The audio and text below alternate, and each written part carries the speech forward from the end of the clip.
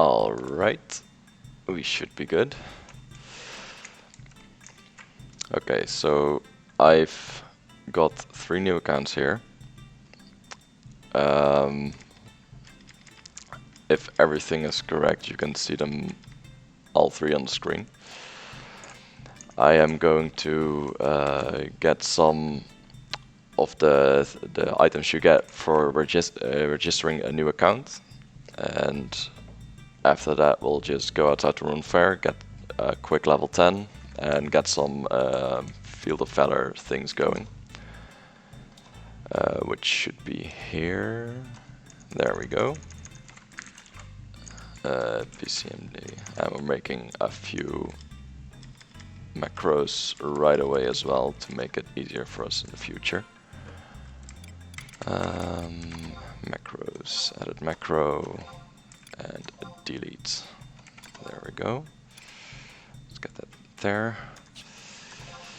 The reason we do this is because we're basically going to play with all 3 accounts all the time, so we want a join function right away.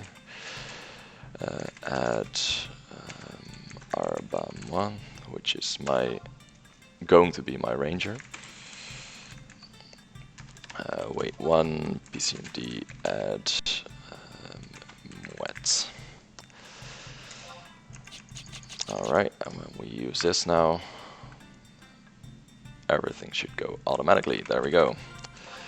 So we are playing with a Cheetah instead of Windower, which is a little bit different than what you see usually, but it has a few perks such as no lag in the Ashita version of Gear Swap, which is Ashita cast.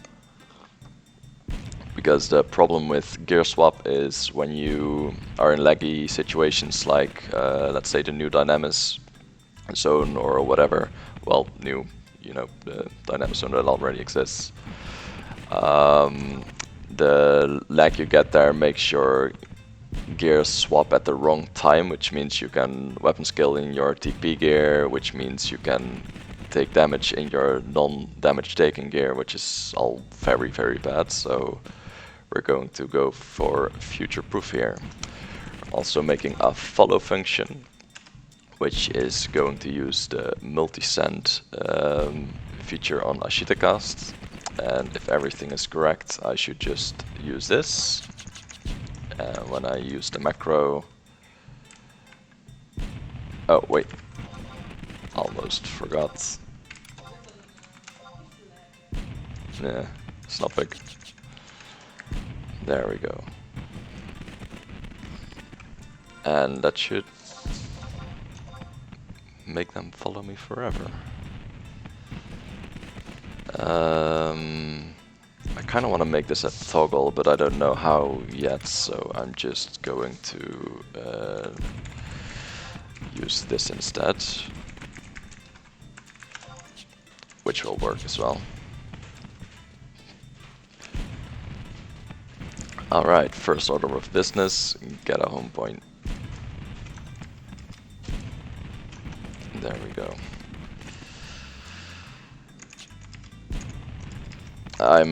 I've never multiboxed before on retail, so this is going to take a little bit of getting used to. We have wiki open as well. You won't see it on the background because I don't think it's very useful. But we're just going to check where we can get our items first, which appears to be in Port Sandoria. So let's see. Campaign code redemption. Oh no, that's from a Mockpal. Talk to a festive Moogle. Well, we have those in Port Sandoria, so I guess we're good anyway. If my memory serves me correctly, I think that's over here.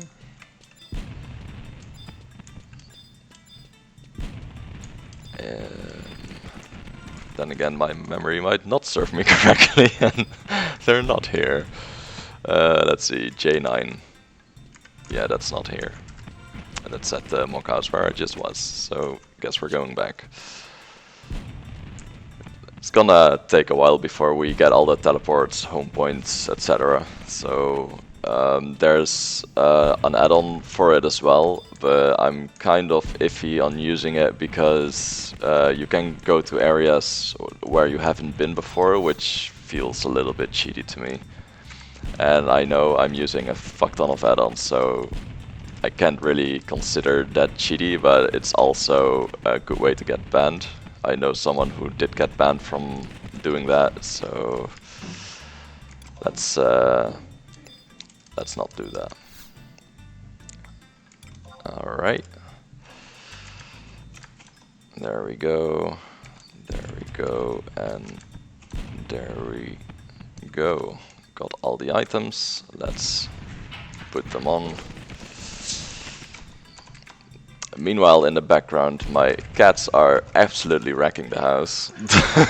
Jesus Christ. She's making a lot of weird noises.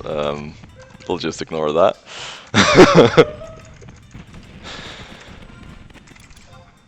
Jesus. Yeah. Exactly, my girlfriend's making weird noises as well, but that's normal here. Oh god. Okay, we got everything we wanted here. We'll unlock that home point. We'll just unlock them all as we go, because I did not do that last time around and it was... oh my god, it was absolute hell.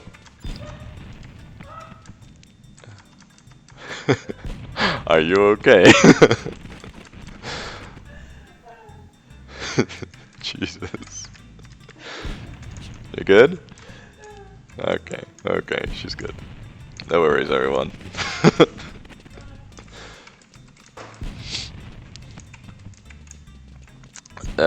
So I'll talk a little bit about the job plan I have right now. It's not the most optimal job plan because if I were to do that, I'd have a Rune Fencer, Geomancer, Bard with the Rune Fencer having a swap for Corsair. That would give me the most damage, that would give me the most tankiness from the Rune Fencer, and it would give me an option to deal a fuckload of magic damage as well. However, I despise meta, so I have a different setup in mind. I am going a little bit meta with the Bard and the Geomancer as, mainly the Geomancer as an off job. But what my plan is now for Ténébré is Paladin with off job Geomancer. For Abamois, I'm going with Ranger as off job Ninja, and for Mouette, I'm going for Bard with an off job of Scholar, which will give me not the best setups, but it will give me a lot of setups to work with, and I think it'll be way more fun, which is something that's really hard to keep in the game if you're going full meta and going as fast as you can. So this time around I'm trying not to do that. And yeah, we'll see if that actually ends up working. We're going to MS help here to see how the zoning works with the follow command. Attempt zone on off. Alright, that's it. MS. Oh, wait, we have a cutscene, which is over really quickly. So, because we have fast CS on, mostly because I really like. I don't mind the cutscenes that much, but they take so long sometimes that it just kind of ruined it for me, I guess. And that's another home point. There we go. The good thing about the multi-send follow is, as you can probably see on the stream itself, is the characters don't actually follow your character, they mimic your movements, which means they don't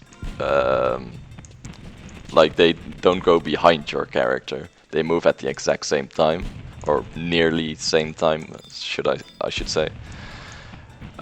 Which makes it a lot better moving around. because as you may know, if you've ever multi-boxed in the past, is if you if you just use the regular follow, you can get stuck behind like the slightest of corners and your entire character's like a whole zone behind, which is really annoying to deal with, so I'm going all out on that kind of stuff. Eventually I'll make a lot of multi-send commands for the Bard as well, so I don't have to watch it as much. I'm also going to use auto-ranged on the Ranger, which basically if you normally range attack, you have to spam a macro that that says /range attack or /RA. And if you do it with auto-ranged, you firstly don't have to do that, and secondly there's a delay after every shot, which makes like the delay makes you shoot slower than you could, basically. And what auto-ranged does is it times it pretty much perfectly via, I think it was an injection of some sorts. Fortunately, I'm not a code wizard yet, so I can't really elaborate too much on it. But what it does is it makes your ranged attacks much faster. Which the last time I checked, a friend of mine used it, and he did nearly double the DPS he was doing with as without the add-on. So I can't wait to see how much of a difference it's going to make. I'm going to test a little bit and see what happens just for the hell of it, basically. Like, I know it's better, but it's nice to see how much better it is. Let's see, everything's good. Yep. Alright.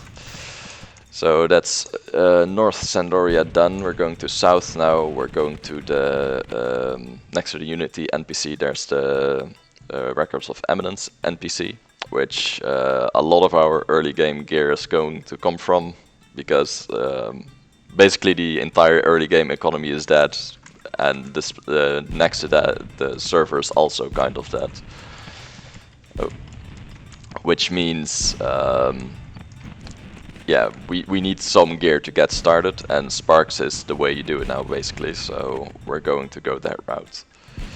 I don't think I've mentioned this before either. I have, like, my main account is a very old account, which means I've never leveled during the 119 era, which is the Seekers of Adulin era, basically. So that's going to be completely new to me as well, which is interesting, because it's, yeah, I get to play the game in a way I haven't played it before, and since I love the game, that's all positive for me. Alright, there we go, there we go, there we go. Do we get that? Oh yeah, we'll get that home point real quick as well. May as well. Like, the reason I'm taking so much time walking between the home points, because I just want them all unlocked. And if that if the home point add-on doesn't circumvent the check for if you have a home point, I'll definitely use it. And at that point, I'll be happy if I have all the home points, because it's a lot of time you don't have to walk in the future.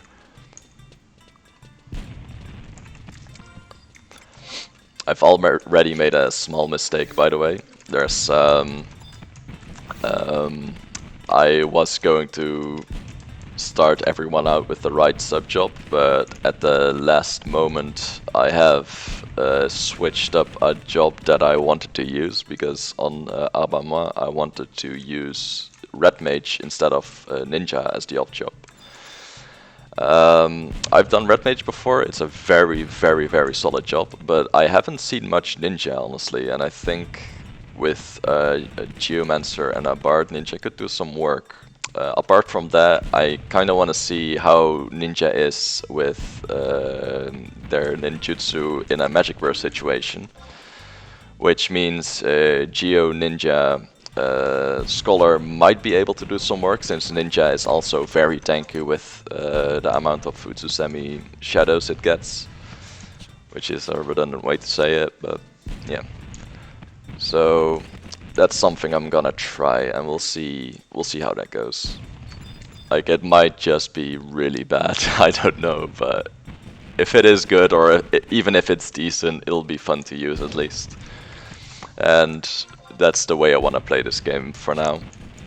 Eventually I'm going to go to get into endgame, and my goal with this whole series is to try and basically 6-man wave 3 in Dynamis, and whatever content at that point is considered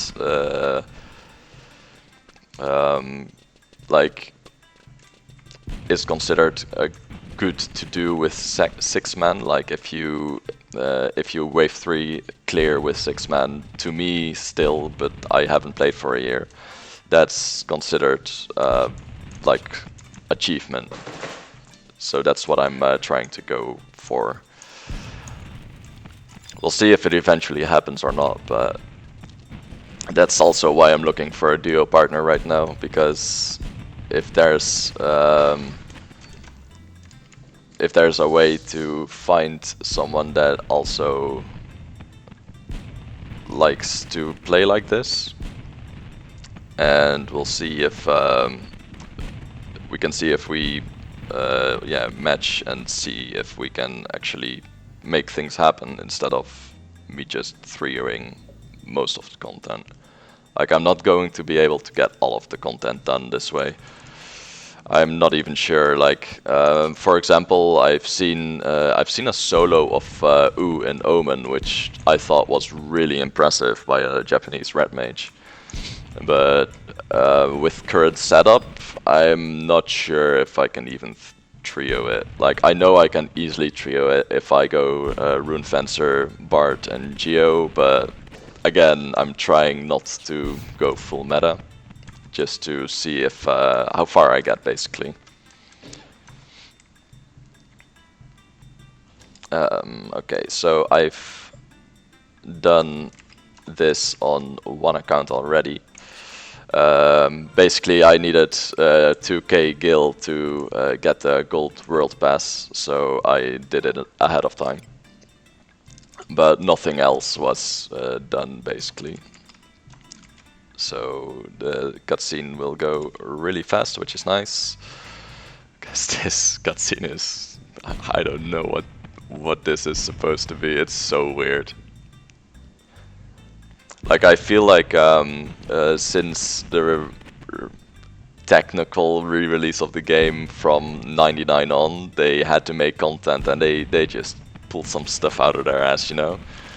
And it's funny, but it's also like, yeah, okay, I don't know what the hell this is, and it's not interesting enough for me to follow, I guess. So we have a tutorial objective list now, which is nice. We're going to take a few of these objectives because they're really easy to do. Like vanquish one enemy, do one Field of Valor training regime, which we were going to do anyway, heal without using magic, which we might as well do it for the free sparks. And since sparks still equal gil, even though there's a cap on it now, there's I think it was 100k sparks you can spend a week, and after that it stops working, I think. I'm not sure, I've never tried it before. When I played, the cap wasn't there yet, but now it is, so we'll see how that goes. We're not gonna do Ambu anytime soon. Alter Ego is when we unlock one. The Trove is not anytime soon. Synthesis. We can talk to some of the guild masters, I guess. It's free experience. But the first few levels are way faster than level 10, for example, so I'll just wait a little bit for those. Obtain a support job, gain an alter ego, Chocobo license level 20, obtain jobs, we'll do that eventually. Artifact armor is later, level cap increases later, storage expansion, we don't have any money now, so we can't do that. Weapon skill is way later. And most of these are missions, but I'll just get the Sandy rank 1, which is really easy to do, and we'll be doing that regardless, so we might as well pick that up right away.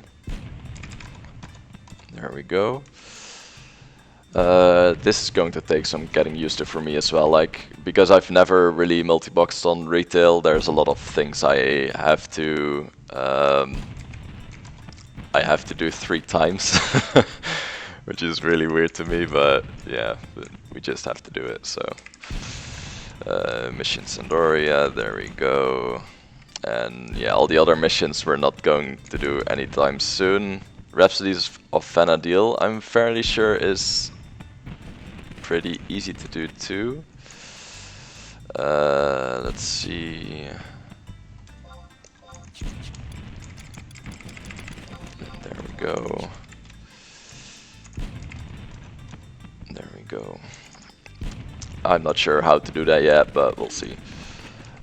Combat wide area, there's a few things I want to pick up here. Multiple enemies, because we're going to do that regardless.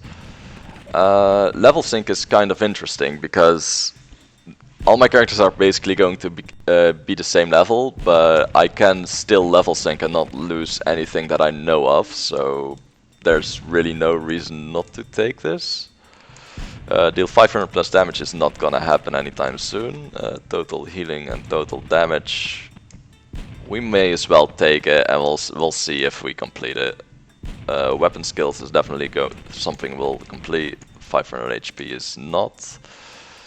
The first area mainly has wind, fire, earth, and I think it was dark. There's water as well. Ah, fuck it, we'll just get all of them. Wait, not ice and not light. There's definitely no light and ice that I know of. I'm not sure about ice, actually. I think all goblins are fire, right? And those are, the other one are thunder, the heavy armor goblins. No, I don't think we have any ice things here. There's a couple of things we can do here as well, which is, yeah, it's not great. We're gonna toss everything basically, so it's something we do for now because we're there anyway, basically.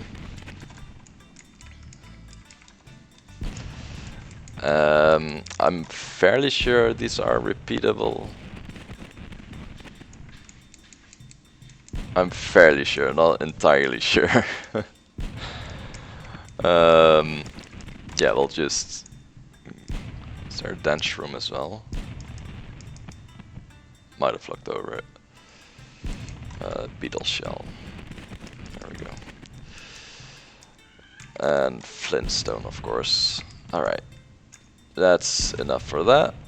Original areas. Yeah, there's nothing here yet. I think we need to do some tutorial stuff first before we unlock that. Harvesting we're not gonna do, basically. Content other. Yeah, that's not happening anytime soon. Odyssey is completely new to me as well. I've never done that before, so that's gonna be interesting. Anniversary. We're probably going to do a few of these because you get tickets for some kind of lottery, is the way you can see it. Trove, I believe it's called. And yeah, it's just a really good way to earn money. If you get a lucky drop there, that is. So we're gonna try that in a bit, but not right now. Let's see. General, vanquish multiple enemies, level sync, actually, I should pick this up as well on the other one. Total damage. I'm not sure why I take total damage right now, actually. Let me just ditch that. It's free, I guess. Yeah, whatever. Fire crystal, wind crystal, earth crystal, lightning crystal, a water crystal and a dark crystal. All the geodes and other things is something we can't get right now, so there's no reason to do it. Rabbit hide, flintstone, sheepskin, just basically anything that's in run 4 I'm going to get, because there's no reason not to. Besides that, it takes time to accept all of these, obviously. But yeah, you know. Let's see, Woozy Shroom, Ramichelle. I don't know what Ramichelle is from actually, but that's okay. Yeah, there's some daily objectives as well, which is interesting. I might do this on later on because yeah, I'm not gonna be able to now. Vanquish multiple enemies is obviously really good. Copy mystery box. Oh, that's actually really nice. We can do that. Huh. Yeah, the rest we can't do though, but we can do the daily one. And we'll do the Gobadial key once we have 3 of them, which we do not right now, so. Other daily, vanquish multiple, there we go. And there's one more left. I think we did these. Yeah, okay, we did all of those, so.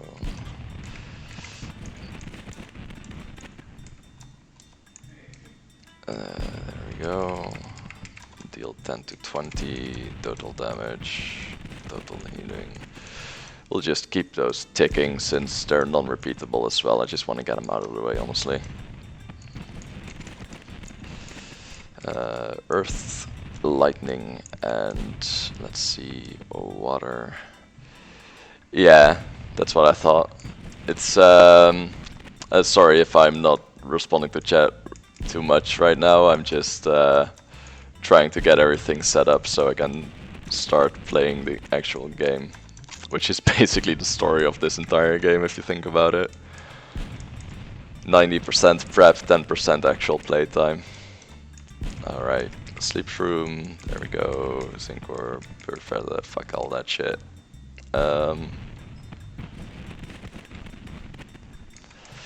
Woosage room, and that's it. Alright, and we'll get to other daily, there we go. Also, hi Vienna. So, for those of you who have played in Diabolos, that's where Vienna plays as well, with her group. And yesterday I've seen them, yeah, real slow. Yesterday I've seen them do dynamics. I didn't see if they actually got the clear, but I'm guessing they did. But she'll probably elaborate on that if she wants to. Where the fuck was that thing?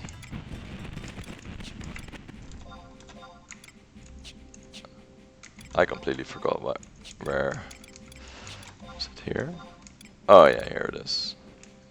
Okay, I got all of them, I think. Let's check for sure. Combat wide area, yes, 10 to 20. Let's see. This one might not have it. Tutorial basics, no. Combat wide area, 10 to 20. There we go. Okay, so first mistake. Oh, okay, yeah, that makes sense. Yeah, RP farming is something that's gonna be interesting for me with 3 people. I have the feeling that I'm gonna be better off with doing that than the actual clears with 3 people. Everyone wants a knack for 10 jobs of which they don't play. Yeah, that sounds like a Sura. That really does sound like a Sura. Like currently I'm not even subbing for the mock wardrobes, so I only have 2 to work with, which is, oh man, that sucks. Yeah, Volt is. I remember when God, what's that guy's name again? There was a really good Dark Knight on Asura that outlawed everyone on multiple Volt pieces. God, what was his name? Not Garland. Garant, I think. Something like that. He was a really, he was quite a nice guy, I think. One of the few non-toxic people of the link shell I was running back then. Yeah, that's, those were some times. Alright, okay. MS attempt zone on. So I'm not sure if that automatically works for all the characters. Yeah, it looks like it doesn't. MS attempt zone on. Yeah, I need to do it on all of them. MS attempt zone on. So we're going to zone back and see if that actually works, since we forgot Signet, because we're fucking level 1 scrubs.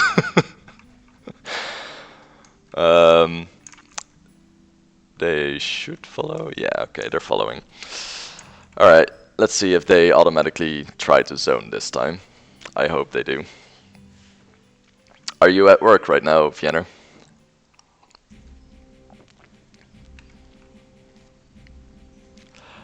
Also, oh yeah, okay, so the... Wow, that works really well actually, the automatic zones. That's really nice. So the plan is to attempt to do this rather, like, not slowly, but I want to take my time for it, because there's a lot of endgame stuff that requires a lot of teleports and that kind of stuff, like ambuscade and everything, so I want to unlock as much as possible, which means it's gonna be a slow, like, not slow ride, but it's gonna take a bit. Eventually, though, when we're up to speed, I've calculated beforehand how long it takes for us to get, for example, mythic weapons, and it's a lot faster than you'd think. So that's definitely a plus. I'm gonna change a job actually, because I think I started with the wrong job on my ranger. I think it's he's being a white mage now, and yeah, he's never going to use white mage. He might use red mage eventually though, as a subjob for nuking, but we'll see if that actually works. Last day of vacation. Ah. How's it going over there with the whole corona thing actually? Like, I can imagine that kind of fucked things over. Or do you rather not talk about it? That's fine too.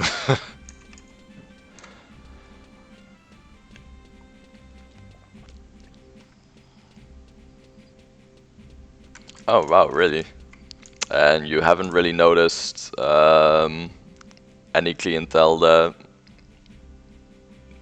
like regulars that didn't stop coming or that kind of stuff? Except in some cities you have to wear a mouth mask, yeah. Yeah, it's kind of weird, because on one hand the entirety of Europe is making fun of America right now, and on the other hand at least they're wearing face masks. Like, I've seen nobody wear a face mask here. Honestly, I feel really uncomfortable outside right now still. It's just really weird, I think.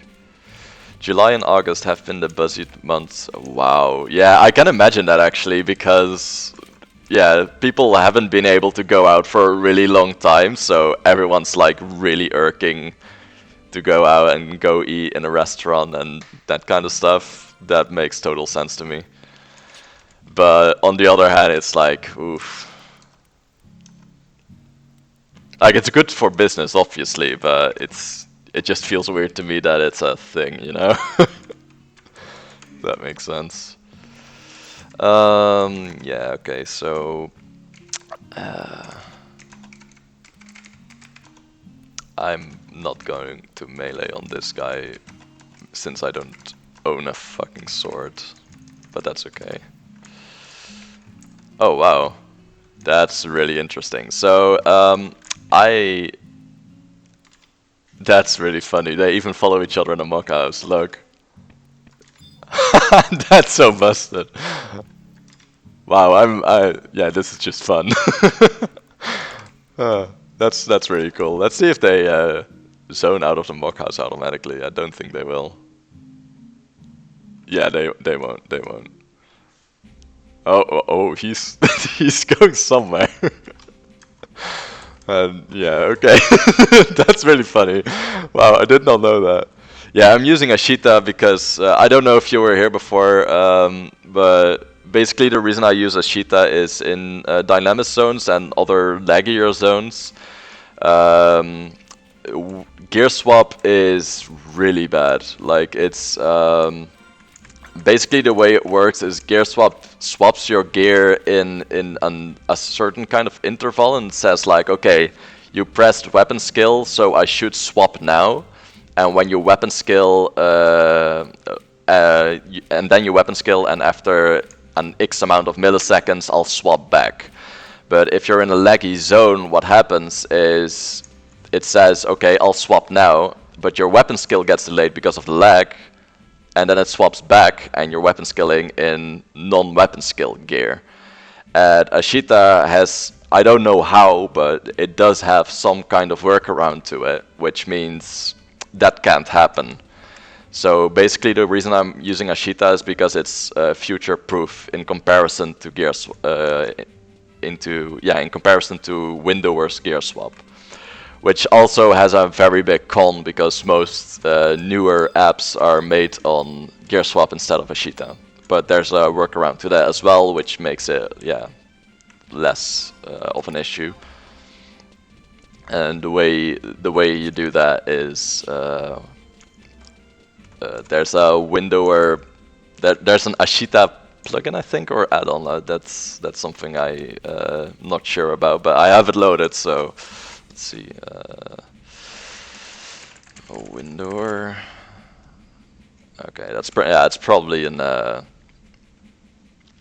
probably a Windower. Okay, no, okay. I know I have it loaded, but I'm not sure what it's called. But basically, what it does is it converts all the Windower add-ons to be able to use with Ashita. You actually have a character on Levy. Hey, if you wanna join, I mean, I'm completely open to that.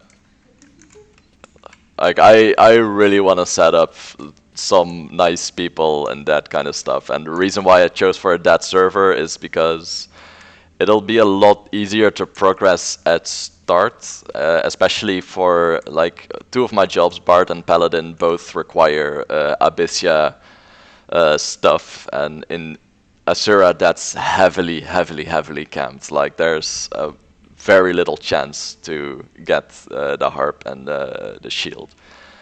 So the reason I'm starting on the dead server is both because of that and to see how far I get without constant pugging and that kind of stuff. But if you want to join, all the more power to you. Like, I'm completely okay with that. That sounds really fun.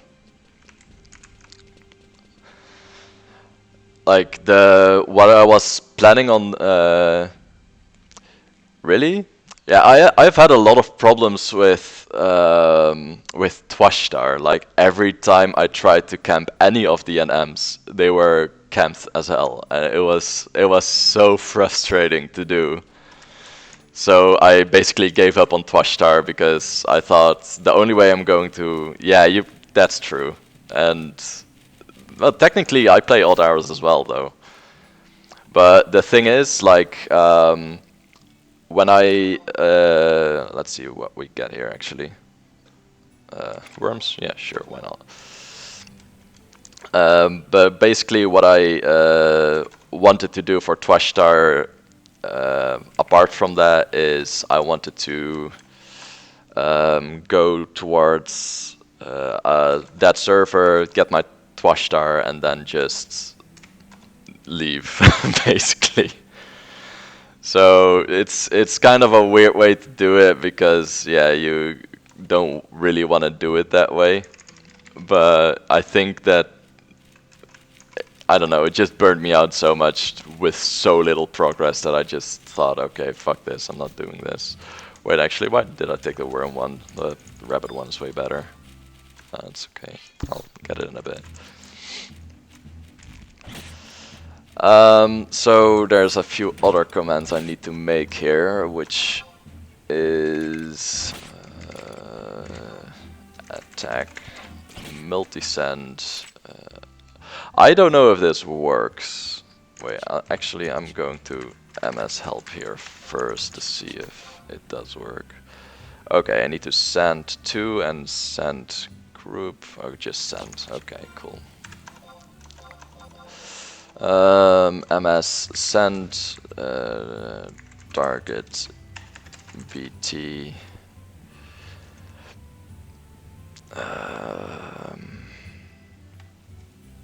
I'm not sure how that works. Wait, I can just do this, right? Assist tenebras. Let's see if this works.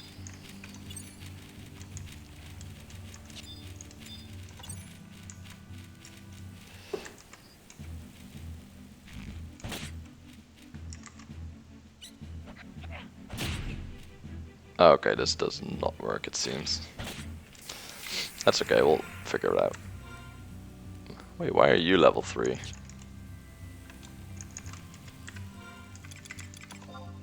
Oh, we're all level 3. Hey. Why are we desynced already? What the fuck? I'm so confused. Am I actually desynced? Okay, wait. Yeah, I am.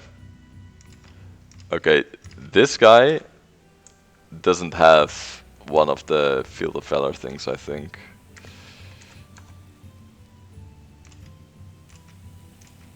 But he does. Okay, I'm so confused. I can't believe we're desynced already, god damn it. Is there anything good about the... Oh wow, that is really good. I'm not gonna use that right now. There's no reason for me to. Skill ups don't matter that much on the other ones either, since we're going to... Oh wait, there's treasure... Oh my god, there's treasure chest. Let's see if we get lucky. Oh my god, this is so long ago as well. I didn't load boxes for it because I honestly enjoy this fucking mini game. It's... I don't know, man, it's weird. Second digit is even. Alright.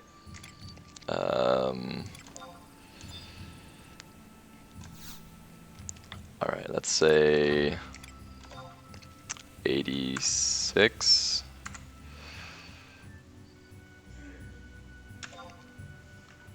It's less than 86. Alright.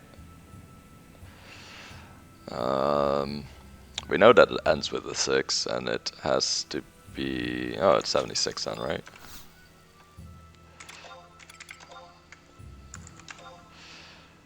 Goddamn Omega Brain over here. Hell yeah. Hey, a Willow Wand, we'll take those. I don't know why, man, I fucking enjoy those boxes. It's weird, right? Like, it's... I think it's because it makes you feel smart even though they're really easy. It's so stupid, it's just... I just like doing them. It's kind of funny because that's probably the most chat interaction you will get with this game entirely. Like people spamming fucking the right answer. Oh my god, they spawn. Do they spawn this often? Because I'm not doing all of them.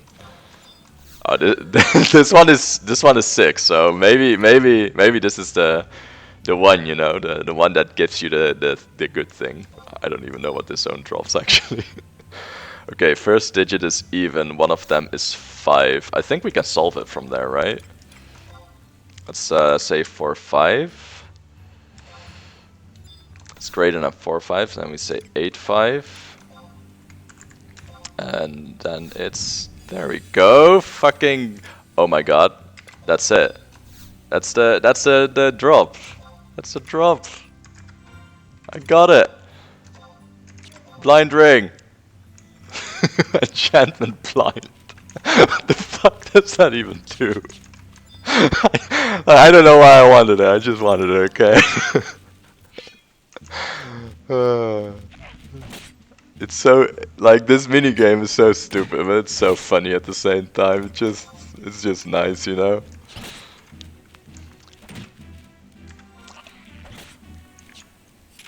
Oh, I should probably check how much conquest points I have. Oh, not many. Okay. So I want to get some conquest points for Empress Hairpin, and there's something that's kind of awkward. Technically, I could level my Paladin way fast or way less fast than the other ones because the other guys have these rings already.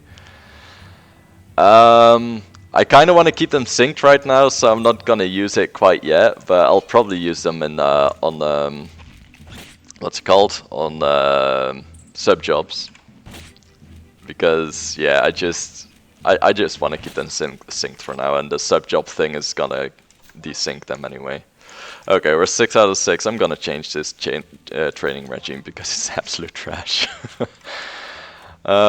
So the weird part about the Gold World Pass is my Paladin really needs to do that, because after 1 year of subbing, the Inviter gets a gold mock belt. And as stupid as it sounds, because it's a level 1 equipment thingy, it has HP plus 3%, which is best in slot for any HP build on Paladin, and that's very important on things like cure sets.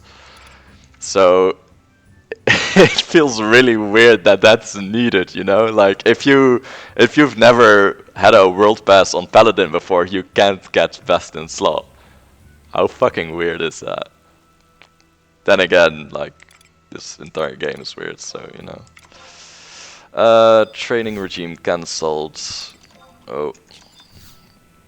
Okay, I'm gonna disable fast CS. Unload fast CS, because that's gonna annoy me a lot when menuing. I'll just enable it when needed, I think. Individual training. All right, let's see what do we have. That's not good. That's way worse. We'll do that in a bit. Yeah, 4 stars is good. There's a lot of 4 stars here. That's where we want to be anyway. It's funny how the game still starts off kind of slowly, but not as slowly as it used to be, because level 1 to 10 was like a few hours of work, and I think it's like not even an hour of work now, including the whole setup towards it. Like, I'm fairly sure we'll blaze through this.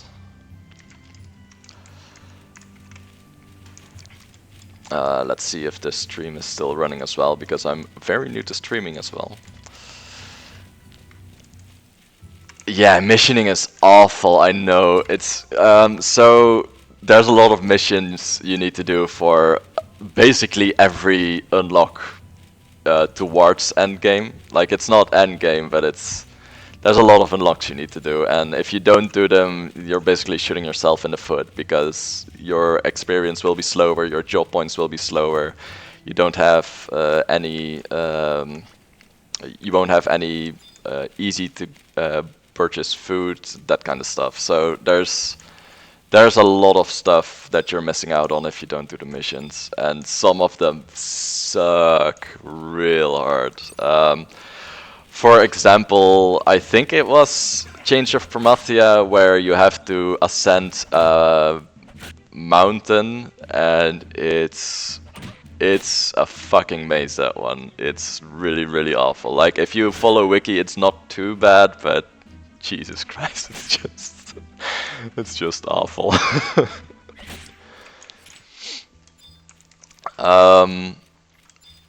Let's see. Okay, there we go. And we'll do the carry-ons as well. They're basically free experience anyway. But then again, we're not rushing too fast, so it's not that bad, I think. Like if you try to enjoy the ride, it's less bad as you think. Plus, if there's people talking to you as well, I think it'll be less bad too. And I can already imagine laughter erupting after I fall down that mountain at the end. It's happened before. God, it hurt. But we'll see what happens. I don't have fast play yet, but we'll start macroing it in.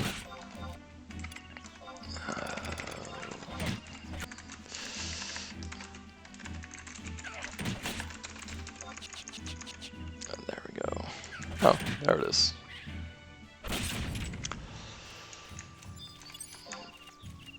I'm honestly at level 75. I might just get like a starter 75 set and do a little bit of 75 content just to see how broken the old weapon skills are, or the new weapon skills are in an old scenario. Like, I'm kind of curious about that.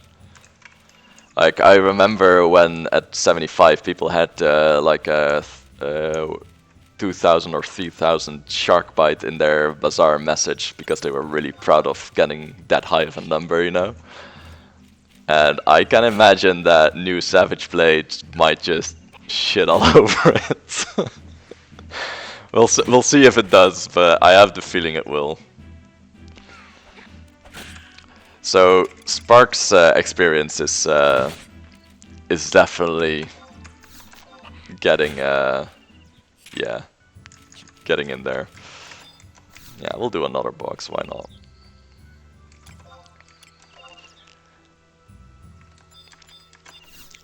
But we'll see how far we get with that. Maybe we'll even trio like level 75 endgame. That would be really interesting.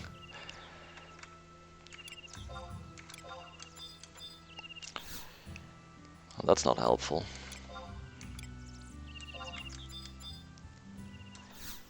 Oh. Well, 50-50. Call your bets now. 35 or 15? 15. Alright. Holy shit, you're right. Nice. God damn, leather guard, give me that shit. Like, this is all useless, I'm well aware of that, it's just... I'm just picking it up because why not?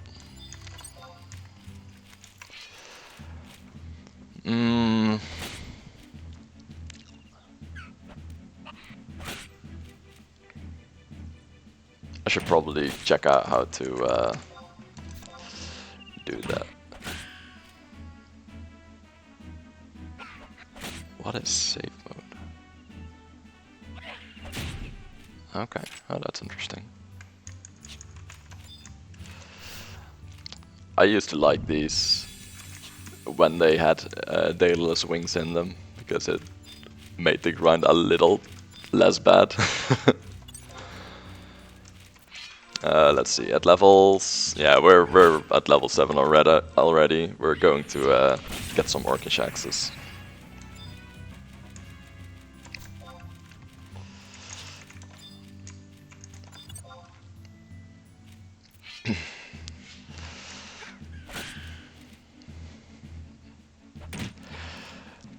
There's a thing that's really weird to me about Ronfar because back in the day there was a guitar guy that did a lot of Final Fantasy XI songs on his guitar. London GP, no JP was his name, and that's one of the people that really like he made me go back to this game so often just because of the music. Like the music itself is already really good, but when someone plays it and is proud of it and everything, you're like, oh man, that takes me back, you know. And then you start thinking about it, and then you're like, oh, maybe I should just play it, and then there's another year of your life gone. It's just like music in this game has made so many subs happen. Wait a second. No, okay, never mind. Oh, that's why he was behind. Yeah, I got the experience on the white mage. That makes sense.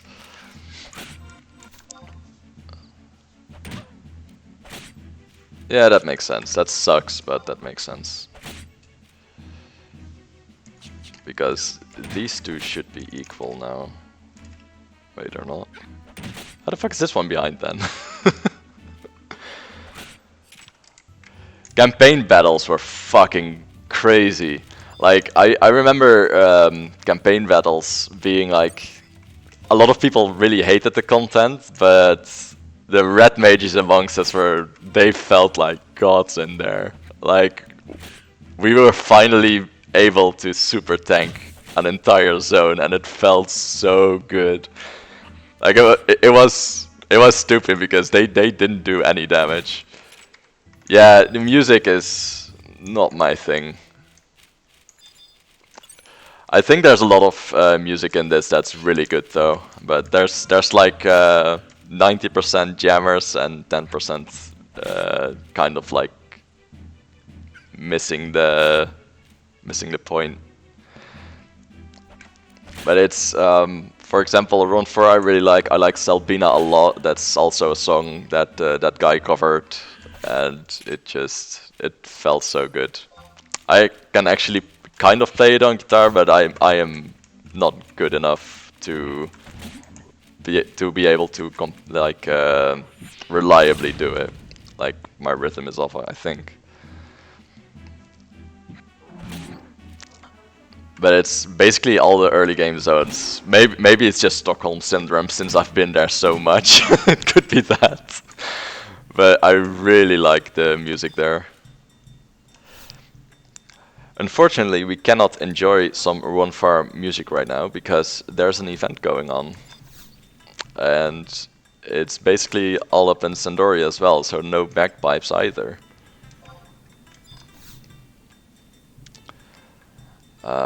First digit 2, 3, 4 combinations is... Wait, the combination is greater than 16 and lesser than 35. Oh, like that, okay, yeah. That makes sense. Yeah, I already knew that. It's probably the first one. Oh my god, useless hint much. Give me a good one. Okay. So 2, 3, 4, or 5. Alright, let's see it. 23, 24, or 25? 23. Going with girlfriend gut on this one. Ah. Well, there's only one person to blame right here. Not me. Obviously we blame Square Enix on that one. Which is probably something I'm going to do a lot, by the way. But yeah, we'll see how our RNG ends up. It's kind of funny because I'm almost tempted to try and camp like an old school NM, just for one piece of gear or something. But what I think will happen is we go there, I stay there for half an hour, it doesn't spawn, and I'll just leave. That's what I think will happen because it's so fucking slow. I've played Eden before, which is a really good private server. And I say really good kind of loosely because there's no better ones basically. It's decent. There's a lot of things I don't agree with. yeah, it's just a thing. But there's no better private server out there right now, I think. Which is also something I really disliked, is so I uninstalled Eden because it was fucking with my Ashita. And what basically happened is I couldn't see any of my menus on retail. So I uninstalled Eden, and Eden just uninstalled the entirety of my Final Fantasy XI folder. Which means I had to completely re-download the entire game. And for those of you who have never downloaded that, I can tell you it's not as bad as it used to be, because it used to be that you get the installer, and the installer has never been updated. And because the installer has never been updated, what happened is you had to patch everything from the first patch until basically 10 years after. And that means you're basically patching for about 16 hours, sometimes longer. They changed that. They actually have an Adulin patcher now, which is only Adulin content that it needs to patch, which still took 1.5 hours, but it's not 16 hours, so it's not that bad. But it was still 1.5 hours, and I kind of blame it on that one. Alright, Orcish eggs, that's what we need. Okay, so we need 3 of those to basically advance the plot. I'm not sure, by the way, if we need to do mission 2 or 1-2 as well on Sandoria for the Sparks achievement. But we'll see if that's a thing. Oh, hello there, kitty. Okay, wait, hold on, guys. There we go. I don't know if you can see it that way though. Maybe like this. Let's see. There we go. There he is, kitty. Sometimes she comes to join me on my desk, and I just wanna, yeah. She's just cute. Is this something she's done for a really long time, by the way? Like, we got that, the thing she's in. I don't know what the English word for it is. It's not a basket, but it's, yeah, something like a basket. But we got that when she was really, really little. And I think she associates it with her mom or something, because she's been doing this thing for ever since then, and it never stopped. I think it's adorable though. Yeah, she's just cute. It's kind of funny because she has a really weird character. Like, I'm not even sure it's technically a cat. Like, she looks like one though, so there's that. But yeah, she's a weird one, that one. When you pet her, basically, if someone else is in the room, she doesn't like, she likes it, but she doesn't want to admit it because it's a sign of weakness or something, I think. I'm not sure. But when you're alone with her in the room and you like touch her once, she immediately starts purring. Like you don't even have to touch her and she immediately starts. I don't know why. It's just a thing she does, I guess. But it's the same with where she's lying right now. As soon as she goes in that and she starts doing this thing, she starts purring immediately. Like, you don't have to do anything about it. She just feels nice there, I guess. Which, hey, that's a good thing, right? Yeah.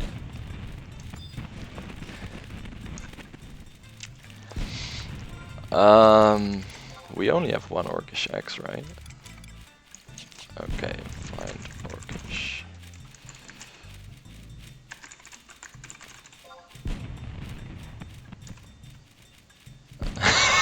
That's really funny. Oh wow. Okay, so I just used find all, and it showed Lolly's wardrobe that has an orcish X. Lolly is my character on Eden, which is completely uninstalled. So find all is still set up for Eden as well, and apparently it can still pull information from there, or it saves. Maybe that's the case, but that's really weird. I was like, oh sweet, I have one, but that's not even on retail, so that's really weird to me. But hey, we got one, so that's nice. Alright. Let's see if some of those orcish fuckers respawned. I'm not sure if there's grounds of valor as well. Let's see how we are doing. Tutorial basics. We'll try that in a bit. Oh, well, there goes the kitty cam. Every time there's so basically I live in the middle of the city, and every time there's a cleaner car or whatever driving through, they make a little bit of noise, and she goes to the window, or well, they go to the window because I have two cats, and they start keeping tabs on it just in case, you know. Wouldn't want anything to happen to the family. They'll defend us. I'll put it back on chat though. How does that work again? There we go. Meanwhile, I'm dying. Should probably pay attention. It's alright. I have Mwet, who is a white mage, so can just cure up. Yep. For now, at least. Like, eventually she'll become a bard, but I need to be level 30 before that, so everyone's on their job that I don't want to use right now. Something we're going to do as well is intentionally take damage on some of the characters so they can slash heal. Reason for that being... oh, well, we leveled. Reason for that being getting a Records of Eminence thingy for it. Oh, actually, I don't want to do that on this.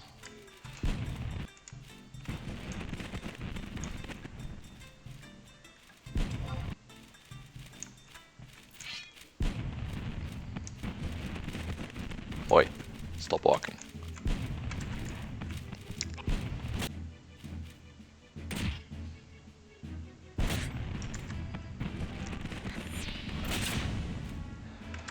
I must say, I've never had Destry Beret and Chocobo shirt before, and Jesus Christ, that makes a lot of difference. That's actually insane.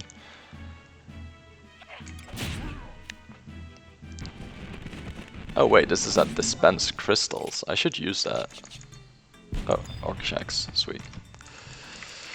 I'm gonna use that.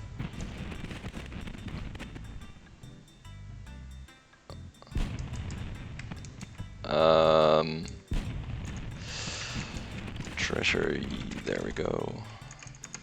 I'm basically letting the rest drop because, as stupid as it sounds, we do need crystals. Because there's a very fascinating thing you can do with crystals, and oh wait, we get light crystals because it's light day. Interesting. There's a very fascinating thing you can do with crystals and conquest points.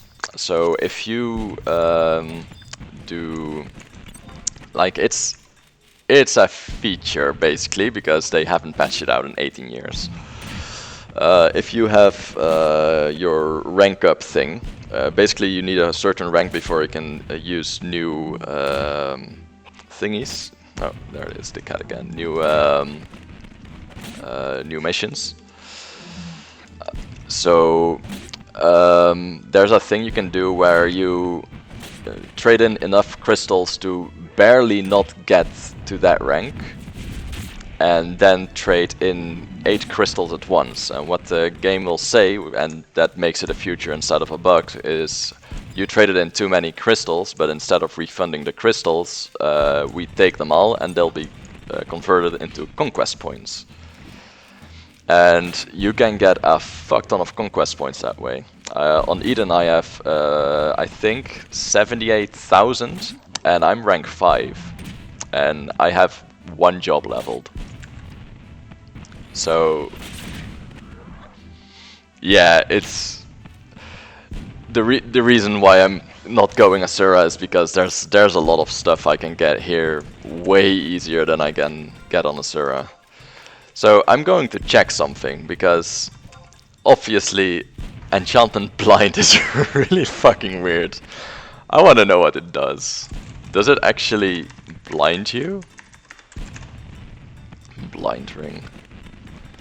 Okay, so BG doesn't have any information on it because it's old and nobody uses it.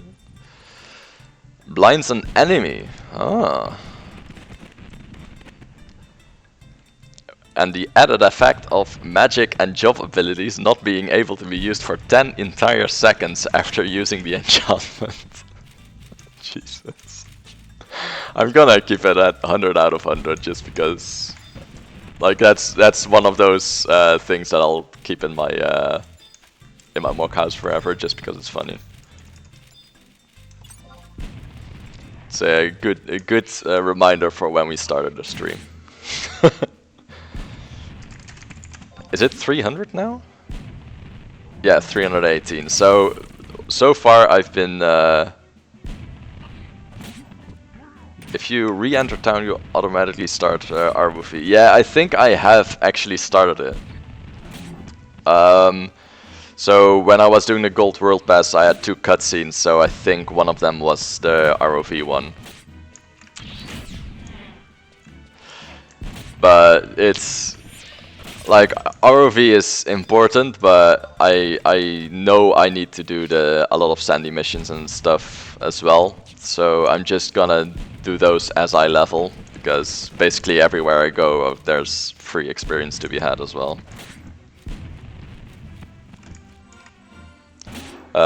Something I'm going to do though is NPC the stuff I picked up and buy a sword for my alternative character, so we can actually both deal damage. Like, that's not a luxury for doing missions, having multiple characters that can do anything. Vienna, do you actually know the command for... is it just attack actually? Huh. Does attack BT work then? Okay, I'm gonna try something.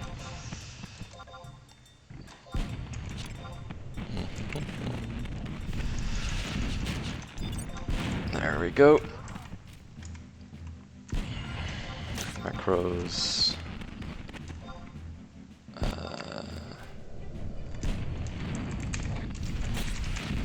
I'll just try this. Still need a 3rd axe anyway. There we go.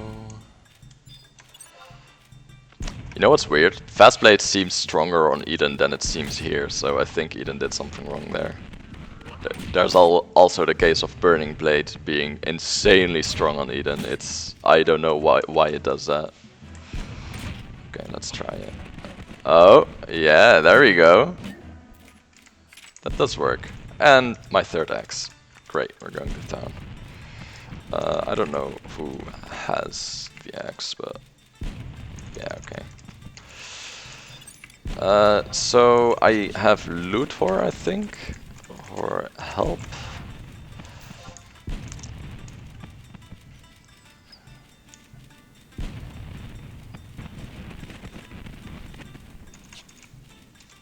Elway pass, and that should pass everything. There we go. And we'll do the same here. Pass. There we go.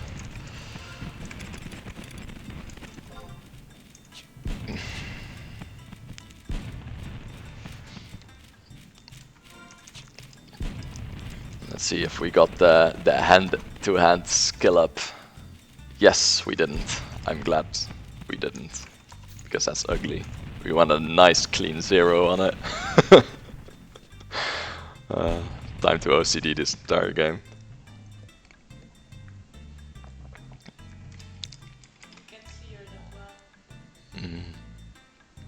Maybe you can move her baskets. I can do this. I'm gonna do it a little bit. You're hard to capture, cat. Yeah, you can move a basket if you put out your teeth. There she is. Hey, Oh, I think that's the Rise of Valor thing. Or Rise of Valor, Rhapsodies of Vanadil. There's the chica. I like that my cat sometimes just disregards that she has a neck. It's like, I don't need that shit in my life. Yeah.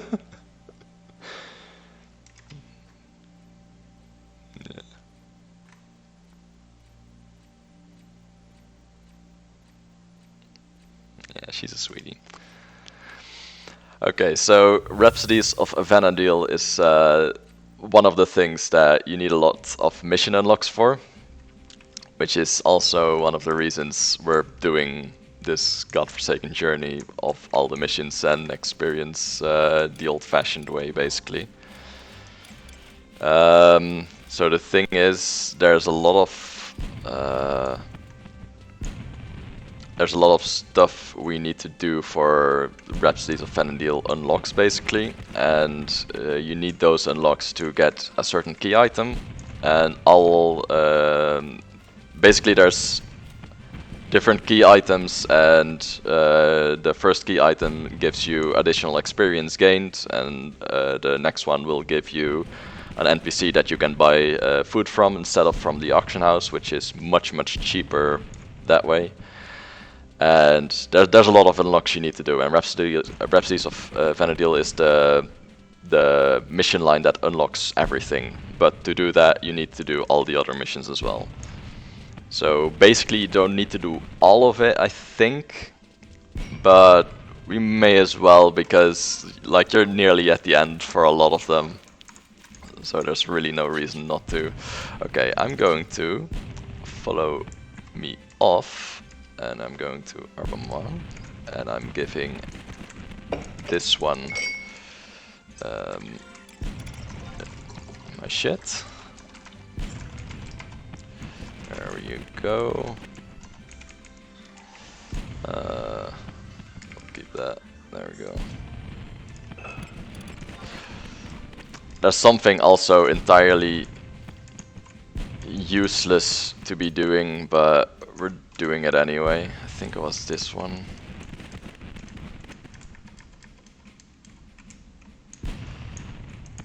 Was it this guy?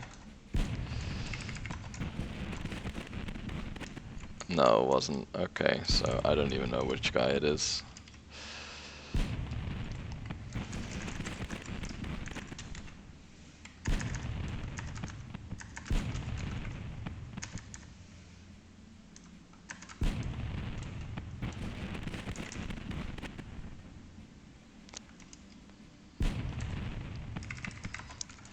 What's that thing called? Adventure coupon.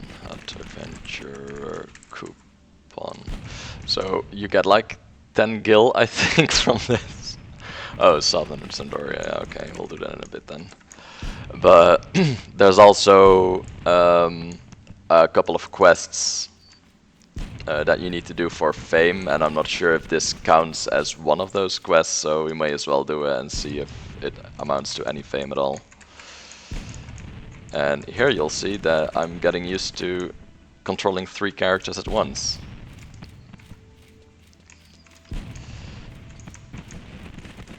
There's gonna be a lot of wall running here. Oh.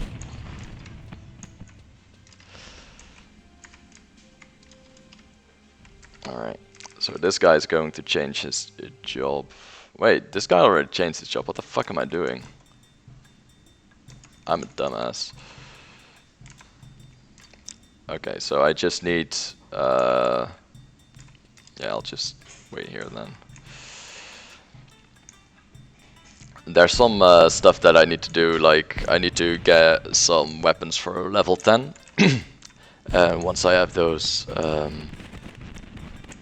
I'll be able to start the next mission for Sandy and get some additional experience in that area, which is in East Run 4.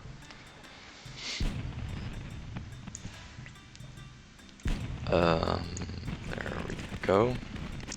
And we may as well trade here while we're at it. There we go. That guy will zone.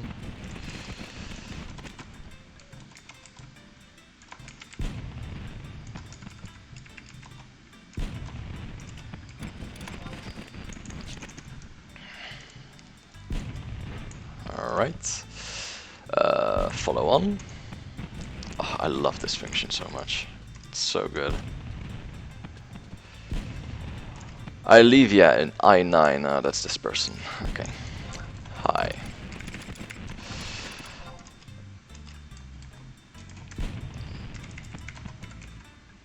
For old time's sake, we trade these in.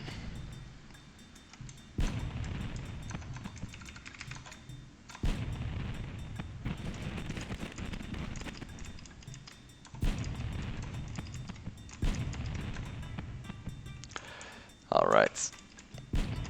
It's kind of funny when you have follow on and you go on a different, on the character that is currently following someone else, you can't actually move. That's so weird. Technically a good thing, but it's just really strange. I might as well equip that. Why not? Nope, I don't want to talk to you. I want to talk to you. I have some shit to sell you. Ooh, that sells. That sells. We'll keep that. We'll sell those. So we have something way better. I will sell those as well, since we want to keep fame at the same level. Alright, so we've done that, and we'll check quests, objective list, tutorial, basics. We're going to a mission NPC and turning in 1-1.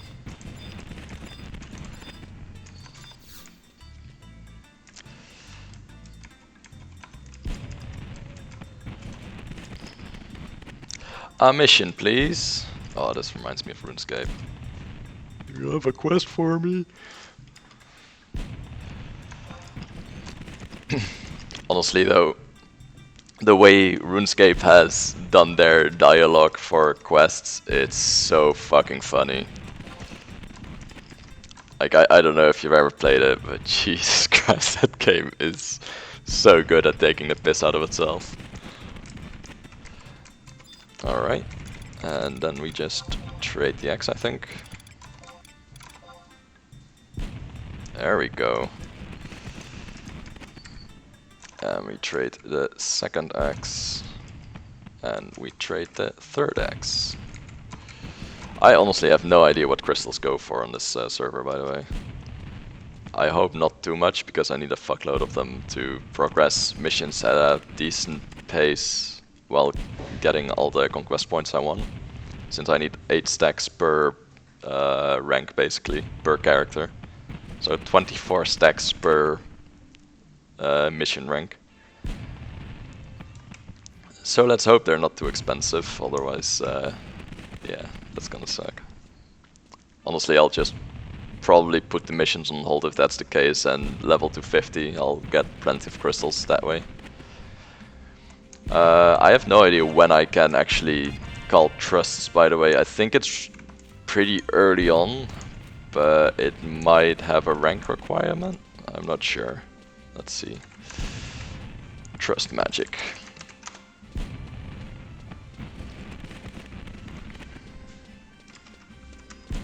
$2K for a stack of... that's... It's much for us now, but... Let's see. Yeah, it's much for us now, but it'll be fine in the long run. I'll just sell these. And I'll sell these as well. I'll keep yours. There we go. Like, Sparks can pay for that, so that's no problem. Wait, actually we might want to see what water crystals go for, because those are usually as cheap, if not cheaper, than Earth.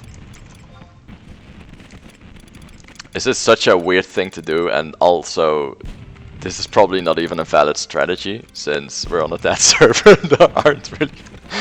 Oh god, okay. Oh, okay, it's 50k for a stack of clusters. So that's, how many of those do I need? 2. So I need 100k. The quest for trust can be found in the tutorial quest. Yeah, I think. Wait, actually, is that? Oh shit. Okay, we'll do that right now then. I thought we needed to do something first, and oh, okay. So this is the first time this has happened. A character actually got stuck. Just pick him up. That's interesting. So they can get stuck, but it's just rare, I guess. But yeah, we'll get that trust right now, because I thought that was for calling a trust and not for getting a trust. And trusts, as you can imagine, are really fucking important. Especially as a 3-man party instead of a 6-man party. Like 6-man, it doesn't matter that much at all. Alter ego. There we go. Let's see. Do they get stuck behind this? Nah, it's okay. Yeah, that's cool. We'll do that right now then. There's a trust campaign going on right now, but it requires, most of them require you to be level 80 and up to unlock, so that's probably not gonna happen. Shall we check if we get a cat's eye? Nah, we'll check when we have 3 keys. So for those of you who don't know, a cat's eye is basically a free mythic. It pays for your Alexandrite requirement, which is 30,000 Alexandrite, which is a lot. I think it was Gondaboo, right? Call for an alter ego, Gondaboo, yeah.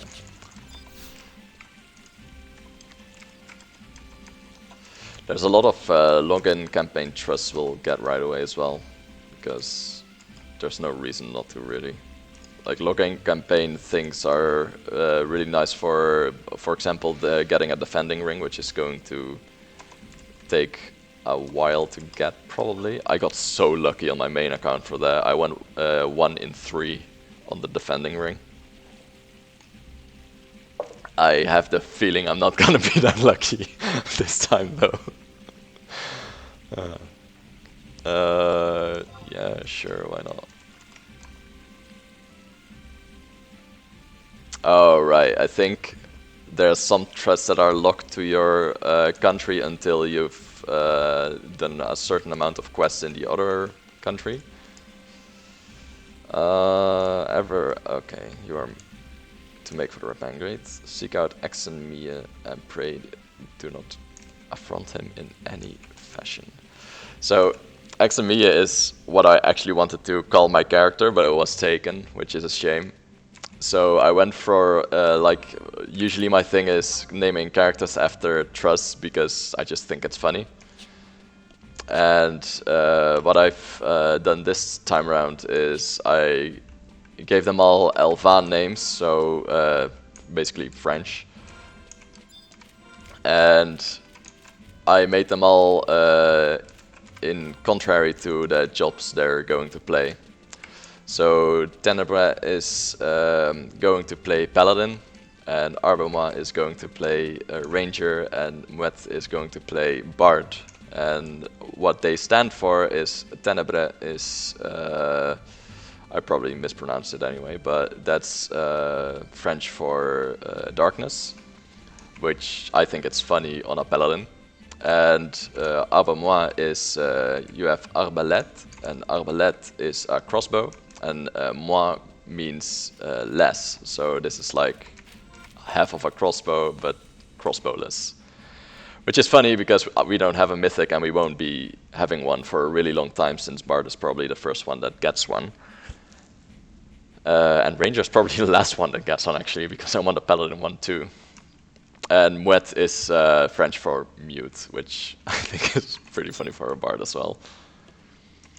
So that's what we named our characters after, since I have a really hard time actually getting character names. So I don't know where Exemia is. Let's see where he is. Exemia. Where are you at, buddy? Oh, Northern's in Oregon, no wonder. Okay, we'll go to Northern. See if they follow. Yeah, okay. Right? Yeah, okay. So yeah, that's what I named them after. And as of I'm sticking to 3 characters. I was actually meant to have 6 because a friend was going to play as well.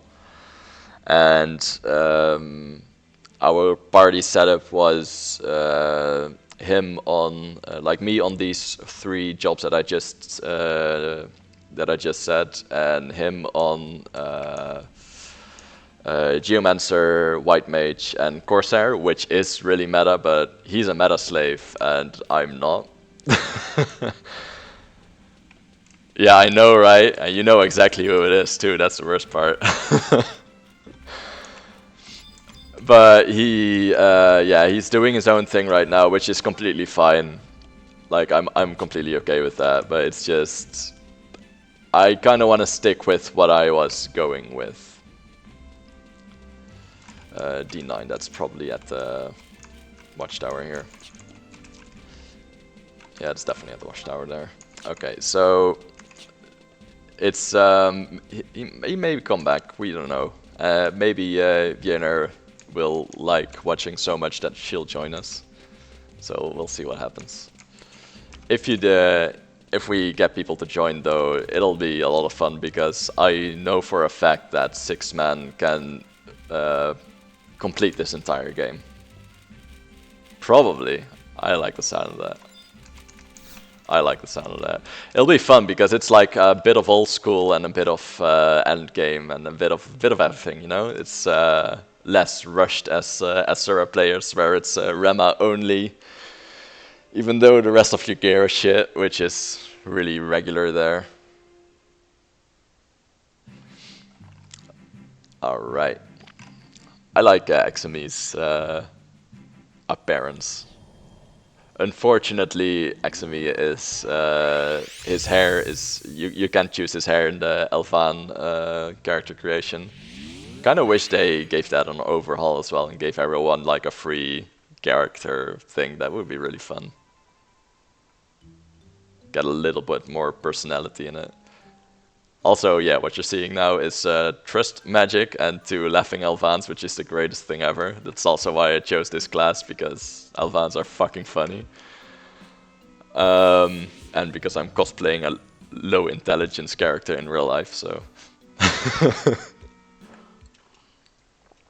But what Trust Magic does for the people who are either new or haven't played the new version of 11, so I have only played old school.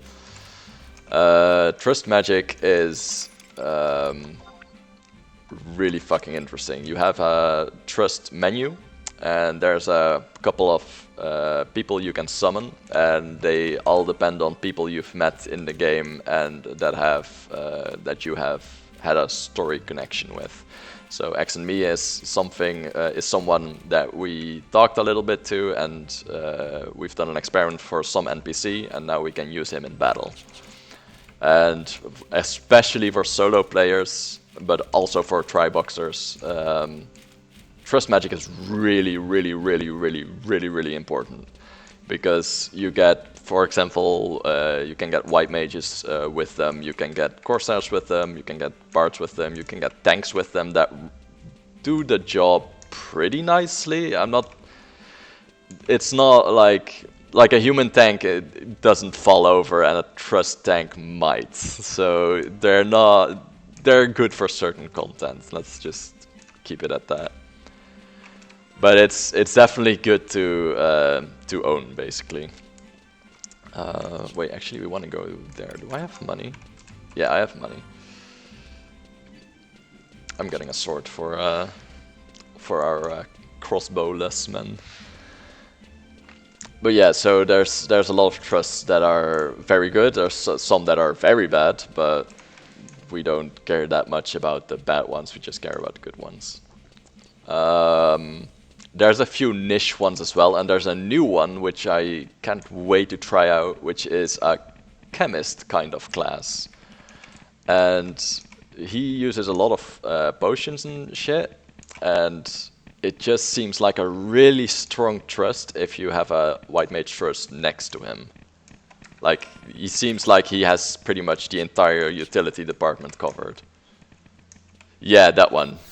Monbaro, the new one. He seems really strong. Like, I've read over it of what he can do, and he seems really good. Yeah, we'll see. Like, he might be shit, but who knows, you know? But I think he'll be really strong. I have a feeling, you know? Might actually get a spear. Does Paladin have spear mastery? I think it does, right?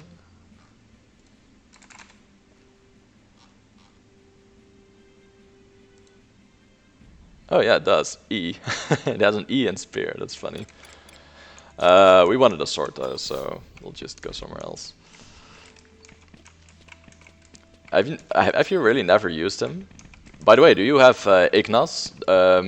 Ignas, for those that don't know, is a trust that you can is heavily time gated between behind a 6-month everyday login time gate, but is the beauty, huh?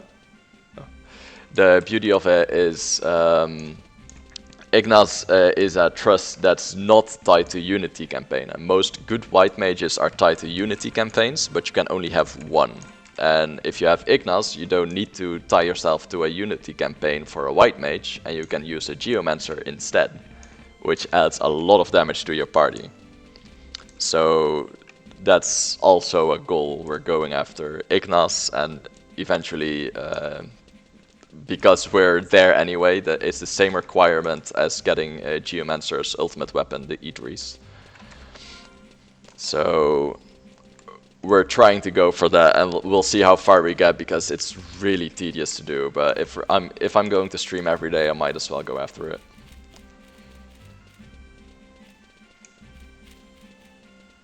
Yeah, Mock Garden is the worst part, in my opinion, because I did 4 months of coalitions, and then I noticed I needed the Mock Garden too, and I was like, okay, fuck this. I just stopped doing it altogether, because I was like 6 months behind of Mock Garden. I didn't even unlock it yet. We're going south, yeah.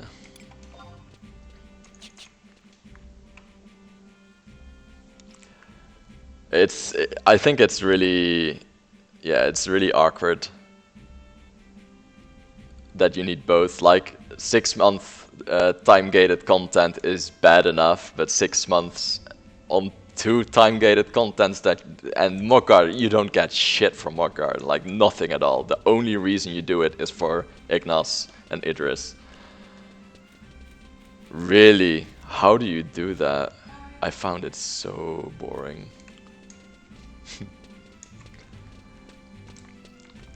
Like, I couldn't bring myself to do it, but that's mostly because I was 6 months behind. I think it's less bad if you do coalitions and Mock Garden. Yeah, nah, fair enough. I'll say that, fair enough. That's understandable. Alright, let's see. There we go, that's what we want. 2 Xephos, please, and we give 1 to this guy. Oh. go.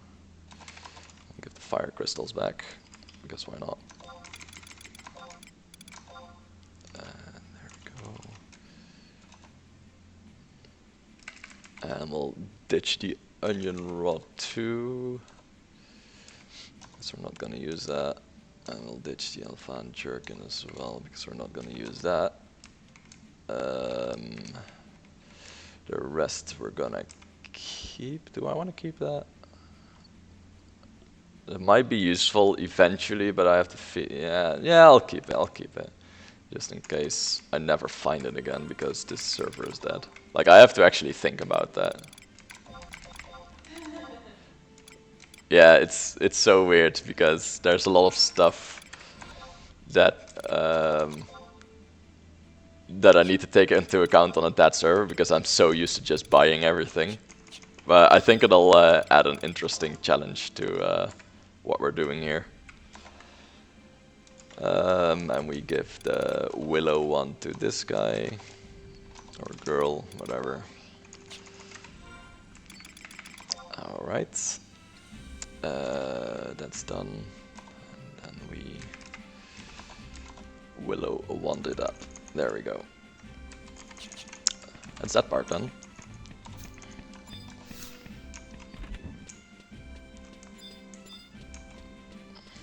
Alright, so what's the command for that? Send, what? Let's see. MS send 2. Ah, okay.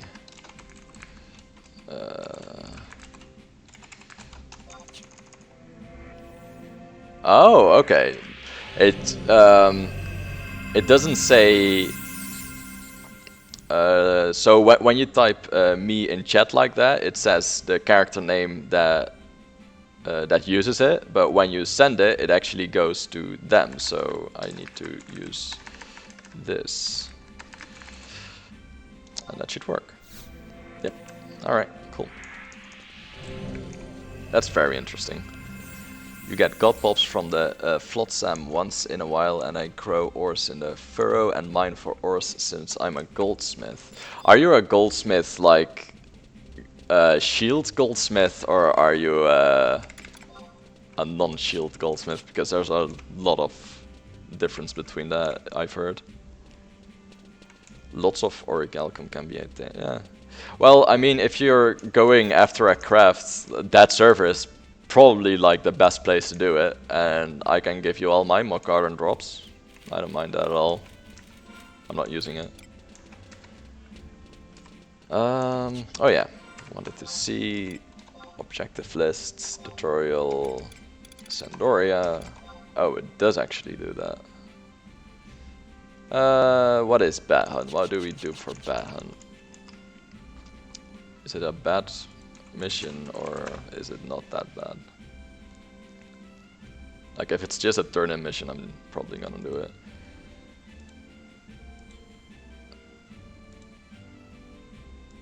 Oh, I don't think I can even skip this. Yeah, no, I can't even skip Bat Hunt. So I need to do it anyway. Okay.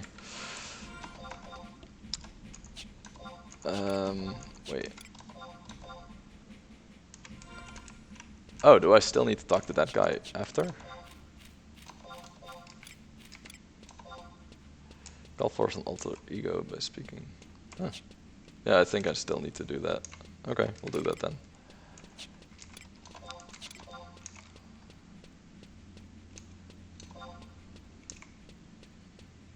Oh, those things. Yeah, I need to do that as well. That's gonna take a while though.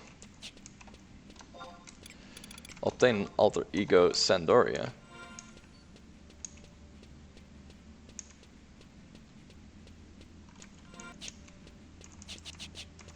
We got that, so we may as well get the mission or the objective for it. Basics. Nope.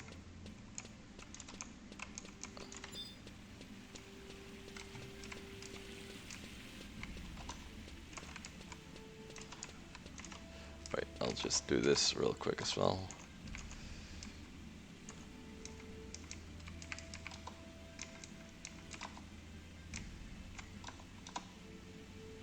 There we we go. This guy.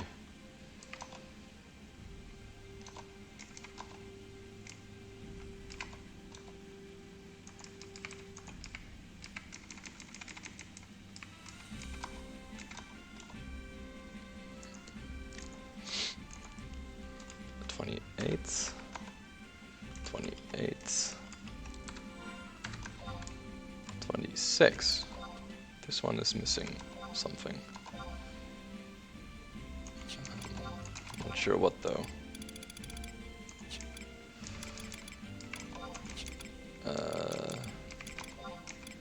It's missing this one.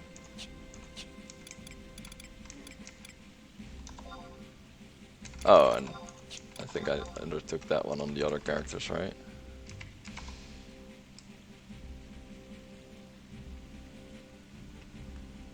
Deal 10 to 20 damage, confirm.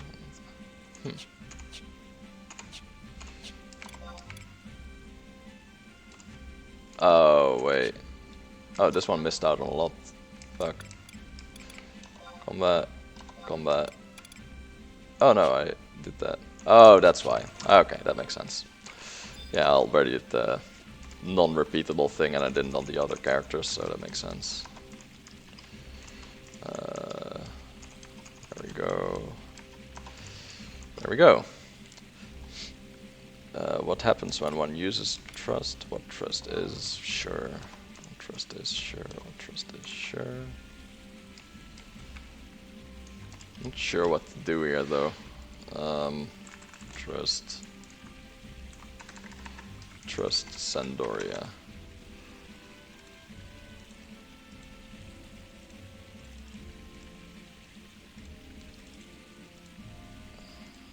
Oh, I need to use the trust. Oh, okay. My bad. Yeah, bear with me. I'm not saying I'm new, but I am rusty. Okay, so we just go outside, call a trust, and go in. That seems awfully easy. Let's just go ahead and do that right now then. And then we can start unlocking a lot of other trusts. It's kind of funny because currently it's a summer campaign, and there's two sets of trusts campaigns basically. And in summer campaign there's only one really important one, which is Joachim, Bard, but you can also get him outside of the campaign. But for the spring and fall campaign, where the second set of trusts gets, well, not released, but when you can get the second set of trusts, there's a lot of really important ones, and they can only be you can only obtain them through that campaign, which is really weird to me because it feels like, wait, why is it only then? Because they're really important. But yeah, it's just how it is. Okay, so we have a trust here. If I attack something, he'll attack with us, and if I shit, what was the release for trust again? I forgot the command for it, but I'll get it. There we go. We'll just manually release it, and then I'll go away.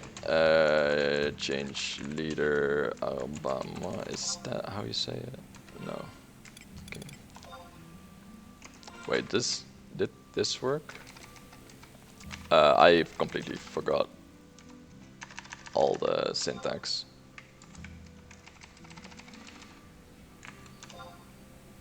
Yeah, there it is, leader. Okay. Then we do the same here. Get the trust. Release the trust. Swap leader to the next one.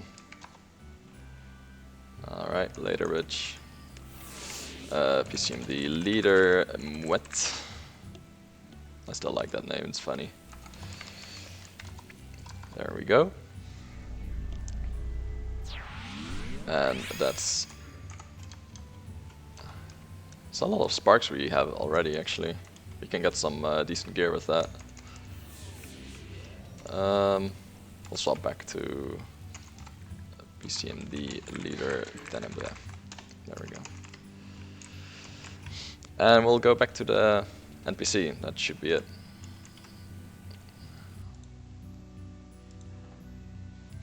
Return to X and me, actually. Oh, okay. That's fine. Thought we needed to return to the trust NPC, but we don't. We still have to, I think, to turn in the second trust thing we got here. So we'll need to go there anyway, but, you know.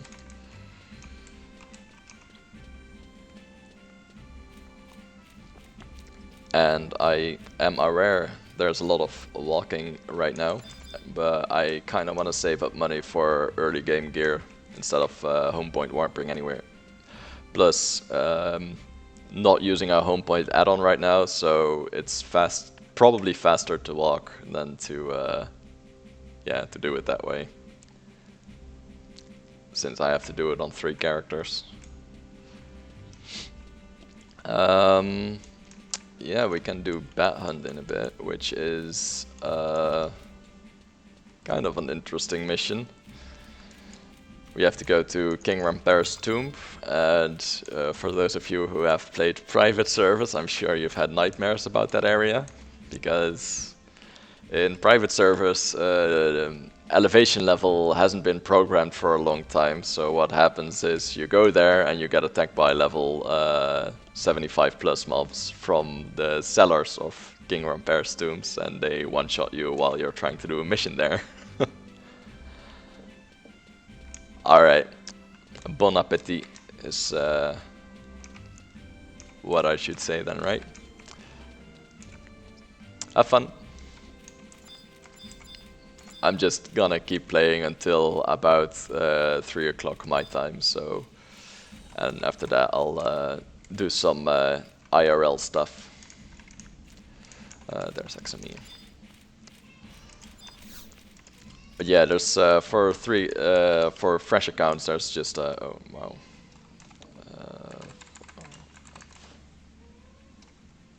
And let's follow off. There we go. So for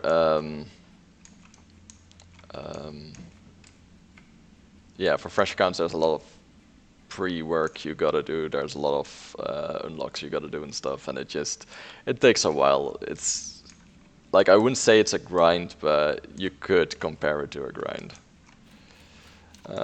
Swimmingly and swimmingly. Alright, and follow back. See follow again? MS follow on.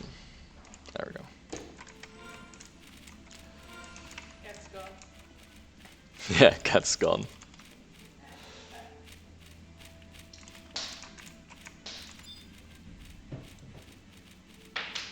I'll get rid of that.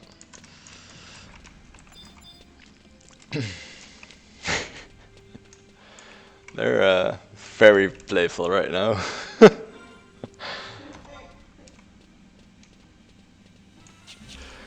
So, what I've noticed since we moved here is that the cats seem to really like this place, and they've become very, very playful here, and they wrestle a lot, and they chase each other, and they play fetch actually, which is really strange. Like one of my cats just put something. Puts like a toy in his mouth, comes walking up and starts meowing while the toy is still in the mouth, and it sounds really weird. But yeah, you toss it and she goes after it and brings it back. It's kind of a cat. Sometimes not sure. And now she's yeah, playing with what's that called? Fishing pole? Yeah, basically. Yeah. Yeah, stick with a rope hanging to it. A weird one. A new records of eminence objective. Alright, let's see what it is. It's probably important, right? All for one. Speak to one of the... okay, this is the Unity unlock, which is gonna be really important for us as well. So we're taking that. Yes, please. Objective list. Tutorial basics.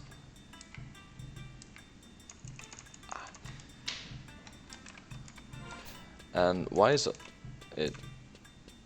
okay, that's strange.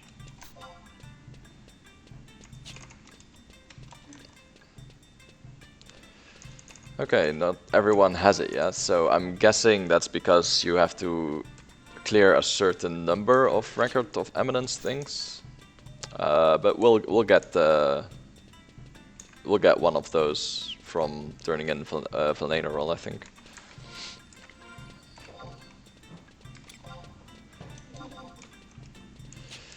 Let's see, synthesis, no quests, no.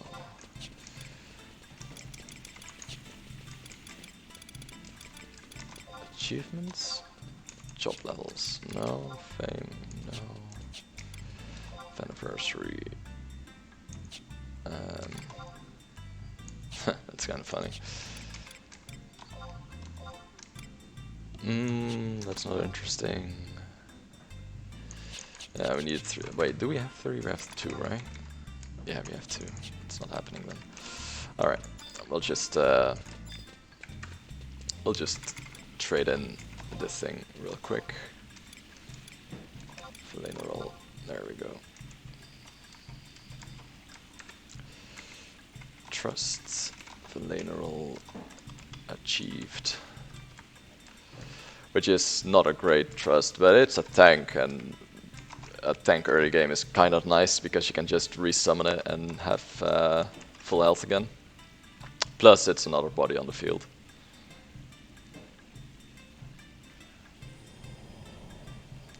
And sisterly love fill every ilm of your body. God damn, dude.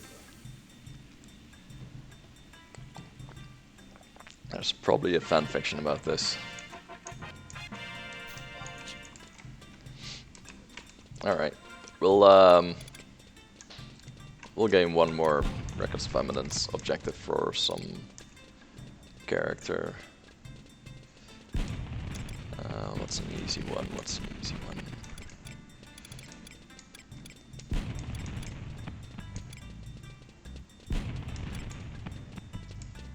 I guess just doing the missions is an easy way to do it. Yeah, we'll just go do the mission.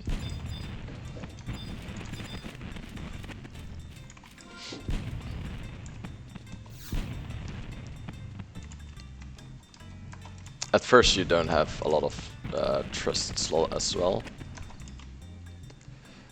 but we'll get there eventually. Once we get more slots we can fill the party up. I think you start with 2 or 3, not sure. If we start with 3 we basically have enough anyway, since we're 3 people in one.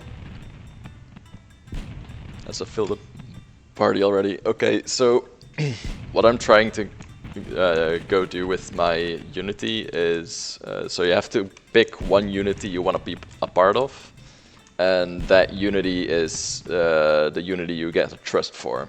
And I want a White Mage for some content, and I want a Geomancer for some other content. So I'm going to try and join different Unities on my classes, and I think Ranger has Unity gear that's important, that scales with Unity level, so we'll see which Unity is currently the highest. Ranking info.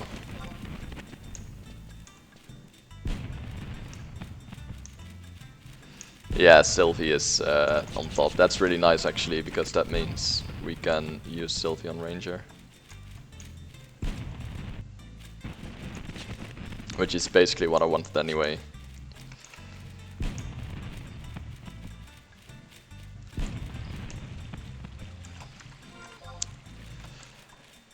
Okay, off to King Rampert's tomb. Let's get a map in here. Oh wait, we actually have a map.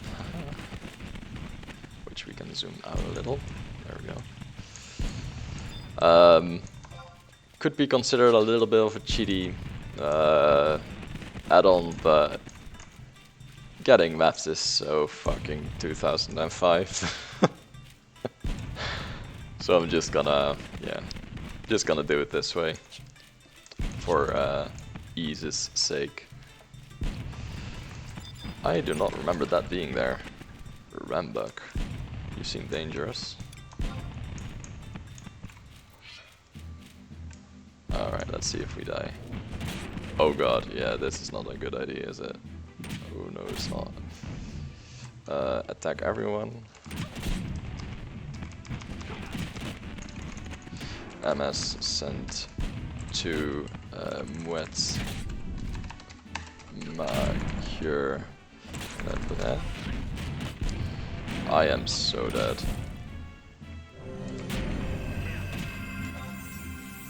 But we had to do it. We had to do it.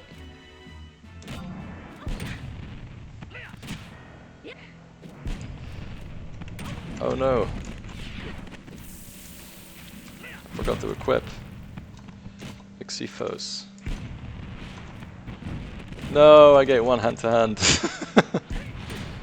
That's okay, I'll just let them all die. It's the easiest way to... Oh wait, yep.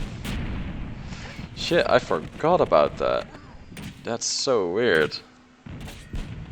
So we have auto re-raise because of the gear we're using.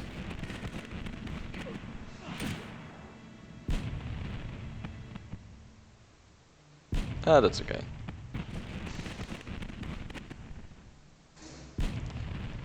I'll just wait until they back off a little bit. Okay, that's my cube. Let's go. Yeehaw.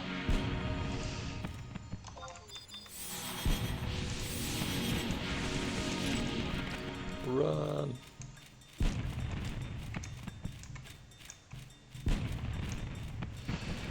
There's one good thing about this is MS send heal.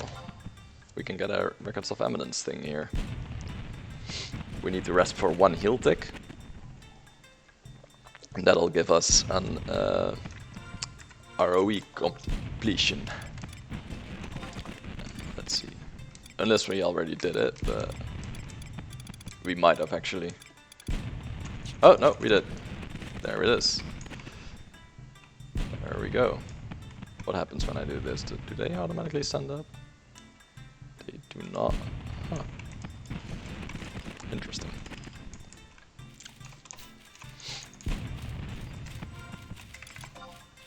So it doesn't exactly mimic your movement. I think this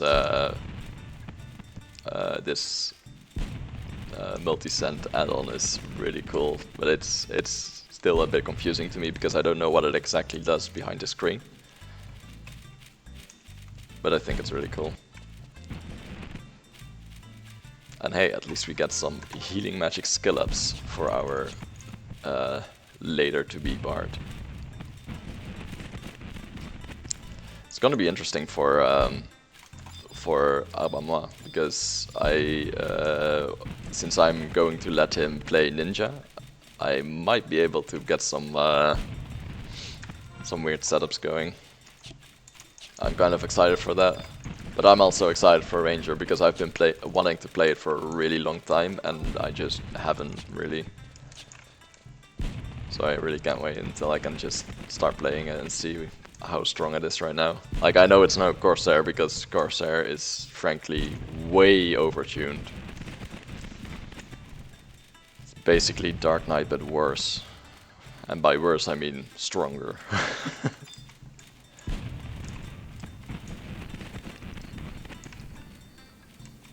All I can say is I wish Dancer got some love. Don't think the Presto thing was enough of a buff. Alright, let's see, where do we need to go? I did get the quest on everyone, right? Just checking to be sure. Currents, and current. Brilliant. Alright, we're good. Cool. Yeah, so there's kind of a maze, but not really here. We just need to go downstairs, basically, and get out at the other end. And from there on out, it's a little bit mazy. So there's dingbats here, but they don't drop what we need.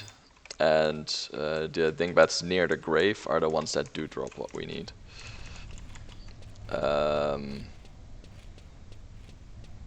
Kill dingbats in the king. Oh wait, no, wait. These may actually drop it.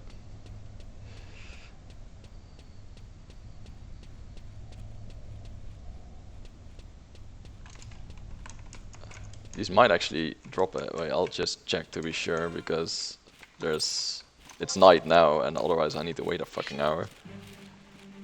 Which isn't that much of a problem right now because I just I need experience anyway.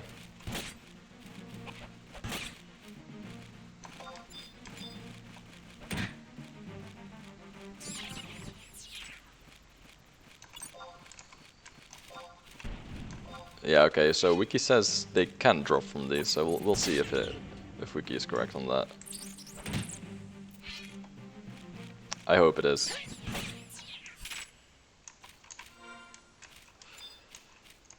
Alright. There we go. Into the... Oh shit, there's a goblin. No, goblin! Oh man, it's been so long since I've said that. It's not entirely true, I said it on Eden as well. Goblins are evil.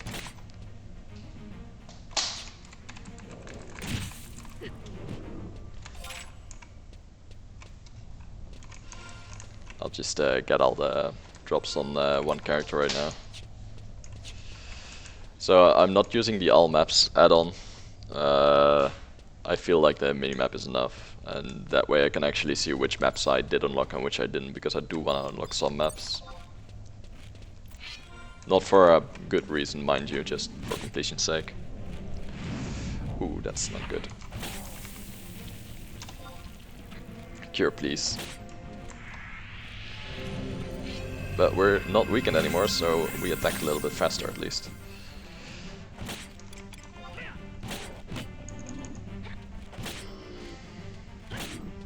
There we go, that's better. Ash clogs, damn. What a drop! Alright. We're going to speed through this a little bit because... Oh, guess not.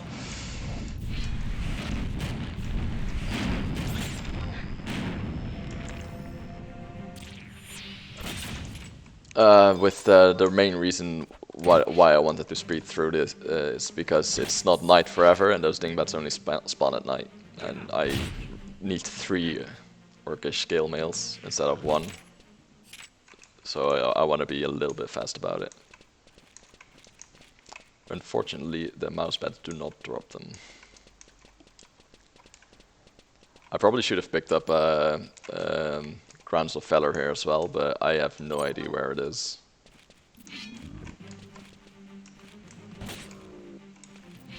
There we go. I am liking this though. Oh, yeah, that works. I'm gonna make that in a macro anyway, or as well, I mean. Cure MS sent to wet.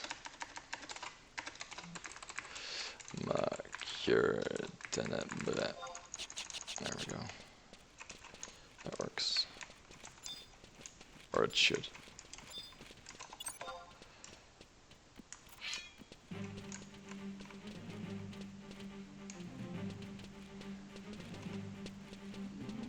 I was about to say, are you really not gonna turn at all?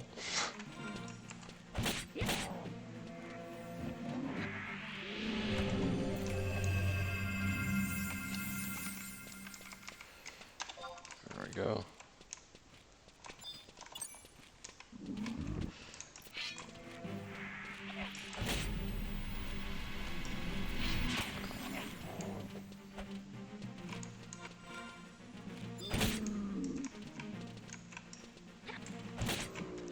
And there we go. That's that as well. These pieces of gear are actually really handy, since they have auto refresh and auto regen on them below level 30. It's gonna make this a whole lot less painful. I see a green thing there, but I don't think it's a Records of Eminence thing. Might be able to target it through the wall and check. Or actually I can check on white scan. Oh, Spook is up. We'll kill Spook. Spook drops a cape that's good for a majority of the early game. And by good, I mean it's better than nothing. But still, it's better than nothing, so, you know, why not? He's there anyway. I don't know if we can kill him, actually. It's our level now, 11. Maybe?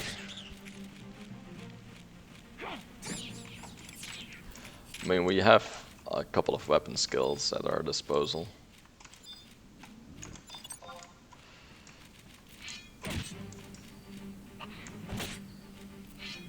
I'll just save my weapon skills for Spook.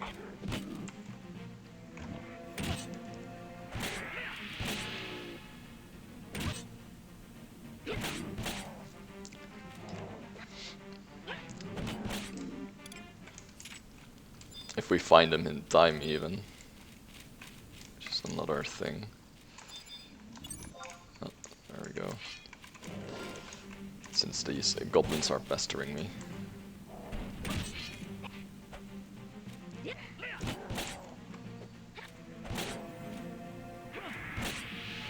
But that's only a good thing, because we really need the experience right now.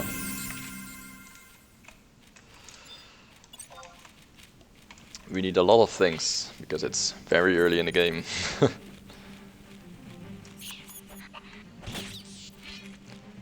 we go. That's probably why I don't mind this as much. Otherwise I'd be raging about not getting drops a long time ago. Probably going to use a weapon skill against that skeleton right there. Skeletons suck. They have an attack that blinds you for a really long time.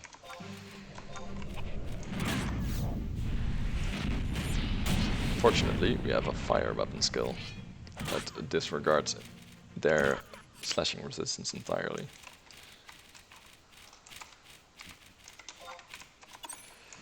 Unfortunately, there's more than one.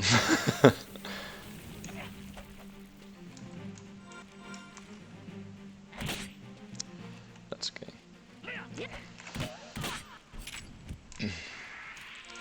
As I said, we're getting experience, and that's what matters too.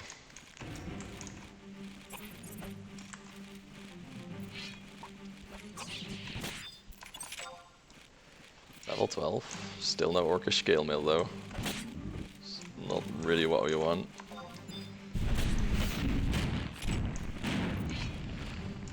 So we're just trying to do this as fast as possible, but yeah, RNG be a cruel mistress. Ah, there's the first one. I'll just lot all. There we go. Let's see where Spook is.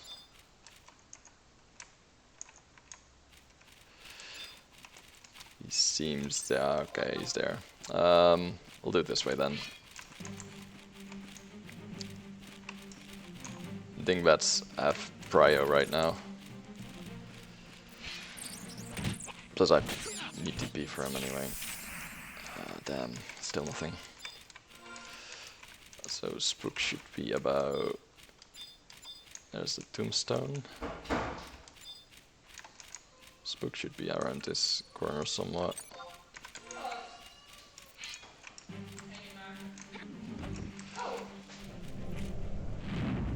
Yeah.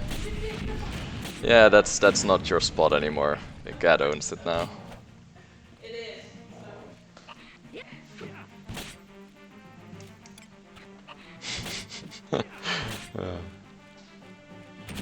That's the thing as well. Every time I get up of my share, I come back for 10 seconds later and there's a cat in it. It's really nice.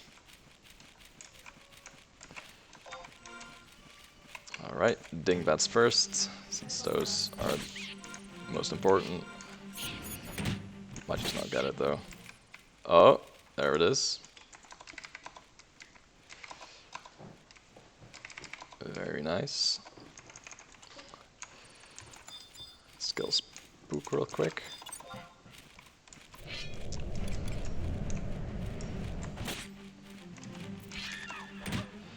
I don't think this guy has a weapon skill yet, does he? No, he does not. That's okay. We're fine here.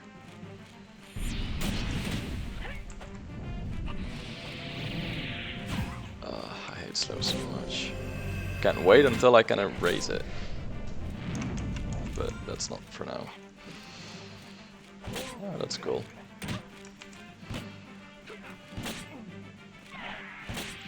Yeah, we're fine on spook. Just waiting for... There we go, there's fast blade.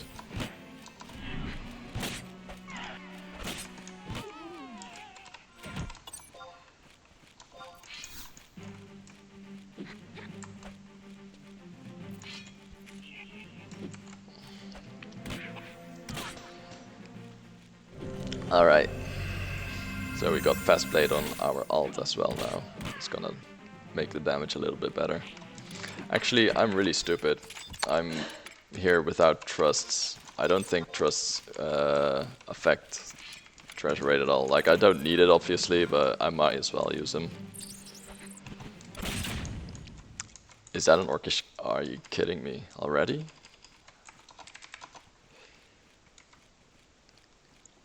Wow, that's really nice. So Tenebrae got, Armament got, and Muet got as well now. Oh no. No. This Tenebrae. I almost did that wrong. Met, there we go.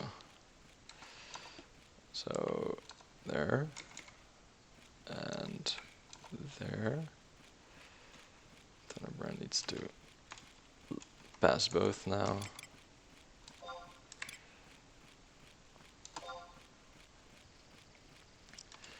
And Abumap needs to pass those. There we go. That went really fast. I am so glad we did that in one night.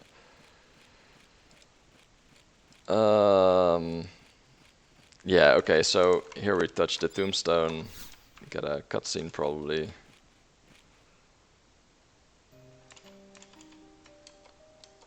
Yeah, there's a cutscene with really ominous music.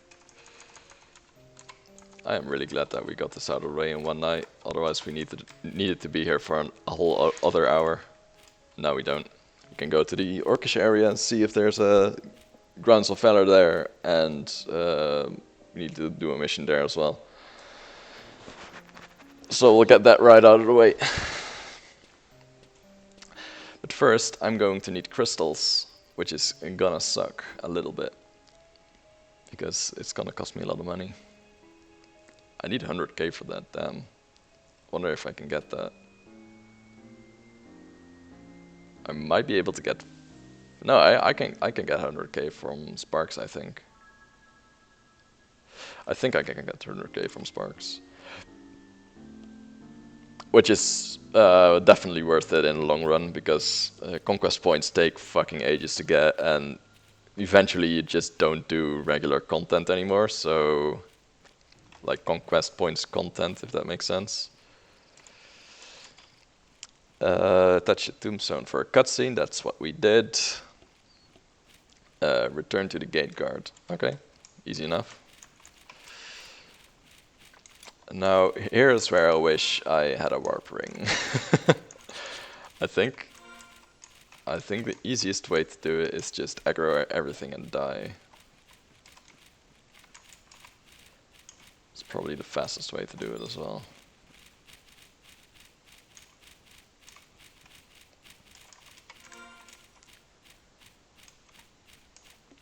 So we'll just do that.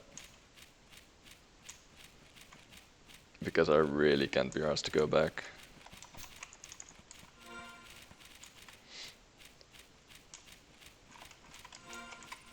And this is the exact reason I thought I could go through this. Alright. I'm gonna be right back real quick. I'm gonna...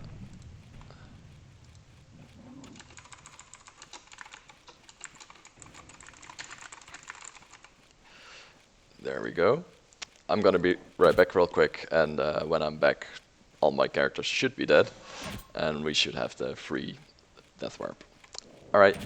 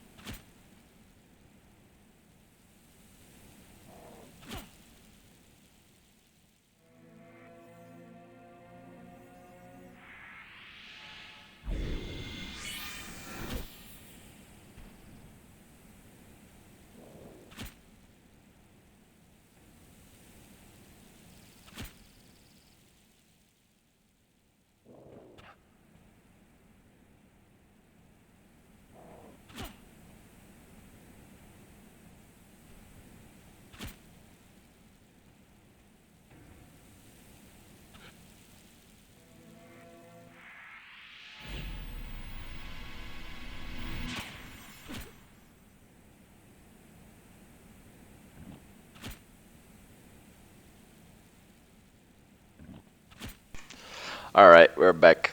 I'll adjust this real quick. There we go.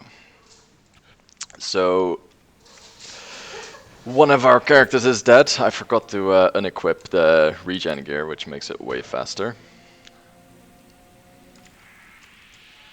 Let's see if there's anything in the... Nah, there's nothing in the treasure pool either, so we can safely return to home point twice. And hopefully 3 times, but yeah, it takes a while. Jesus Christ. Okay, so what I was saying earlier about my cats running after each other. If you hear some scratching in the background, that's what's happening.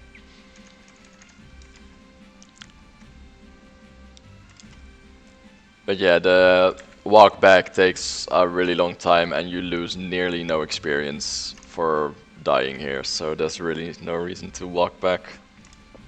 Like, when you can just do it this way. Well, yeah, it's maybe faster, but we're lazy here, so we don't do that stuff. Let's re-equip all of this. It's probably a good idea. Yeah, this is the only one I need to re-equip in a bit. Plus, she can lose the Elvan bodice, because it's ugly. Goodbye.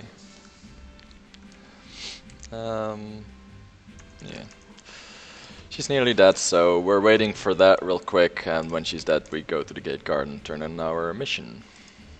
And after that, All for One should be available for everyone. Let's see what our current rank points are. We can see that on profile.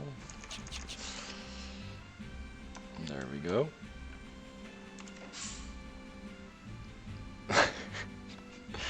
Weirdos. Oh, she's in the south. That's fine. We'll just go there then.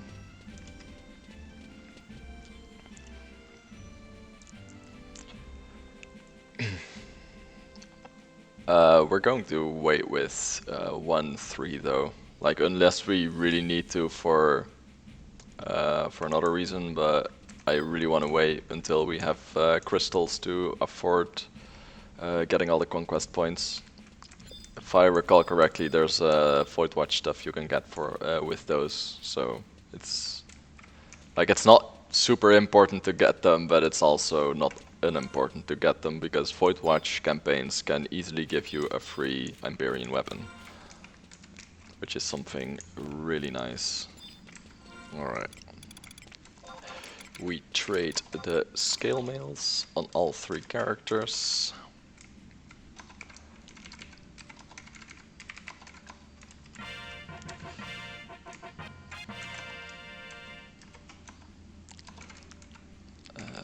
There we go.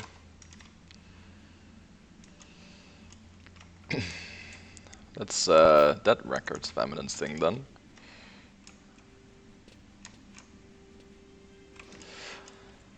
I was hoping that would unlock.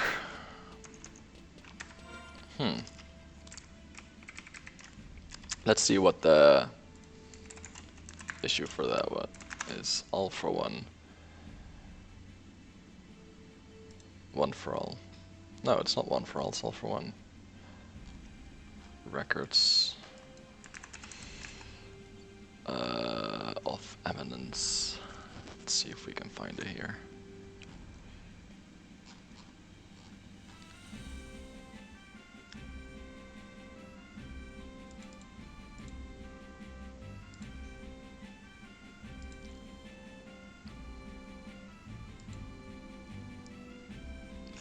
Why do I not have that on my other characters? The 12, 13, 13? Wait, how? I do not understand this game sometimes. So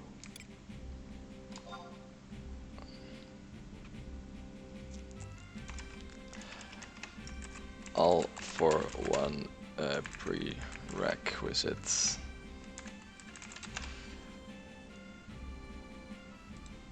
Requirements.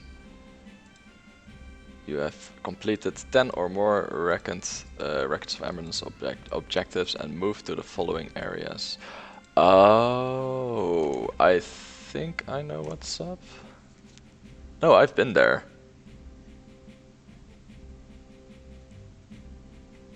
Okay.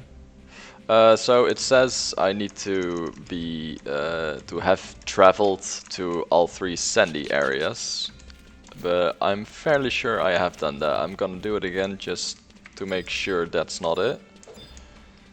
But besides that, you need to complete 10 records of eminence objectives, and we've done that. So we'll just try this out and hope it works.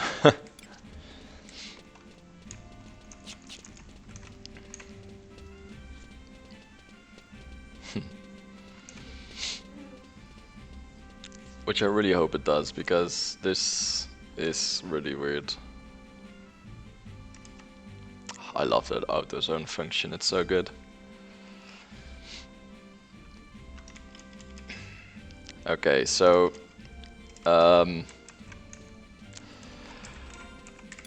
we have been in Port Bestock though, because Port Sandoria, I mean. Oh, that's fucking blasphemy. But yeah, we have been there because I redeemed my Gold World Pass there, so maybe it's from after you speak to the Records of Eminence NPC that it counts or something.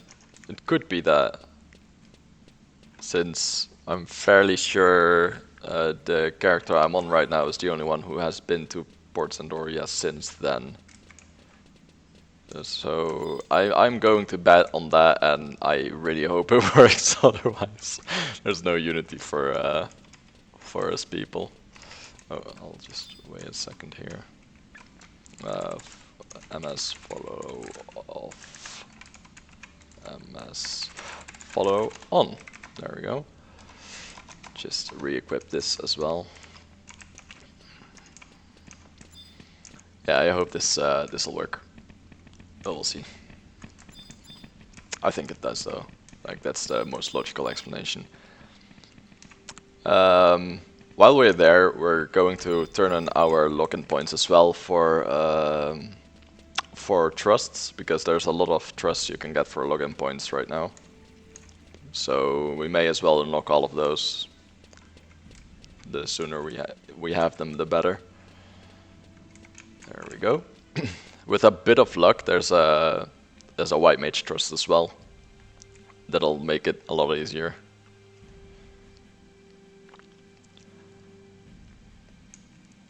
It's kind of weird. I can, like, by memory, I thought.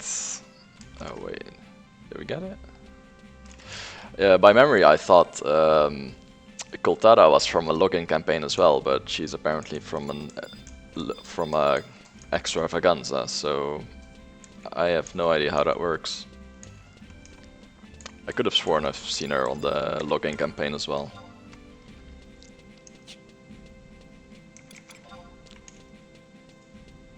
Yeah, we poor. We poor as hell. But that's what you get for picking at that server. Alright. Greet a Moogle, and we'll see what we can get here. For 10 points is probably nothing. Not really. Yeah, not really. That's not something we want, at least. That's not something we use. Zaid, Lion, Naja, Luzov. Most of these are not great. Like, they're there. I should probably just unlock them because I can. Rogajin is a really good tank, actually. He's severely underrated in my opinion. Rungaloo. Illigor. Oh, there's a lot. Jesus Christ, there's so many of them. Is there any in the 300 points category? No, but there's other things that I really want to get, like this. That's gonna be really good for ninja procs in Abyssia. So I need to make sure to get that as well. I think that works for it as well. Interesting. Lots of things to get for logging points. I like this costume, looks good. I don't think there's any more trusts here though. Yeah, it seems to just be other things from here on out. These are nice though. These are really nice. But they're not as useful as they look. Because we're gonna be bottlenecked by our limit breaks a lot. So that's a really bad spend. I think experience is way... these we need a lot of in the future, but that's in the future. I think I'll just get the trust for now. How many is there? 1, 2, 3, 4, 5, 6, 7, 8, 9, 10, 11, 12. And...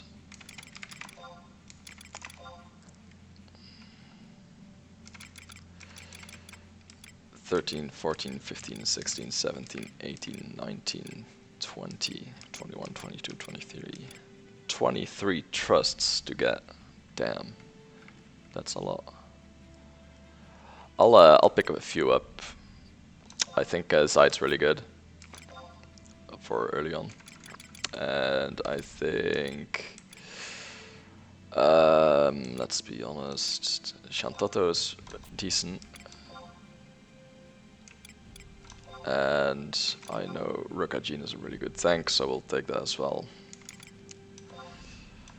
And by really good, I mean he's like normally really situational, but for early on he's really good because he's used in endgame. And he has a two-hander, so he actually hurts as well. I'm gonna spend my lock-in points on my other two characters later on. So I don't have to keep track of every trust. I don't like keeping track of literally everything. It's easier this way. We drop that. We drop that. We drop the ash clogs. We keep the onion sword for now.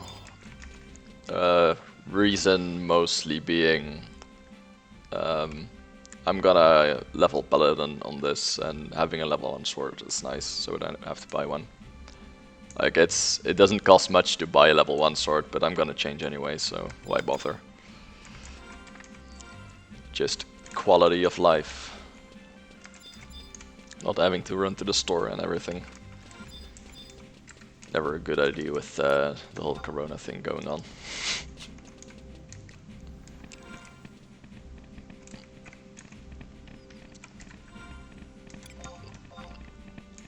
So we have some rank points now, and what we're going to do is trade in a crystal, see how much it gives us, then trade enough crystals to make sure we don't get to the last part, so that the bar's like right not full, and then trade 8 stacks at a time.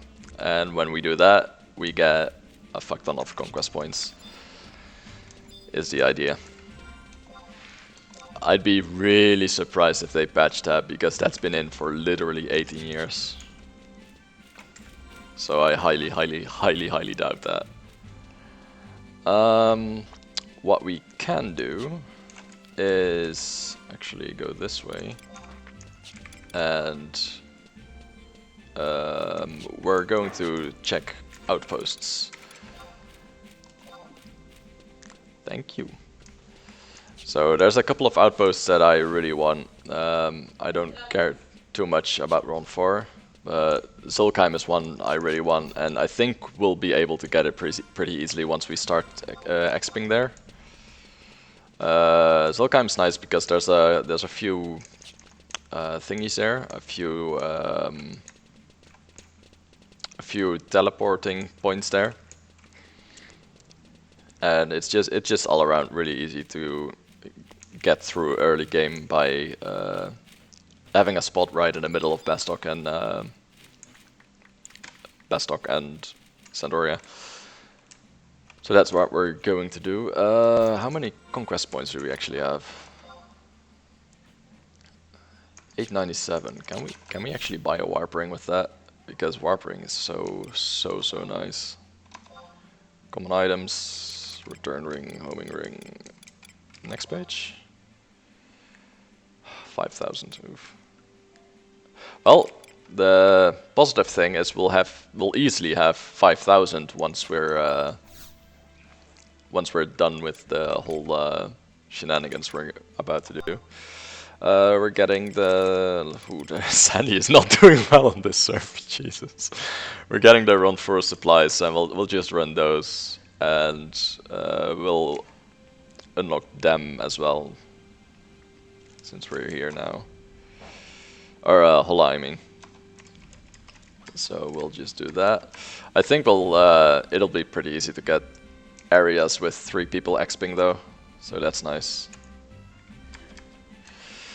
I may as well re-get Signet. Why not?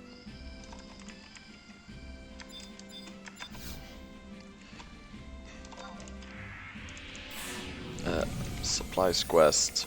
Oh shit! I fucked up. Can I turn them in?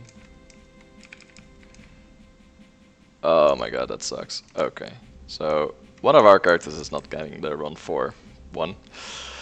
Then again, we still have to go to Norvallen as well, and if I recall correctly, that's Jugner Forest, which is still on our side of the map.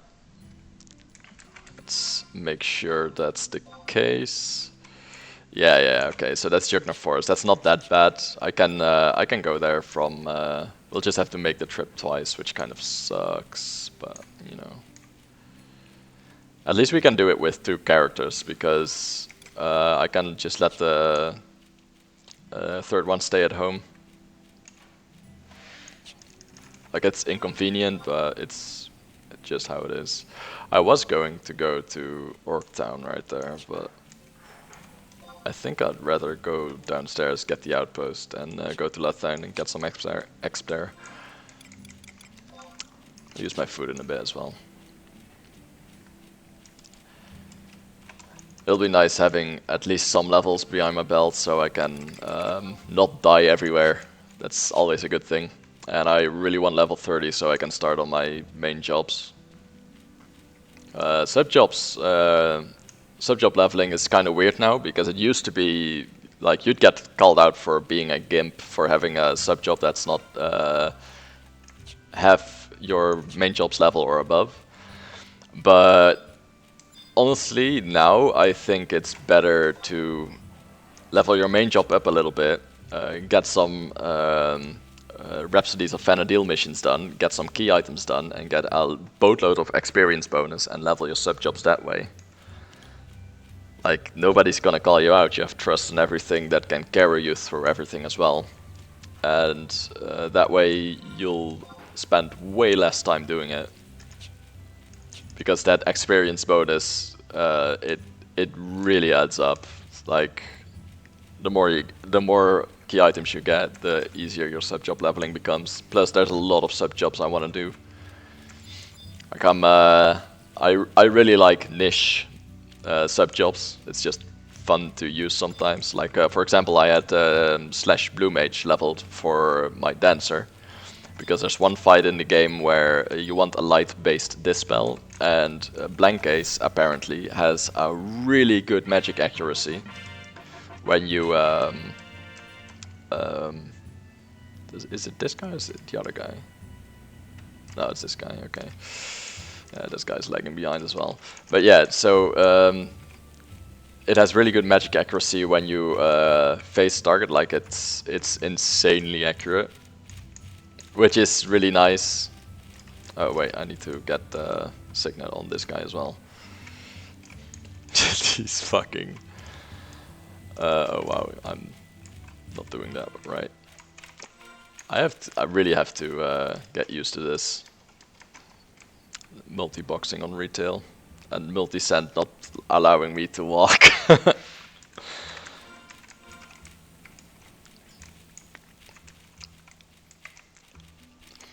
And if you're curious which fight it is, in Esha Ruan, there's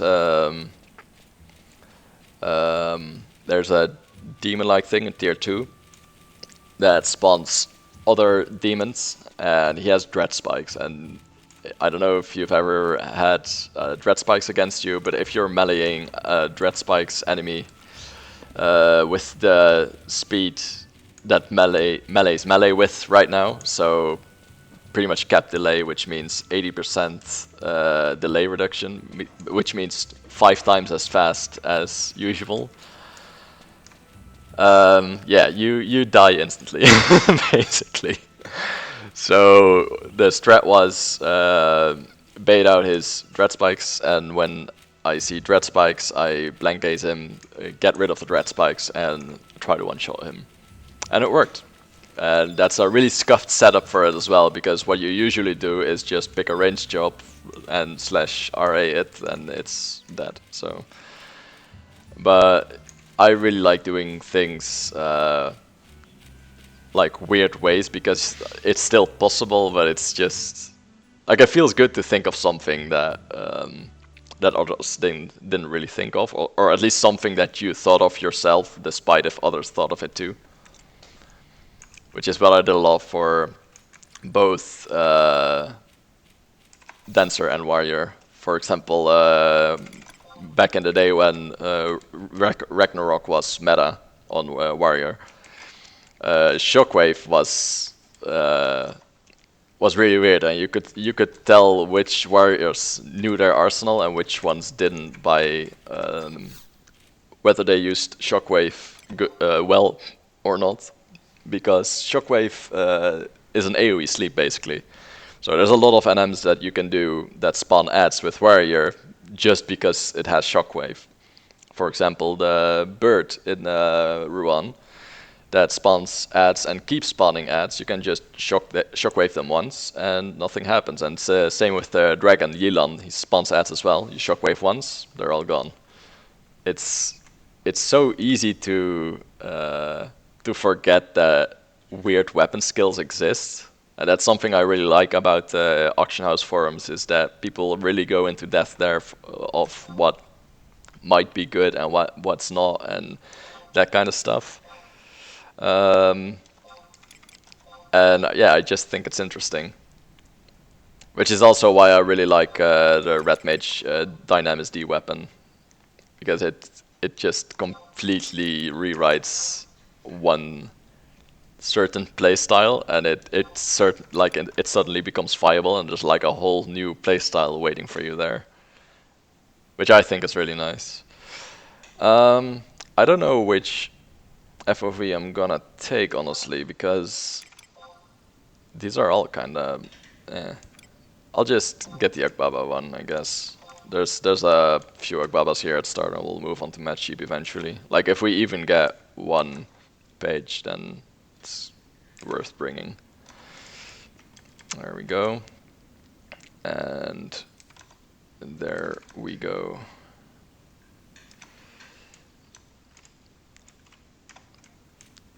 I mean, we may as well, right?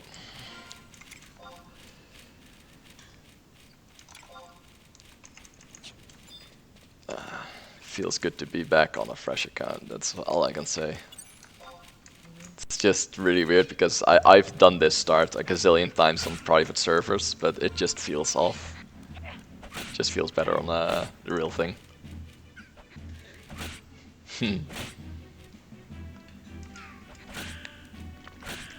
Nah. Look at it, decided to join us again.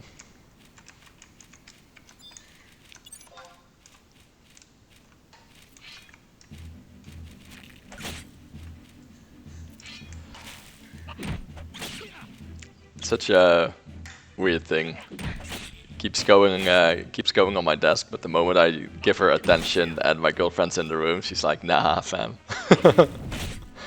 Like, if I'm alone in the room, there's no problem at all. She's like, oh yeah, just pet me and stuff. It's a weird one. So this is working pretty well so far. Like, my macros are very temporary right now. Like, I just needed to get something going, basically. But once I get around to making an actual bind list, like outside of macros, stuff's gonna be much smoother. But now it's not really needed because there's not a lot of abilities that my characters have. So yeah, it'll take a while before that's useful. Like I should probably bind folk, and I should actually call my trust because I keep forgetting that. I have 2 of them. I have more of them, I just forgot to turn them in. Whoops. We'll do some brown boxes, just because it's funny to do. First digit 5, 6, or 7. One of the digits is 8. Oh, that's an easy one. 6, 8. Well, 5, 8 then. Use clap. Let's see what we get. Alright. We'll take it. That's a thing about the add-on Eternity. What it does is it auto-enters all annoying dialogue, basically. But that also means, yeah, you don't see anything out of boxes, but that's okay. Is that another one? Jesus. These drop so often. Like, I just do a few per zone, see if I get the unique equipment from it. First digit is even, second digit is 7, 8, or 9. Second digit is odd.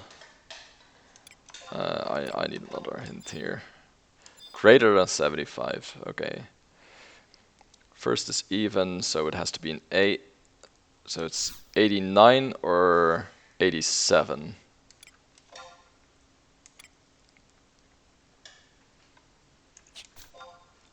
Yeah, 89 or 87. We'll go for 89. Ah, we got lucky. 50-50. I think that's it. We take the potions as well because they NPC for something, and at this point anything is worthwhile taking. Even though this character is currently full. What's this Desperado ring do? Oh, that's neat. I think that's when your MP is 0 or under a certain amount or something. Not sure what exactly it was.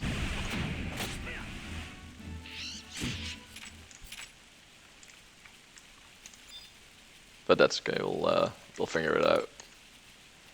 There's a lot of easy praise here. What level am I? I'm level 13, I should be in the Valkyrie.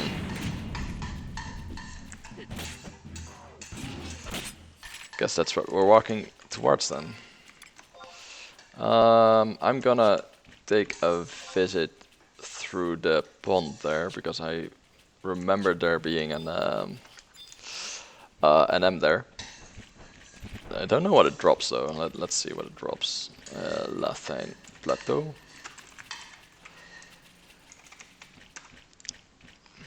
I thought it was decent last time I checked. Oh, it's actually... I should probably not do that.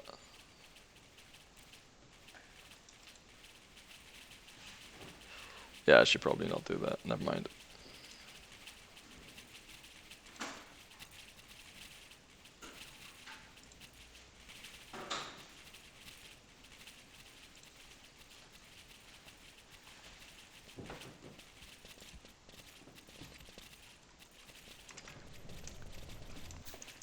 That's not worth it at all.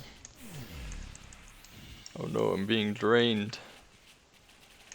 I should probably kill that though before I aggro the rest of the goblins.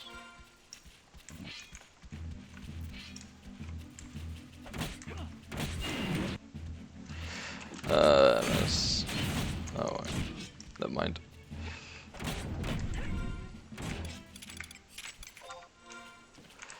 I'm gonna add something to my weapon skill, and that's ms send send to arba moi yes fast blade T. And I don't know if my white mage has her club weapon skill yet. I should probably check that out.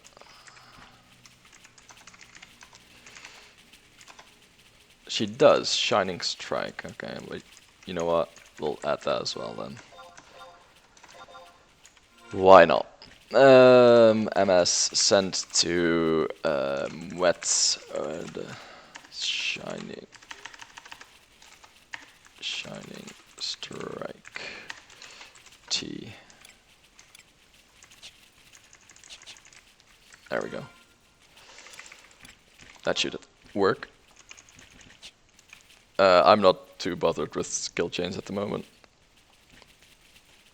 Because honestly, I don't know if Shining Strike skill chains with Burning Blade. It might, but actually I can just check it out if I meet something here that's doesn't instantly die. I remember there being a sheep here, but I might be wrong. I want to do the sheep anyway because it's for our page though, so we'll just do that real quick. Oh, hiya.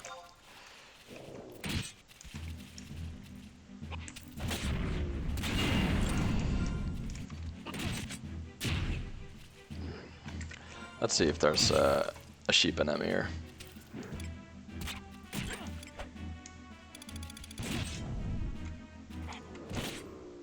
Nope, there is not. Could have sworn there was one. It's not this, right? No. Maybe it's not a respawn. Because I cannot imagine someone just killed it. People don't come here at all. Oh, Red Lotus Blade. Can't wait until I have that. Which is very soon, it seems. There we go.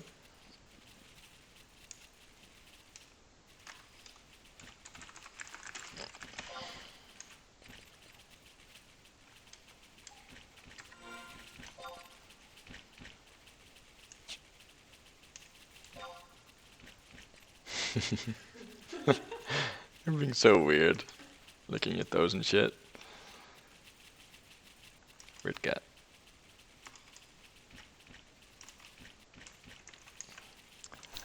How many mulchi do I need? 3. Shit. Okay, so I'm fairly sure all of them are there.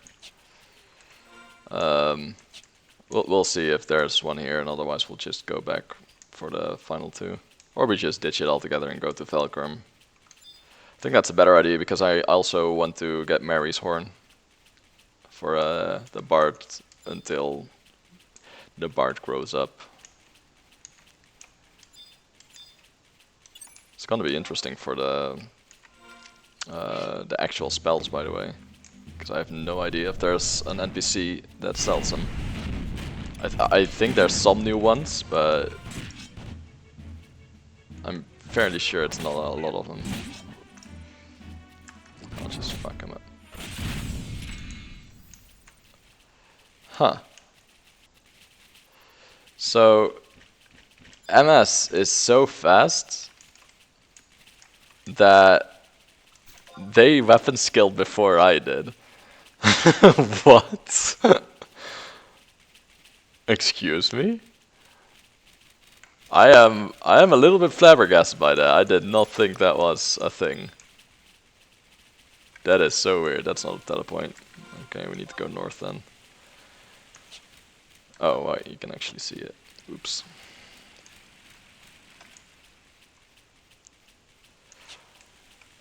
That reminds me, I need to do the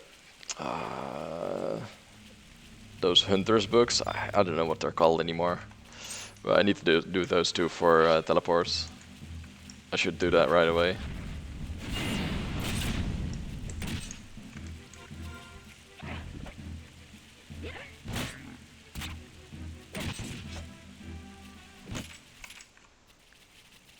gotta love trusts.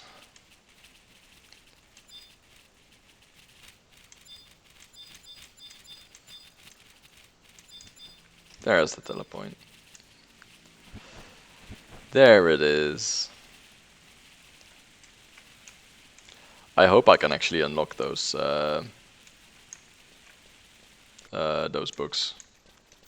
I might not be able to, since pre-requirements.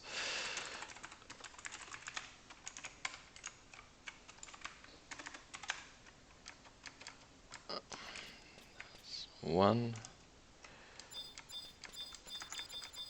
That's 2.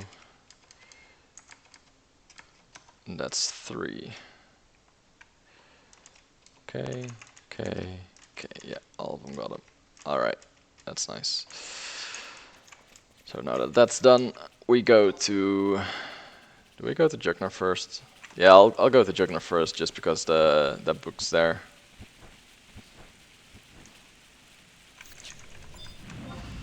And we should dodge aggro until the thingy. I think that's very doable.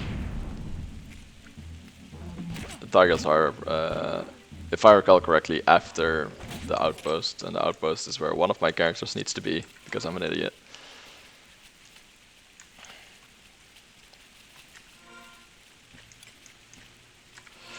Let's see how people are doing on their objective list.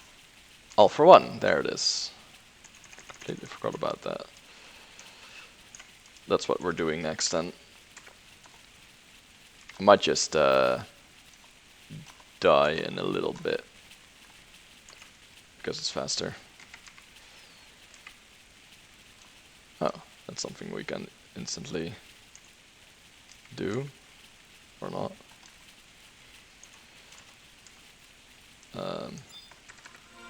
This one can do that.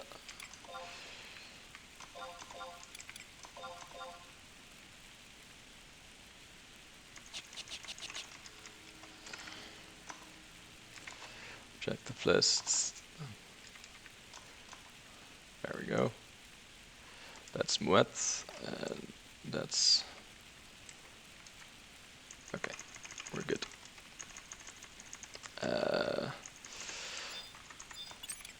Release, and we'll just resummon that one, because apparently that's what they want. Trust Valenor. Easy clap. Oh, I have no inventory. I'll just trade some. Who am I trading with? That guy. That's fine.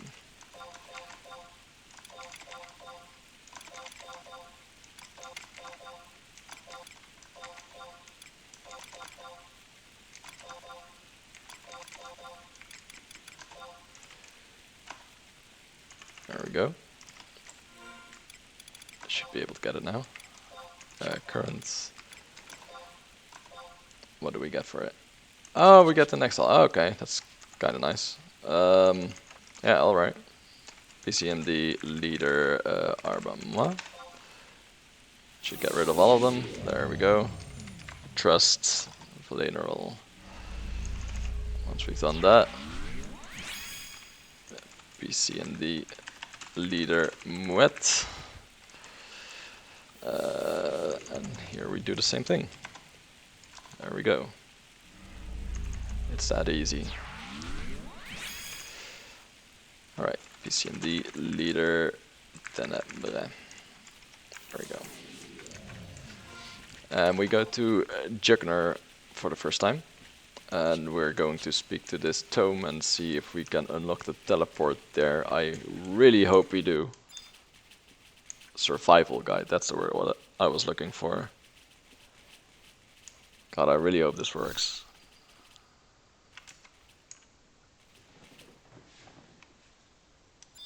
Okay, yes. It works.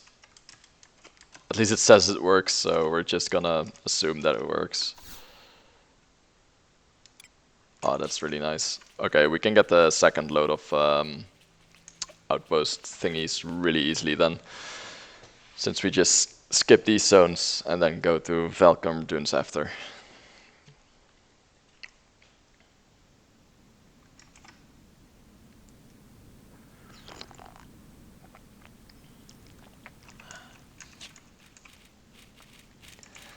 Alright.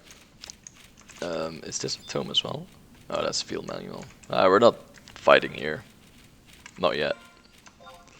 We need to go to the outpost, and there's a... Oh wait, does every outpost have a survival guide next to it? If that's the case, we don't even need to take over things. Like, we may as well still, but we don't need to. That'll be really nice. I don't remember if all of them have it. I think they do. Which honestly is understandable, because that other system where your nation needs to have a certain zone captured is really aids. Like, it's so hard to work around, and you're very severely hindered for not having all the teleports. I noticed that on Eden as well. That's like, when Eden launched, the first thing I did is every Sandoria outpost get the outpost for it. Like every single one. I have them all unlocked as well, because I did that early on, and now some of them are super hard to do. There's some other wonky shit with how the outposts, or not how the outposts work, but how the thingies around it work, the rewards around it. Because if your nation holds a certain outpost, it unlocks certain NPC salesmen in your city. And there's a few items that are really hard to come by unless your nation has a certain outpost. And one of those items is coral fungus, which is for cooking dumplings, which is a really, really, really good early game food. And you need Movalpolos for it, which is a really fucking annoying. Like, you don't normally exp there. You don't get experience there because you don't party there. Nobody goes there. So it's pretty much always taken by beastmen, which means coral fungi are only available through Mock House, like not Mock Garden, but gardening. But there was one point on Eden where Sandoria did have that outpost, and I stocked up on coral fungus. I think I still have like 200 left. And that stuff sells like mad. Like, that's the easiest moneymaker ever on Eden. Just go there, be a Sandorian, because, you know, they always win. Go there and just get all of the things. It's so easy to get everything. It's so easy to make money that way as well. Alright, we're nearly there. That wasn't that bad. So there's a survival... No, that's a field manual. Oh wait, there is a survival guide. Well, we're unlocking that, because that means we can teleport directly to this and get the unlock for the other characters. That's amazing. That saves us a really long walk. Alright. No problem, dude. We're just gonna use this, I think. How much is it? Oh, you can't, huh?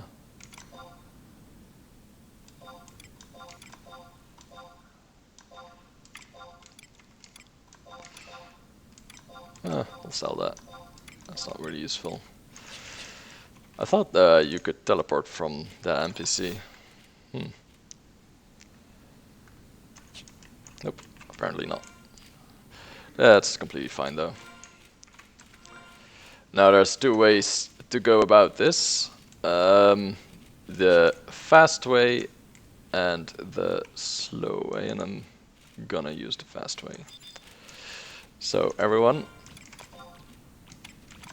we're gonna die.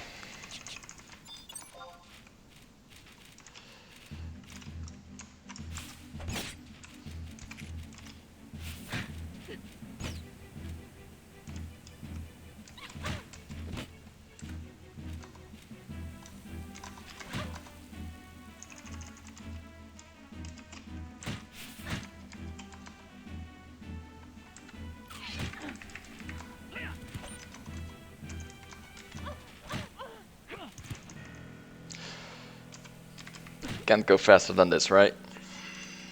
There we go. I should probably give them the same home point though. That's a good idea.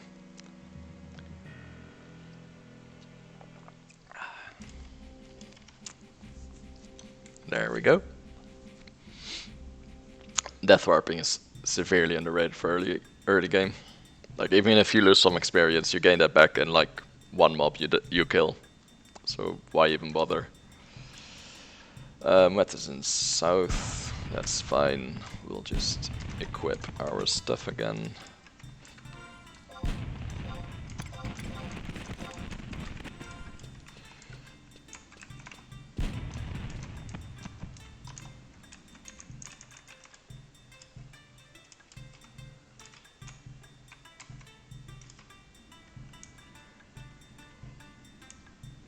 And now we can do the Unity thing as well. So we're getting Unity, we're getting the rest of the supplies. We're gonna get the survival guide of Sandoria itself, because we forgot about that. And we're going to unlock our trusts, because we have a lot of them. There we go. Let's start with the trusts, because that's an easy one.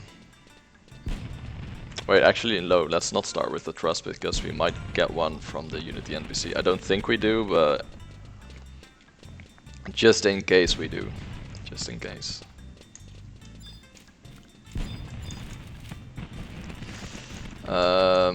Yeah, this NPC right here.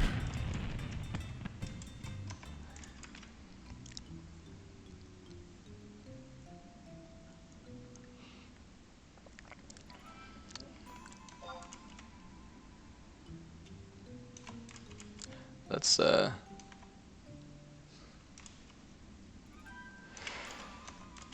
yeah, there's a lot of dialogue here. Okay, just get on with it, lady. I like these musics though, they're funny.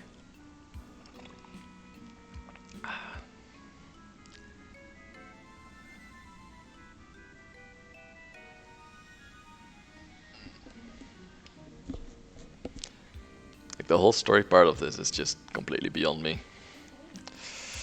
Ooh, where's Sylvie? Okay, who do I get on the tank?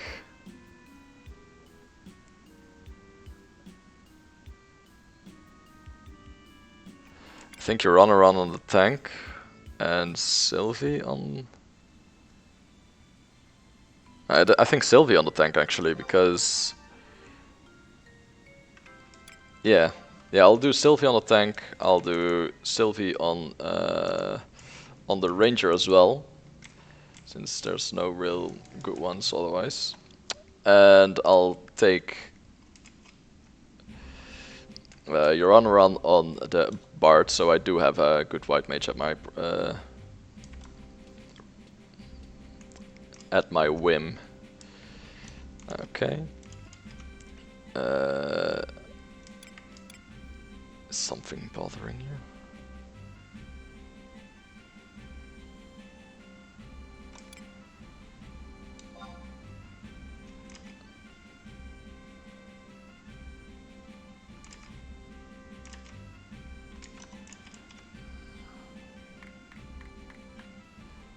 She's such a fucking drama queen, Jesus Christ. That's okay. Sylvie's Unity, and oh, we might actually have a Unity chat right now. Let's check that out. Fairly sure that's one of them. Not here though. Not there. Oh, I wonder which one that is. Doesn't matter. Okay, so we got that, and now we're going to... Oh my god, this fireworks is so loud. Oh, Jesus Christ. They're pretty though. For an old game, they're pretty.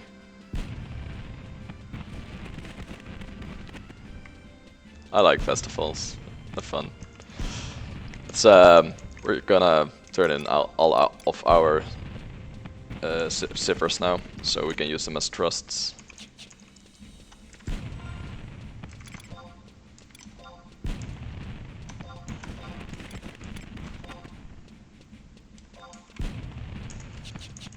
Wait, actually, we may as well do that now.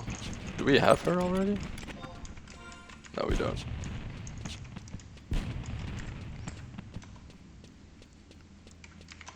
Objective list, tutorial basics, Aliapo. Objective basics, Aliapo. There we go. Easy.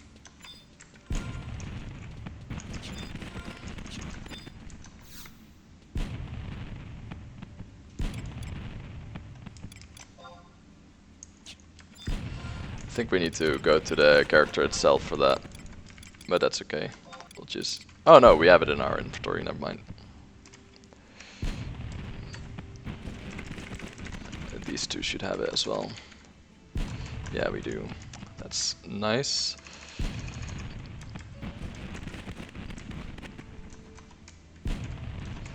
There we go.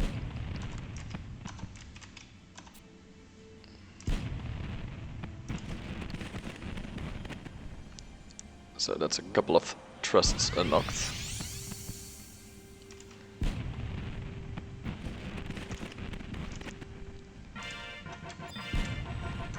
Okay, we have a few more from lock-in points on this one. It's way easier to see which ones you've already done this way. So I'm not gonna get the login ones just yet on the other ones. I'm doing that at the end of the campaign. We should be able to get them all.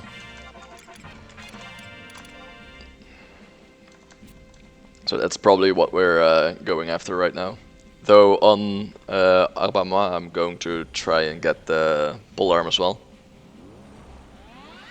Because red procs in Abyssia are very good to have. And that's level 1 polearm, which is the ideal proc weapon. Domina.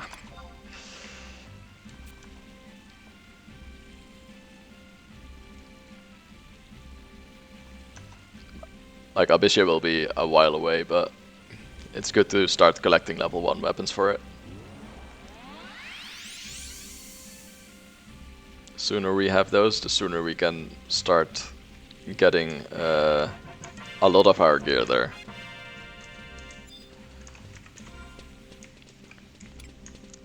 And it would be nice if we can do it in one go. Okay. So we've done that, we've done Unity Concord. What else were we going to do? Right. We were going to get the survival guide, and we were going to get the other supply quests. That's what we were going to do. Technically the supply quests are not necessary anymore, but they do give conquest points, which is always nice, and it's kind of nice for when you're right outside of your mock house in northern Sandoria, because you don't have to walk all the way to the survival guide that way. And it seems like that's not really a good reason to do it, but on the other hand, we're there anyway to unlock the survival guides, so why not? Like, it's not a whole lot of extra effort, so... I do not know what they cost, by the way, the survival guides to use. We'll figure that out right now. I have some money at least. I have 1.4k. We'll see if we can teleport twice with that. If not, it'll just be another death warp. Or we just walk to the zone of Leviathan and go to Velcom from there. Which is probably what I'm gonna do, since I need to go to Kronstadt, and there's oh, one of them stayed behind. Both of them stayed behind. Whoops! I need to wait before they decently zoned. It's my bad. But yeah, we need to go to Kronstadt anyway for a try at Mary's Horn. Like, if it doesn't happen, it doesn't happen, but if it does happen, it's really nice for early on. Okay, that should be all of them, right? How much does it cost?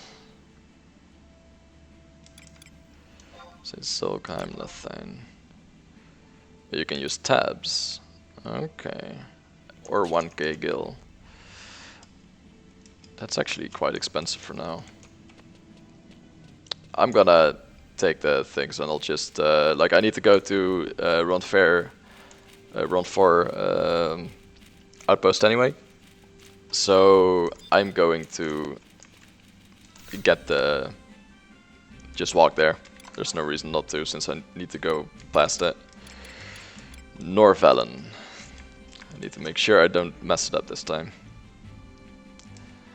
I'd like to spend my conquest points. No, I do not. But thanks for asking. Supplies quests. Run 4. Supplies quests. Norvellen. There we go. Didn't mess up this time. Always something that can happen, right?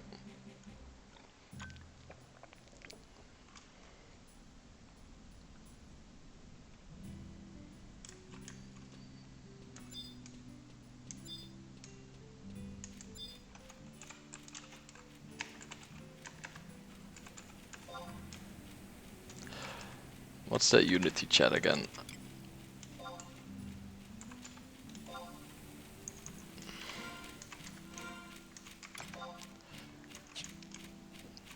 We'll go straight south here. Maybe Jaggedy Ear to jack us up. It's kind of funny because on Eden his drop is worth several million. But yeah, Run 4 is camped there, so. There's also more people on that server than there is on this one, which is kind of funny. Let's see how many people there are now. 4 and 4, honestly, it's not bad. For a completely dead time, normally this is not bad. I think this is Japanese time though. Like the Japanese should be getting off work right about now. There's one thing I want to get here. If it's up. Amanita, there it is.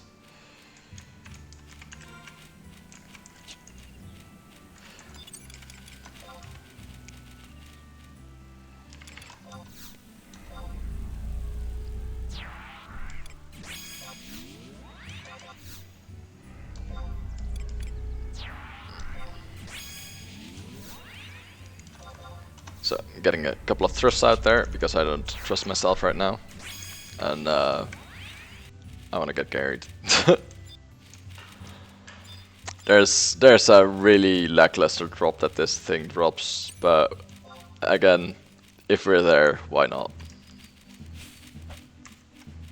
Oh, and this is actually way easier than I thought it would be. Well, there it is. No drop though.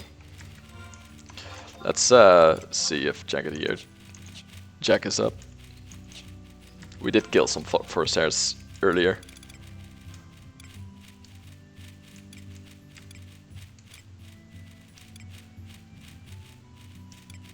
Doesn't seem to be. Wonder if there's actually people going in Run 4 often. It sure as hell is not now, that's obvious.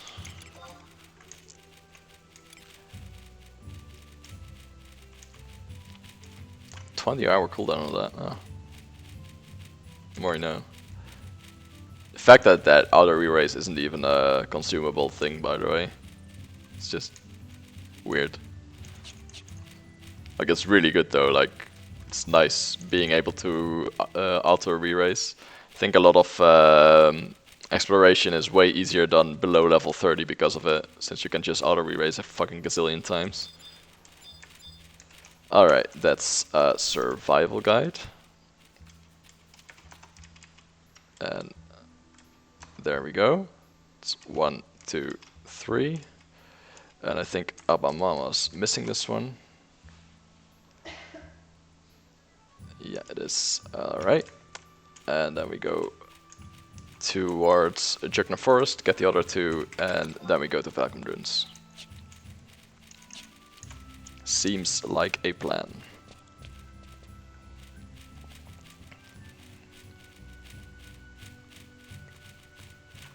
How many sparks am I at right now? I nearly have 100k in sparks. That's actually really good. And that's per character as well. That's even better because I need about 16k? Question mark? No, wait. I need about 35 to 40k per character per rank. It's yeah, 33k per character per rank. So this will sate me for 3 ranks once I get 10k sparks. That's not bad.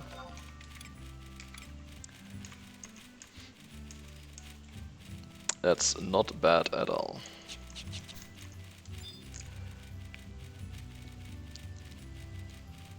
I really want to get the home point in Selbina, mostly because that means we can just teleport there. And no more walking there. We'll do some Field of Valor there as well, because why not? It's about our level.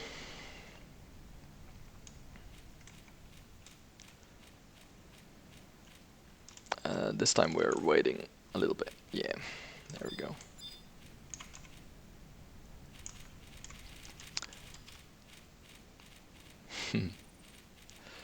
Kitty is fast asleep. I'm not surprised. That's what happens when you play a lot. Alright, so I need to not forget to go to Jugner instead of Velkerm because it's something that's so automatic to me that I really have to think about it.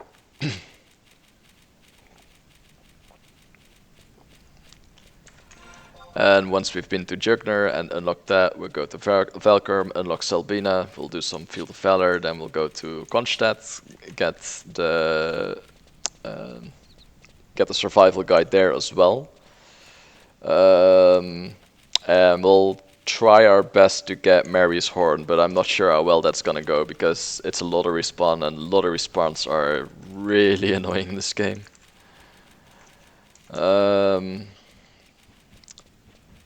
Yeah, let's see what level Mary is. Stray Mary level 19 to 20. Okay, so we're staying about until then, and we'll try to trust our way out of there, which I should probably calling this one once just to get it out of the way for the there. Oh, we get Denson for that. That's really nice. Denson is a decent DD early on.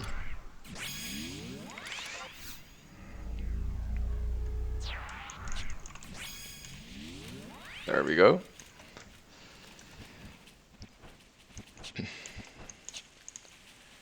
And we take the shortcut, because why not? And yeah, again, the reason why I'm not using the survivor guides is basically to save money early on. I'm gonna need it to get the rank ups and get the conquest points. So walking, although it's boring, it pays off a lot. Like I know 2k or 3k is not a lot right now, but it's another stack of crystals which I can use. And the walk's not that far.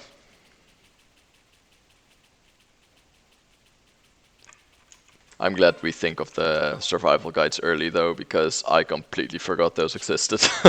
They're really important. Like especially when you start doing ambuscade objectives, it's so nice to have all of them just so you can warp around a bunch. Like there's a lot of different mobs you need to kill for that. I'm fairly sure they're on rotation now though, like there's no new ones anymore.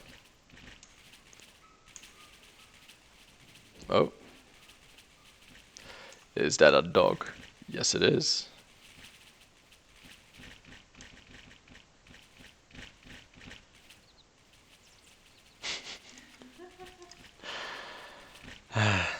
I'll go and look then. Oh, by the way, my cat has zero grace. Like when she jumps down on the floor, it goes. Like she goes full earthquake.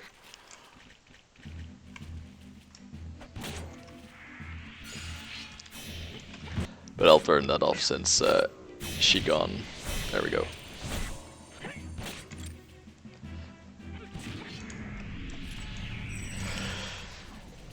Nearly there, and then we're kind of done with the outpost thing because Sandy isn't doing too hot on this server. I've literally never seen Sandoria 3rd place in my life. How did this happen?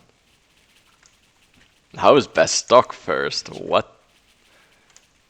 That's crazy.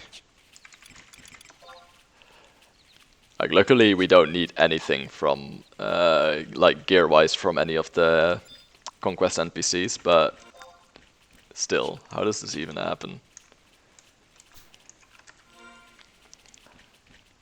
I wonder if, like, we're already level 14, we might just go to Oasis and target Snippers and Damselflies there. It's a good way to get our subjobs as well. Not sure if the subjobs have new quests around them or not. They might.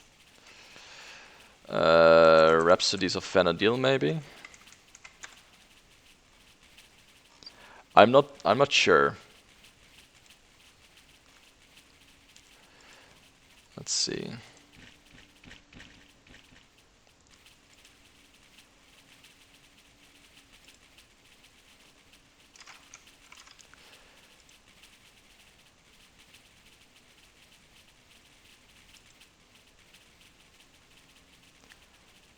Oh yeah.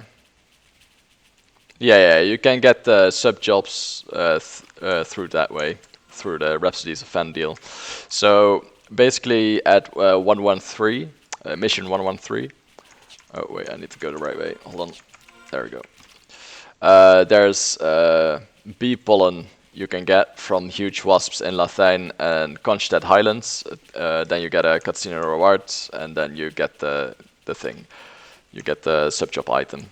But we're gonna try our hand at the real subjob items instead, and we'll see if we get them fast or not. I think it's pretty easy to do. Plus, you get another copper voucher, which at this time we're in dire need of anything extra. We have 1 copper voucher right now, so that basically doubles our vouchers. Yeah, we're gonna try that instead. I think the ghouls are the worst part, and I'm going to Konstedt Highlands anyway, and to best stock as well to unlock all the home points. So we can just go to the ghouls there, because they just keep spotting, and they're really easy to kill, honestly, especially with 2 sword characters, because Burning Blade does a lot of damage to them. It sounds weird because they have slashing resistance and piercing resistance, but Burning Blade does really well against them.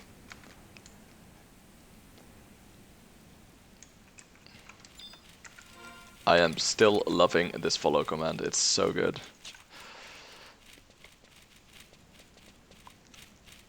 Yeah, I think that's the best way to do it. We'll just get experience in Velcrom turns until we have all of the subjob items, which is 3 worms and 3 aprons. Then if it's night, we'll hunt some ghouls there, and if it's not, we'll just go to Konstedt Highlands and go from there. Like, we're not even high level enough yet to get the subjob anyway, so we need some experience. There was a tiger there, and I don't like tigers very much. Ooh, and I don't like fighters either. Uh-oh, that's not good. I'm gonna zone this. Yeah, I'm gonna zone this.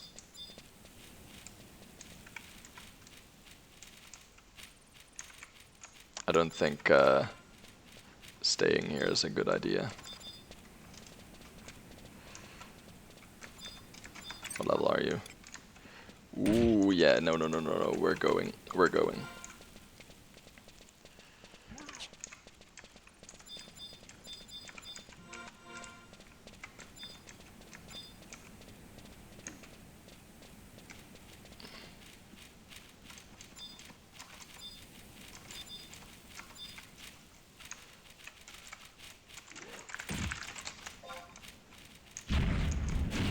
provoking that off of her. There we go. That was really hard to target. Yeah, we're zoning that. And hey, look who's back. It's the ass of my cat.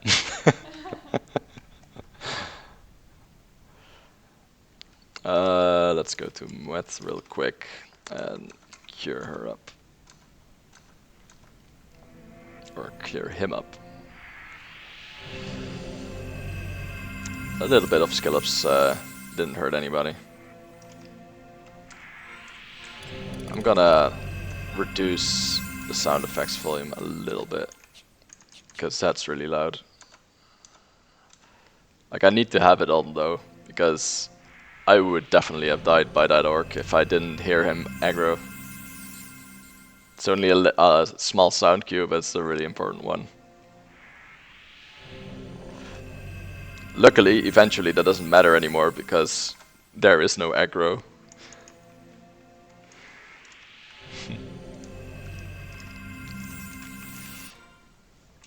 Yeah, you're cute, aren't you? She's purring. I don't know what that is with that spot. She loves it.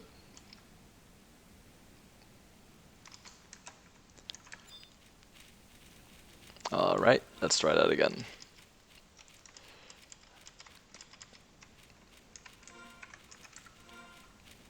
There's a curse maker, we don't want to aggro.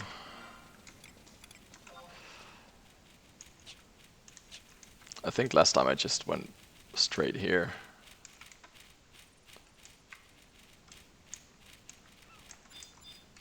Yeah. I'll do that instead and then just drop off here. Seemed to work for us last time. Okay. No, no, no. There we go. Just making sure we get there alive. Like, it doesn't matter that much if we die, it just... Like, it costs me money that I can use really well right now, so... Because I'm not walking this again. I'm not doing that.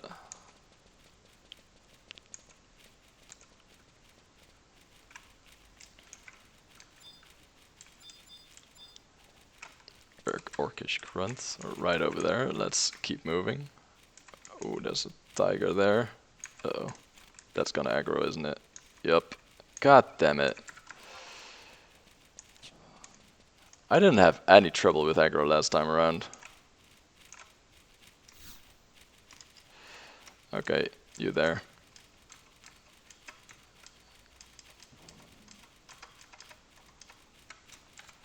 Shall provoke T.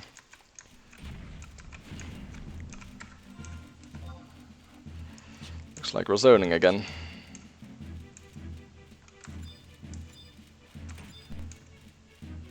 God, it's so annoying. Like, it doesn't matter if Arbamon dies. Not as much, at least, because he already has the outpost. But I really don't want him to die either. Oh, rip. Oh wait, we have re-raise. Wait, why am I even running? We have re-raise. I'm dumb. I am so not used to having re-raise. Alright, Mr. Tiger, walk on backwards. Thank you. Yeah, I completely forgot about that. That's embarrassing. Since that basically means we can just keep going. And if we die, we die. Who cares? God, that's really stupid. I am not used to having that. Like, I've never had a new account before. I've never had these items before as well. Old school. That's alright. Happens.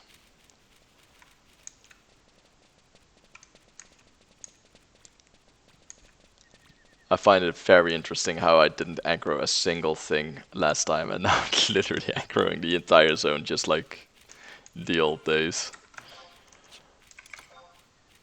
I was so good at aggroing everything, it was crazy.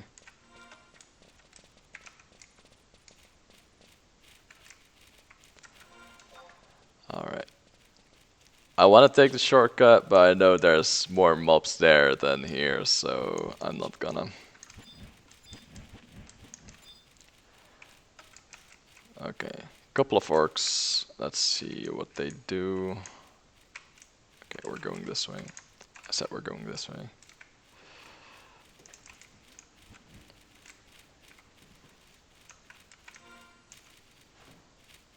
No, you stay there. Oh, there's a goblin.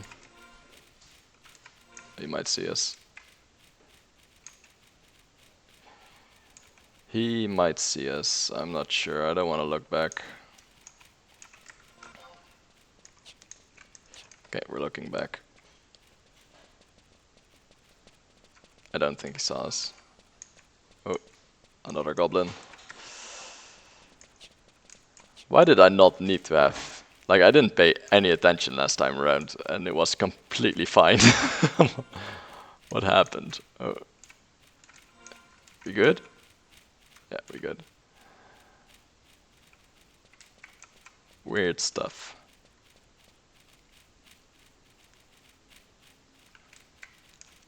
It's alright, we're nearly there. Took us a lot longer than I wanted it to, though.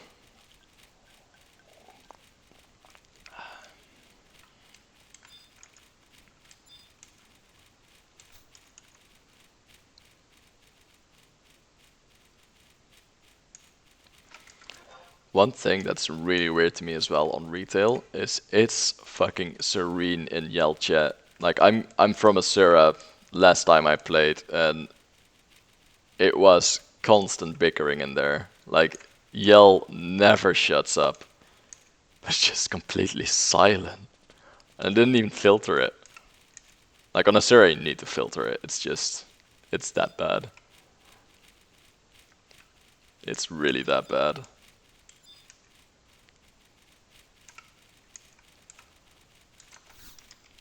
Alright. Oh, that sound feels good, man. Got him? Got him. Great. Alright. To Velcrum Dunes we go. I'm not gonna try that because I think there's a wall there actually, now that I think about it. And since I'm just running straight to the zone now, it doesn't matter too much to me.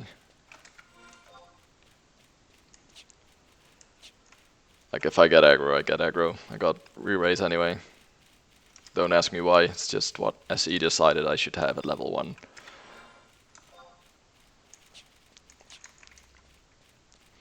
I remember in Abyssia there was the Twilight mail coming out, and the set bonus of that was auto re-raise as well. And that sounded so busted to me back then. I was like, wait, what? So you just can't die then? And that's basically what it is, but there was nobody who really abused any of it, really. I think most of it has to do with it's not on classes that can abuse it that well. Like if that shit was on Scholar, for example, it would be so easy to abuse just because of Helix. Like Helix can one-shot most things. It just takes a long time before the damage is activated, if that makes sense. Like auto re-raise on that would be really good. Back then, of course. I mean, now auto re-raise doesn't matter as much because mobs despawn when you're dead, or NMs at least. So it's like, yeah, you got re-raise, but who cares? But back then, that would have mattered. Abyssia is a weird era in this game. I remember there's like the crit weapon skills all got shot through the roof. Like they all became insanely good. My favorite job back then and my main back then was Puppet Master, and they got Stringing Pummel, and Stringing Pummel was so insane in Abyssia. Like it was already a really solid weapon skill and the best hand-to-hand weapon skill by far at that time. And it just got like miles better because of Abyssia. And still Pup was slept upon. It was so weird. Like anything you could monk plus white mage, you could solo as pub. There was nothing you couldn't solo as pub that you could do with monk and white mage. Spare maybe one thing that doomed you or something, but there wasn't a whole lot of that back then. A lot of bosses do it now though. Like white mage is not really a luxury anymore, which is a good thing in like on one hand, but on the other hand it's kind of sad because the other healers don't see as much action. Like scholar healer is very niche and red mage healer is basically non-existent. It exists kind of, but nobody takes it. Like it's not a serious healer, it's more like hey, you're a red mage, you do red mage things and I guess you can heal. Like you would never take red mage over a white mage as a main healer. Or a scholar for that matter. But scholars in the what scholars really good at is giving 100+ tick regen on your whole party for like 10 minutes, which is that's really good, especially because you don't lose buffs when you enter ambuscade, so you can do it right before you enter ambuscade. Everyone gets a 10-minute 100 tick regen, and you just swap jobs to something else, and everyone just keeps the regen. And as far as I know, that's still not fixed.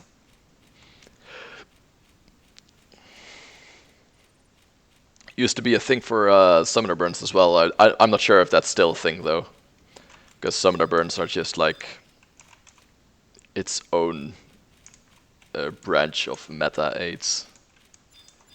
I really hate summoner burns because of how safe they are. Like if summoner burn meant that the summoner had to be in melee range of their summon, it wouldn't matter. But the summoner 1 hour is way overtuned. Like it's not even funny how overtuned that ability is. But I don't think they'll nerf it. Then again, I didn't think they'd nerf making money with sparks either, and they did. So, like 5 years too late, but they did. So there's hope. Maybe nerf Corsair as well. Corsair is a weird job. I really like Corsair as what it used to do, but the fact that it's and a buff job and one of the best melee jobs and one of and the best range job right now, it's a lot. Like it should not have all three. That's just something that bothers me, I guess. I don't mind playing with them, but I do mind playing them. I'd rather play something that's also good but not as good, because you have to work a little bit harder. Like Ranger versus Corsair, for example. Though I've heard some things about Ranger and Savage Blade. And I'm gonna try it out, obviously, because, you know, you gotta, but that sounds really strong too. I believe the Malignant's armor has a lot to do with it. We'll see how that goes, though. But I can't wait for True Flight. That's gonna be a really fun weapon skill to build around, because I've never had a really solid light elemental nuke. I think you can do a lot with it. You probably can, but like I haven't experienced it, and because I haven't experienced it, I haven't. I don't know too much about it. I know it's good. I know it's used in some setups, but I don't know how good it is and how to correctly abuse it. Like, I think I know how to abuse it, but I don't think I've never seen it in action. If that makes sense. But we'll see. I think the same is true for why I was actually hyped about Red Mage. The Dyna D weapon, Red Mage is just a whole other playstyle, and it seems so cool. Like it just seems really fun. A fun old way to play Red Mage. But I know nothing of Ninja, and I have the feeling Ninja is slept upon. So we're going to try that first, and if we really hate Ninja and it's just unplayable or it's just boring or whatever, we'll just ditch it. But I have the feeling Ninja is slept upon. We'll see. I think it has a lot more to offer than most people give it credit for. I mean, when Omen was a big thing, I've seen a ninja solo Gin, which is not like too impressive, but they can actually do it. So, and that was before there was an assload of gear that gave magic evasion, which means they had a way harder time. But Migawari, the magic spell that prevents a one-hit knockout, I think that's what they relied on to counter 0 hour. Alright, we're in the dunes, finally. Let's see. So there's a field manual. And we're going with cancel, and we're going with individual training. Is it page 2 or 3?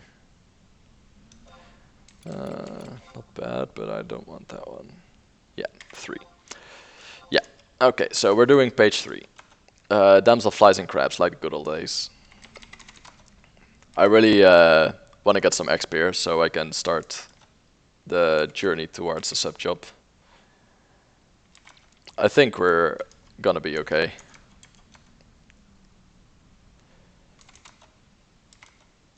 We have some trusts, which make it a lot easier. So we're gonna rely on them a little bit early game, since there's no there's nobody around, basically. We're getting an ROV right out of the way right as well. There we go, Aboma, Trust, Melee, PCND, Leader, Met. And we go to Met, and we go to Trusts. Summon that, PCND, Leader, Dyna. There we go. And I think she already had that one, so we're not gonna summon it again. Yep, we do. We're getting Rogajin.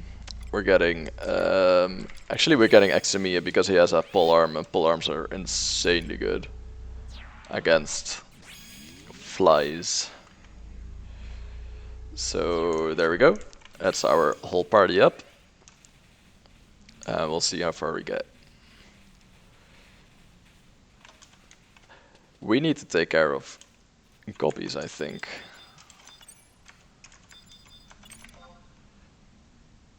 That's a tough. That's not bad. We can do tough.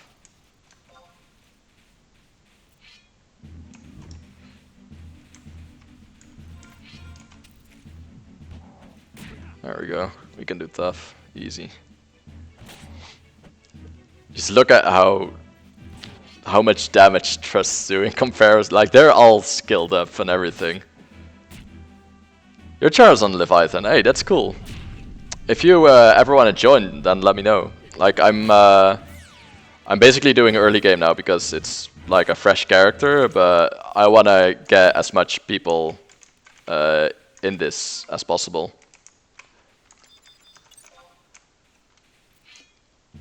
How long have you played Clanfire?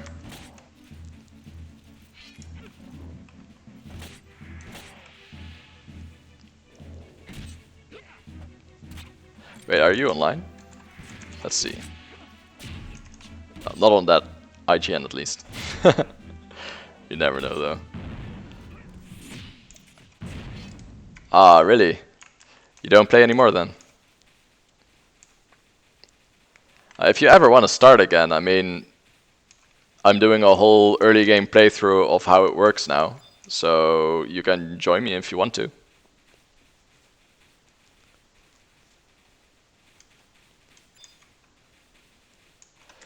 Can always use more people for the cause.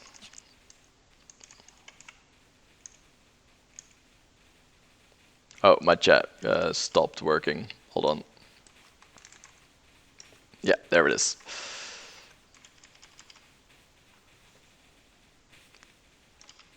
Is that private server Eden by any chance? Because I have a feeling it is.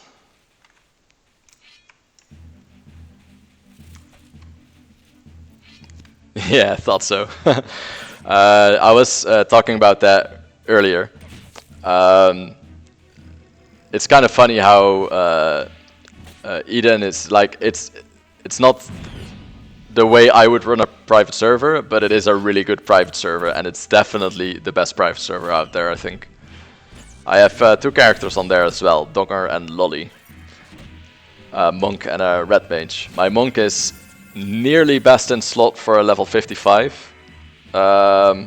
Missing a peacock charm because it's so heavily camped. I can't get it, and it's 12 mil now, if I recall correctly, so I'm just not gonna do that. I'm not gonna bother. And honestly, I enjoy playing retail more, I think. It's really weird, because I used to hate retail in comparison to Era. Like, Era just seemed great to me, but I think I'm mainly done with the NM camping. I asked God Mode about how he wanted to do the Peacock Amulet and Charm split, and whether he wanted to add one, like either the Rare X or the sellable version to a BCNM, but he said no to both. And at that point I was like, but it is Era, and yeah, it just didn't fly with me. I just didn't like it. Like, it's pretty much impossible to get because there's like 16 people camping it, and a lot of them have bots, and ones that do get banned, but they take that PCC with them. So yeah, it's a little bit weird. I just think it's weird that he says it's Era in a lot of things, and then he just completely goes out of Era with other things. But that's just my opinion. Like, you can take that as you wish. I don't really care. Look at that instant weapon skill by 3 players. That's so cool. I like Multisense so much. It's so nice.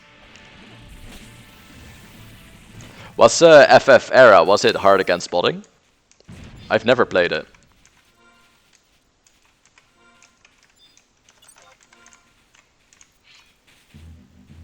No botting. Okay, yeah. It's a good thing in my opinion. It should be like that.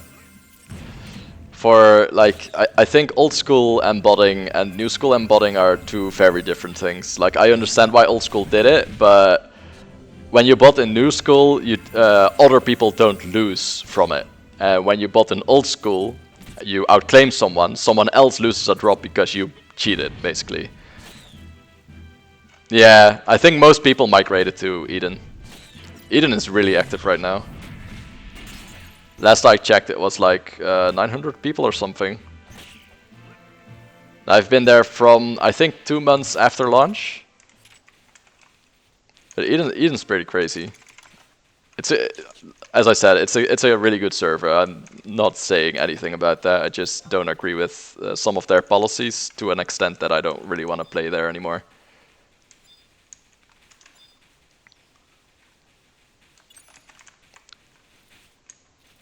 Which is a shame, because one thing I really do like about Eden and private servers in general is that you meet people in experience parties. That's one thing that I wish retail still had. Because job point parties don't really exist either anymore. I'm hoping that Rook Hajin has provoke, but I don't think he does. Okay, I think I need to resummon. Like, he's out of MP, so that's probably why. Let's see if this skill chains.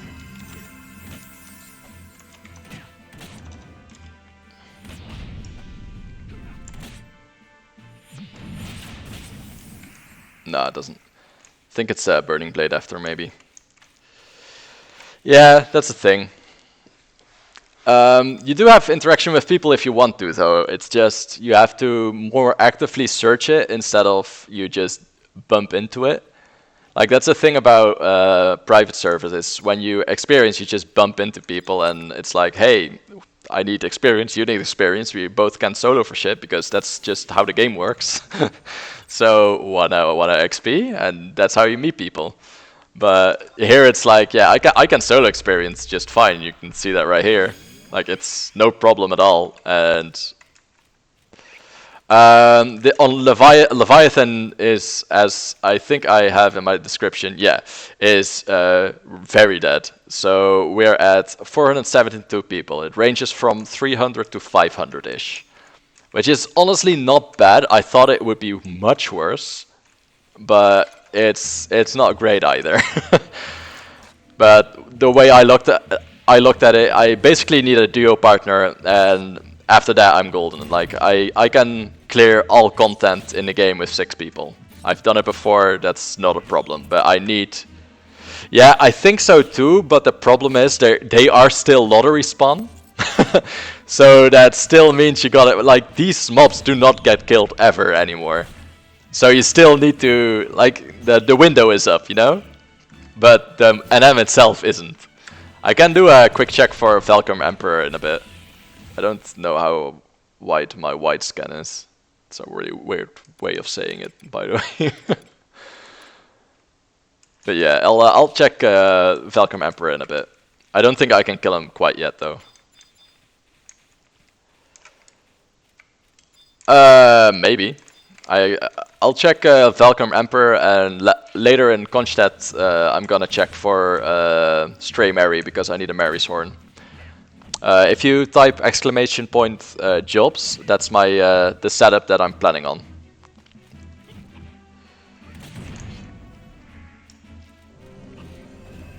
If the command works, that is. Like I said, I started streaming today, so it's like the Nightbot setup is all a bit new to me as well. But I think exclamation jobs should give you info for it. I'm paying less actually, because I intentionally said in my Square Enix account that I'm from the UK, and the pound is pretty weak right now. So I'm paying around 30 euros instead of, yeah, nearly 40. So it's less bad.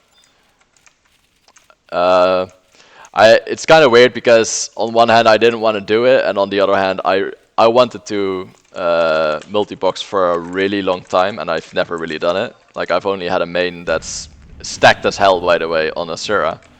But yeah, I just want to multibox once and see what it's like. So I bought 3 accounts. I'll see how it goes, and if it's really boring eventually, or it doesn't work or whatever, I'll see that I maybe drop 2 of them or something, or go back to Asura. Yeah, multibox is fun. What I find really fun is the amount of add-ons that you don't use while solo that you do use while multibox is insane. Multisand is crazy.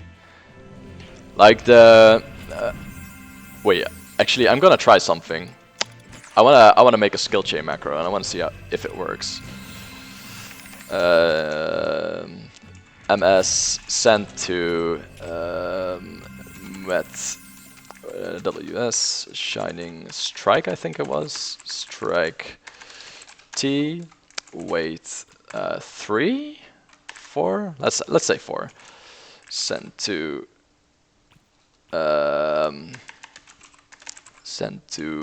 Arba moi weapon skill burning blade T. All right, let's try that. Let's try it out. Let's see if it works. I'm very curious. Multisend is a fucking godsend. Like, it's insane how well these things follow. Like, they follow me ahead of time. You can see that on the 2 smaller screens. Yeah, you're not allowed to use anything on Eden. That's a really big downside as well. Like, they don't even allow, well, they didn't allow gear swap or Ashita cast at all. I think they do now, but that was banned for a while. And that was really weird to me, because why would you ban that? And he should know better, because one of the co-founders of Eden, the guy who did a lot of the programming, and also the guy who I think created Ashita, Atomos, like, he was completely fine with it. So why would you go against his will when he's obviously the one you should listen to. Alright, let's see if this works. I'm very curious.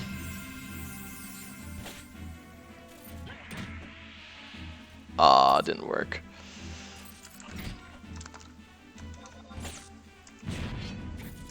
Oh, that's way too long. Okay, the wait is just way too long. I'll try 2. I did do this right? MS sent to Alabama. WS Burning Blade T. I think I did that right. Yeah, that's the thing about what I think makes Eden the best server. It has the most content that it should have. That's their whole deal. Like, that's why it's a good server in my opinion. It's not a bad server overall, it's just there's a few design choices I really don't agree with.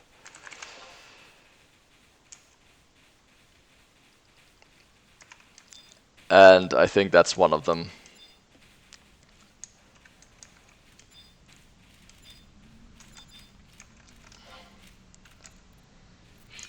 Really?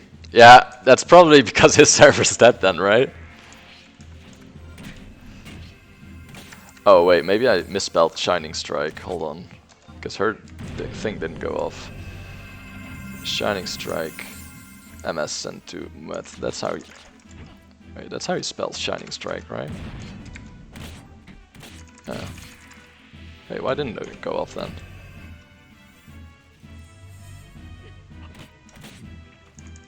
I'll try it again on the next mob.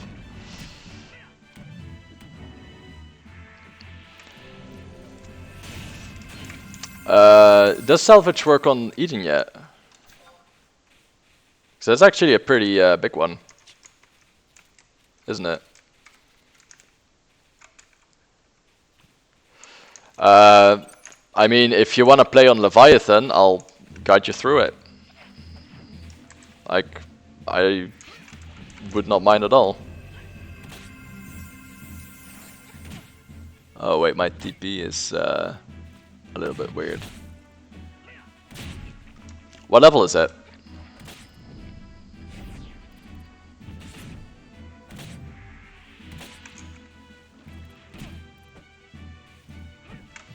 Like if it's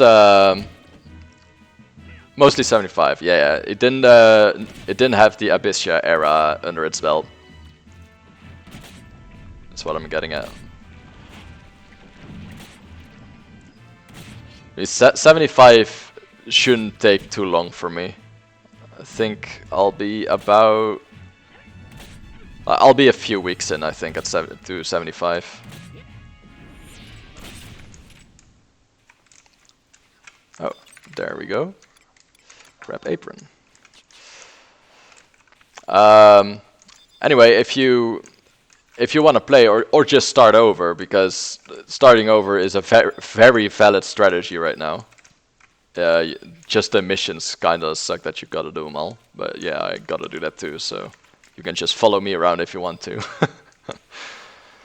Yeah, I imagine that. I wouldn't either.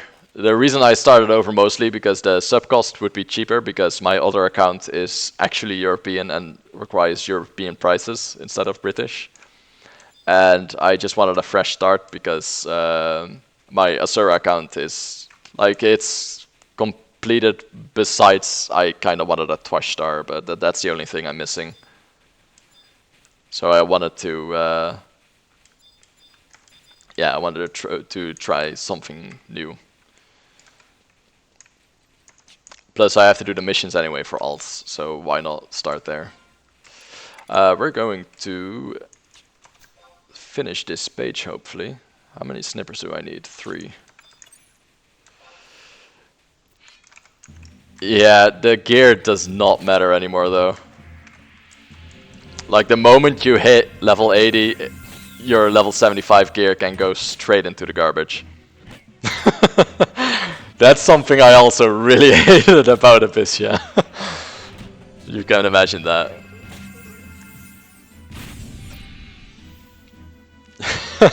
Yeah. There's some merit to it because. Wait, fuck. So there's some merit to it because if your artifact gear and your relic gear are things that you can upgrade, and if you had any ultimate weapons such as relics or mythics, then that's also something really good to have at the start, like at level 75 and up. Like that's always useful. But I don't know if you had any relics or mythics lying around. I sure didn't. I wanted to go for Gankonkan on my main job back then, Puppet Master, but it was a grind and I didn't want to do it. Yeah, level 3 shield is not really anything anymore. Like, level 3 shield is done within a few days now. I think full shield is about a week of ambuscade. Like just selling your shit and buying currency. Ambuscade is such a great way to make money, it's insane. With Ambu, the thing right now is if I do Ambu and I just buy out all the Alex I can there, which is about 6 runs in per month. So 6 runs per month, which is not much at all. I have a full mythic in 4 months. Like, completely full, 30,000 Alexandrite. Which is what I'm planning to do as well, obviously, but at first I'm gonna sell it to make money and get my Paladin a shield, because Aegis is not a luxury. Paladin is already way worse than Rune Fencer, but Aegis is, makes it at least not die as much. Like, it's not a luxury at all. I don't think people on Asura even accept any paladin that doesn't have Aegis. Then again, in Asura, people don't accept anyone that don't have a relic, even though the relic isn't always best in slot. Case in point, Ragnarok on Warrior used to be highly regarded, but has been for a very long time not been best in slot. Because there was a UNM weapon, which it literally takes 15 minutes to get, that was better. I can tell because I do have a Ragnarok, by the way. Yeah, so Rema weapons, so if you're not familiar with the term, Relic, Empyrean, Mythic and Aeonic, they matter, but they're not the end-all be-all. You still gotta think before you just slap something on there and call it a day. Because, for example, Ragnarok, it was heavily outshined. Now even more so. Like, if you have a Ragnarok, you might as well toss it. It's literally useless now. But there's a lot of things like that. Like, the first Mythic I worked on, and also the last actually, because the other Mythic and I never finished, but it's the Dancer Mythic. And that weapon shreds. Like that's a weapon you want to get if you're serious about playing the job, because it adds so much convenience. That thing, it's crazy. It's just like the Bard Mythic. It adds so much convenience. Like what the Bard Mythic does is it basically doubles the time of. Oh, I'm gonna die, aren't I? It doubles the time of your songs. So you have a really strong buff that's usually only active for a couple, like 5 minutes or something, and that brings it to 10, and the recast of that very strong buff is 10 minutes. So that shit matters a ton. Just to keep things going. Was I casting something? What was he casting? Drain! You silly Galka, you. Sides are weird though. I'll just resummon them real quick because I'm completely dry of MP, that's why I nearly died.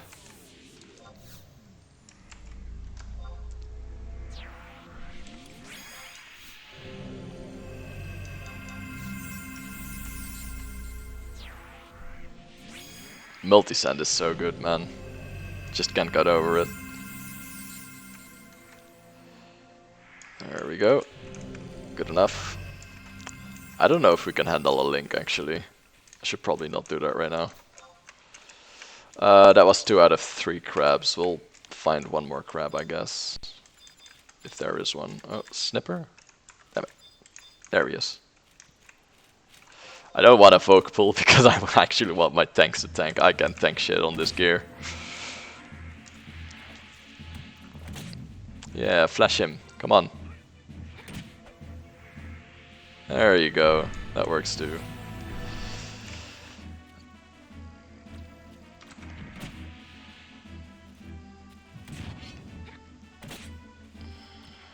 So that's going wrong. Send to Muete Oyes Shining Strike T. Why doesn't that work? She is not attacking. That makes sense. I'm sorry. I'm not very smart sometimes. And by that I mean I'm just not paying attention at all. Okay, you lot that thing. Because that's important. That's a 3rd snipper, right? Yeah, that's the 3rd snipper. Alright, we'll get some damselflies, then we go to Sabrina and unlock the home point before I die out here and we have to struggle. I don't feel like struggling.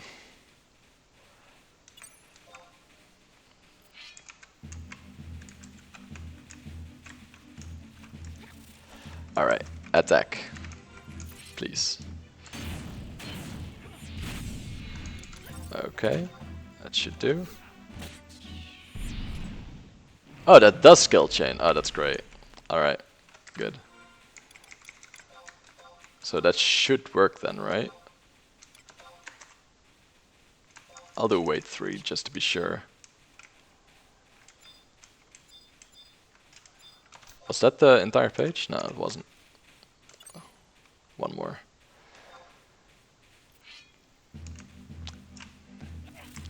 Kind of feels weird how empty this is, you know? It's just like a little bit melancholic. Where'd everybody go? They're all gone. Feels bad, man.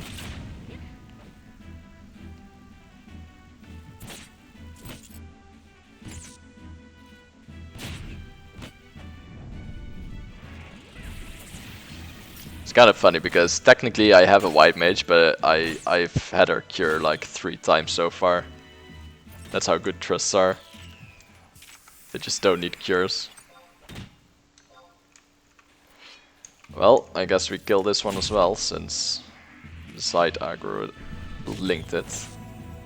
I like how the side's tanking half of the time, because he's a big chunky Galka.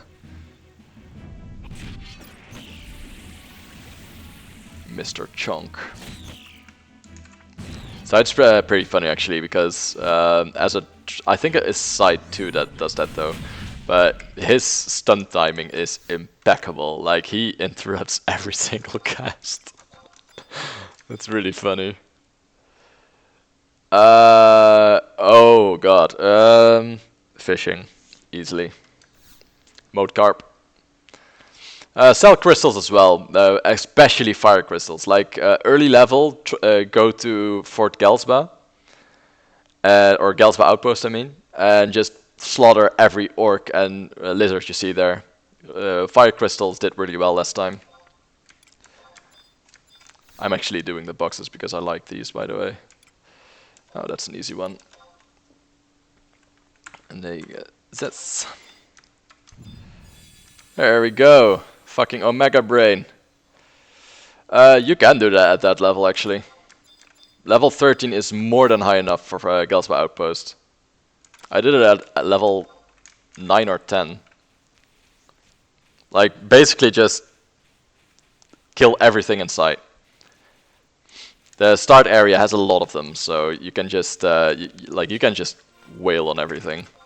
And basically what you end up doing is you get a lot of fire crystals and very little exp, but the little exp doesn't matter because you're making a ton of money. since the fire crystal drops are still full on. Make sure you have Signet, by the way. Signet is important, otherwise you don't get crystals. Hey, my bot works! Feels good, man. I wasn't sure if it did work, but it does. That's nice.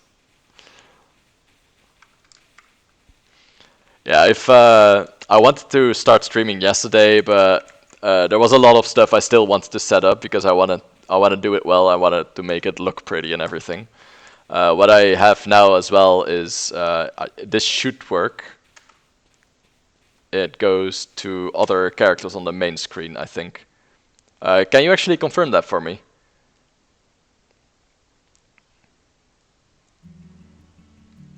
Just so I know that it works on stream as well. Like it worked yesterday offline, but I want it to work. So I have 3 shortcuts on my. Oh wait, there's a cutscene. Hold on. So there's 3 shortcuts on my keyboard that I use for scene switching. And what it does is the big screen now has Ténèbres, the character, as main character on it. But if I swap to this one, it should go to another character. It should work. There's one really good way to check that out, I think. Hold on. I'll just say MS follow me off. Alright, I'll go stand here. And I'll go stand here. And I'll go stand here. So this should be Ténèbres on the main screen. This should be Arbamoi on the main screen. And this should be Muet on the main screen. Doesn't appear to work though. Oh, there it is. I'm not sure if Final Fantasy itself blocks it. I think Final Fantasy itself blocks it. I need to do a workaround for it. Yeah, it does work, but only if I alt-tab into OBS, which it's not that bad because I mainly want to do it if I'm doing something on one character and not doing as much with the other ones. Yeah, so I want it to work without alt-tabbing into OBS, if that makes sense. I don't know if that's possible though. I'll figure that out later. But that's what I've been working on yesterday and setting up Nightbot. So there's a lot of free work to get a decent looking stream going. I think I did alright though. Like it could be worse. I even have the like the borders you see from that separate the screens. They are from my in-game as well, like the chat border. Yeah, probably. I'm really new into this though, so yeah. It's good, but it's also something I'll need to buy, and I want to try this out first.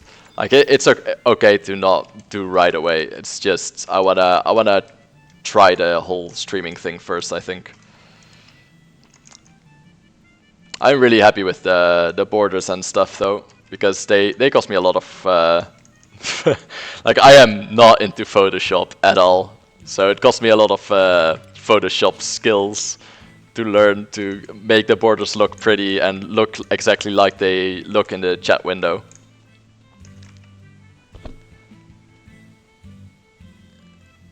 Oh yeah, yeah, that makes sense, but that's probably costly as well. I looked at the Streamlabs as well, and even Streamlabs is kind of pricey. So I'm not sure how I'll do it, but that's okay. I'll figure it out. Okay, so I got the home point here. There's nothing else here, right? No, there's nothing else here. What level am I? 18. Oh, I can actually get my subjob. Well, did we just start the ROV mission? Let's see.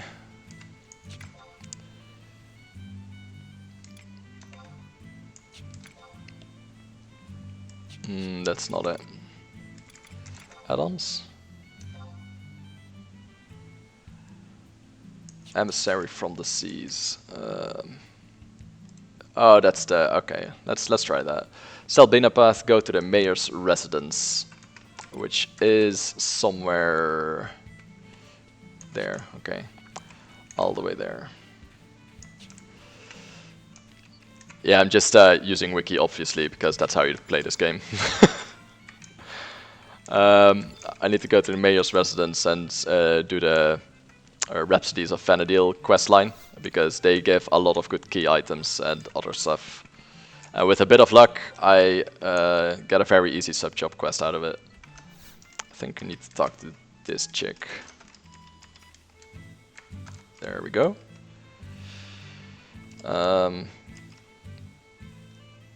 Yeah, okay. There we go.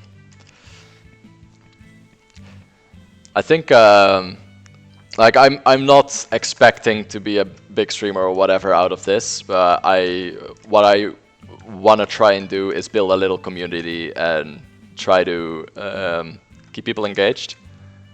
Just have fun playing the actual game instead of rushing through everything.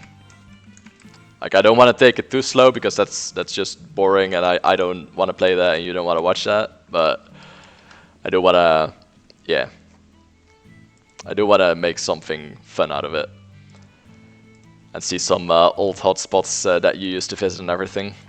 Okay, so I got a cutscene in which Abelard asks you to bring 3 clumps of bee pollen, which is dropped by huge wasps in Kronstadt Highlands and Leviathan Plateau. Now, I want to go to Kronstadt Highlands anyway, so we're going there. That's actually a good thing. That means I can probably drop the crab apron and a damsel flyworm, and we don't have to go to the ghouls, because it's still, like, out of the way. Even though I have to go there regardless. I'm fairly sure I already got the survival guide here, but I'm gonna check just to be sure. I think it, on my map it shouldn't flash if I have it though.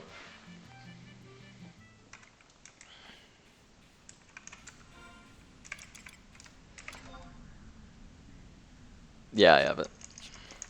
It's also something I need to take into account, and I need to not just speed off after zoning. I had that earlier on Sandoria, where my character, even though this follow of Multisand is insanely good, he still got stuck, and it was like, oh, oops.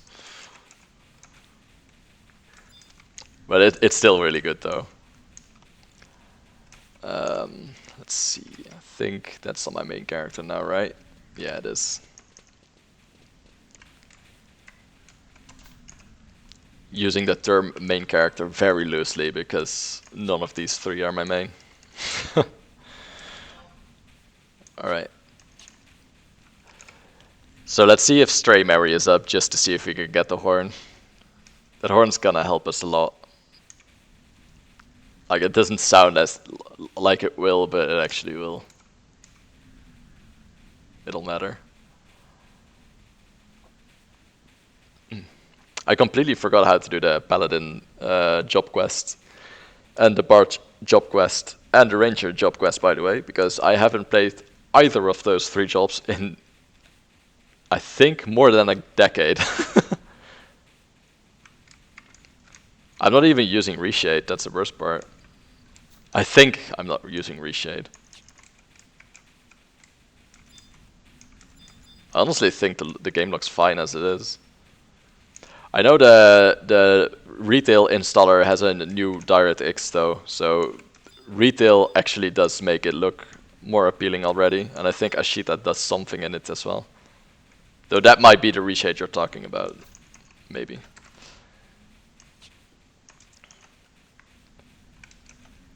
Honestly, can you imagine if people just got tired of Final Fantasy 14 and came back to 11? Oh man, that'd be glorious. It's never gonna happen because 14 is very casual and it's a completely different kind of player base. But that would be so cool. I would really like that. I've played 14 1.0 and it was a lot like Final Fantasy 11, and I liked it way more back then than I like it now. It used to. It used to. And they completely changed it because it was a flop. Nobody bought it. Because this game is hard to love. Like, once you love it for life, but it's hard to love. It's not an easy game to love. And they noticed that at launch with 14. During alpha even. Oh, nice. Oh, that's gonna aggro. Yeah, I thought so. I might need to run from this. What level are you? Oh, easy prey. Okay, never mind.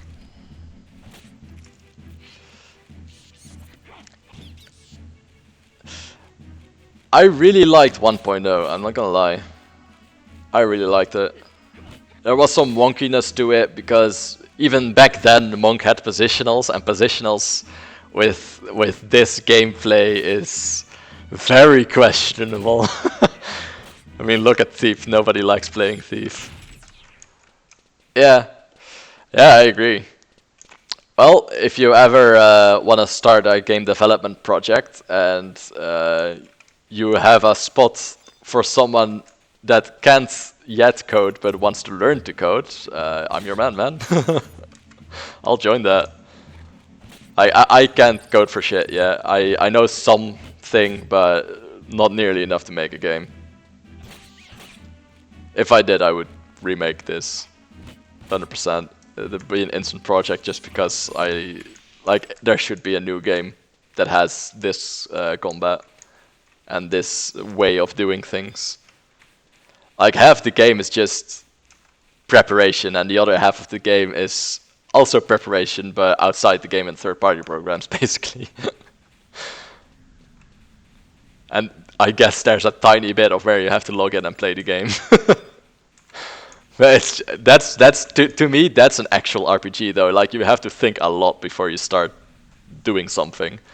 And Final Fantasy XIV right now, to me, feels like an arcade game. It's kind of fun, but it's an arcade game. You do it for a bit, and then you grow tired of it. You don't do it again because there's no substance to it, you know. And there's nothing to go towards as well because your gear is obsolete every other update. Every update. Excuse me. Literally every update. Which is also something I really disagree with. Like, raiders find it fine because it gives them an incentive to raid. But we've never had a problem with incentive to raid in 11. And not doing so didn't mean your gear was completely obsolete and what you worked hard for was just completely worthless. Because that's what it feels like.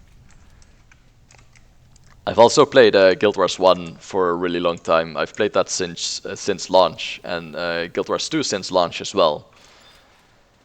And that game is kind of like an arcade game, but I feel like it does have more substance than 14. It just misses the end game, which is, yeah, kind of awkward because you'd say, okay, like if you put them together, you have a full game. That's how I see it. Guild Wars 1 was different though. Guild Wars 1 had end game and it had high level PvE areas and that kind of stuff. But Guild Wars 2, you know. I should probably call my trusts, I keep forgetting that. But it's just, yeah, it's just not it, you know? I like how the combat is in Guild Wars 2, mind you, because it's very fluid and it doesn't feel as slidey as 14. Which is something I also disagree with on that game. Which is also funny because I'm literally using an add-on that makes me slide during job abilities. Here, look.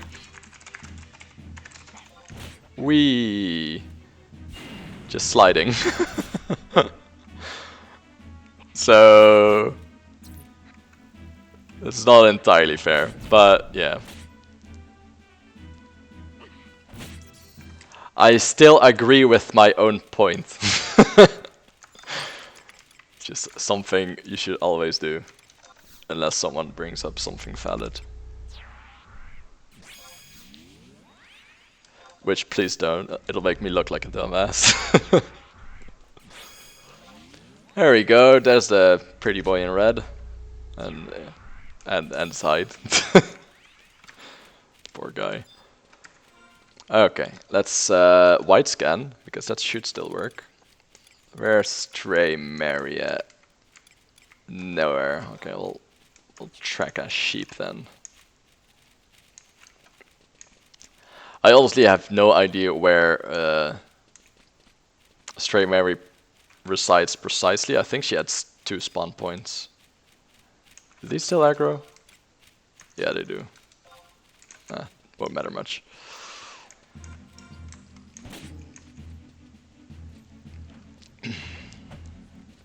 I just want the horn because I don't have one on Eden.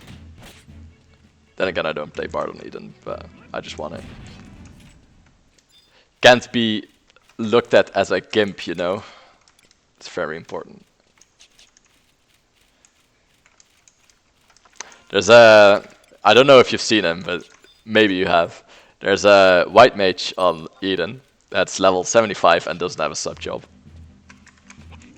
Absolute mad lad. Funny thing is, it doesn't really matter that much on Era because your best subjobs were Black Mage and Red Mage, and both of them didn't add that much for you. It's just funny watching this guy doing his own thing, being level 75 without a fucking subjob. Because once you pick one, you can't go back. You can't unsubjob. It's impossible. It actually sounds like a really fun challenge for this, for retail, subjobless endgame. Do the entire, entirety of endgame with it. Jesus, there's so many. There's a tremor ram somewhere. I should not be in my map the whole time. I think the tremor ram will probably fuck me up. Look at that! Jesus! They just kill things. Crazy ass people. I don't know if you can see this, by the way, but look how cute that is. Look how cute that is.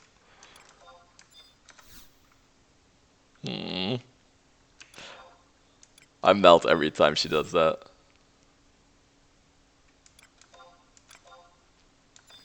Also, I don't know why I keep doing these chests, I just like them. One of them is 5, so first digit is 5, second digit could be anything still. And that still could be anything. Alright, take a guess. What'll it be? 5, 0, 5, 4, 5, 2, 5, 6, 5, 8. Which one is it going to be?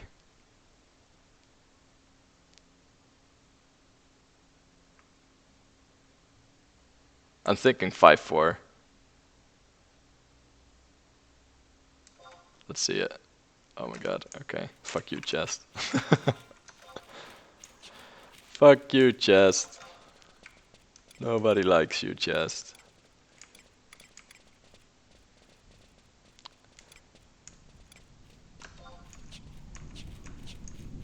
Ooh, I hear a thunderstorm.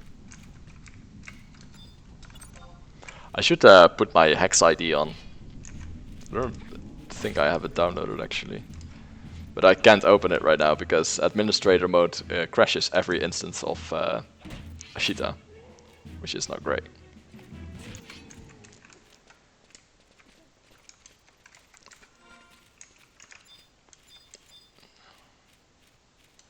Another sheep. Should probably put on a Field of Valor for this next time. Oh wow. Jesus Christ, dude, calm down. What the fuck, man? I just fucking blew him up. What the fuck did that shit do to that guy? First digit is even, second digit is even. Greater than 82. Oh, we can solve this then. No, it's still 50-50. It's 80s. No, it's not 50-50. We got it. It's greater than 88. It's 88. Right? Oh, no, wait. Not right. I'm stupid. Could be 90 something. Oh, I got lucky. Oh yeah, baby, give me sword. The reason I'm doing this besides their fun is there is some NPC money. It's not a lot, but you know, it's free. Just enjoy doing them, so that's more of an excuse. Let's see. What are we at? Okay. How much experience? Alright. Don't think we're running into Stray Mary though. We should have found her by now.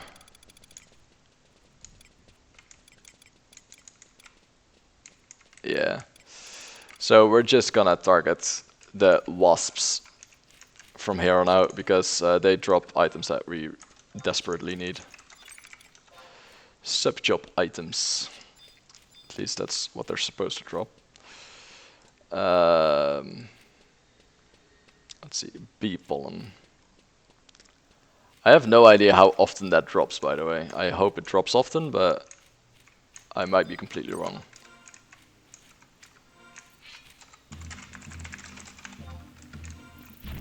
Can't be arsed walking.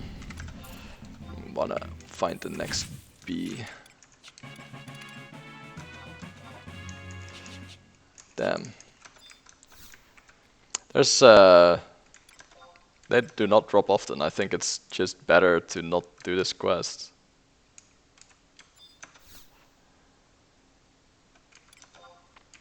That's a good first. Okay. First digit? 7. Second digit is even, so we should have it. 74? Less than 74, okay, we have it. 72 or 70, and we have 2 tries left.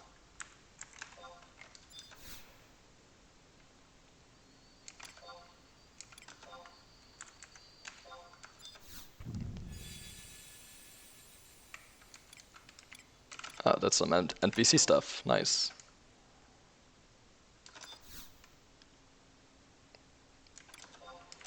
NPC stuff. Alright. There we go. And we'll check out the wasp here. Wait, what the fuck was that shiny thing? Oh, remote scan. What the hell does that do, though?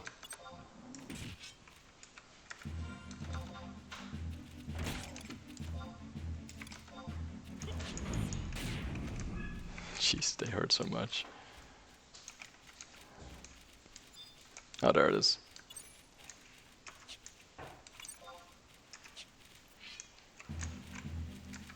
On to the next one. Oh, there's one.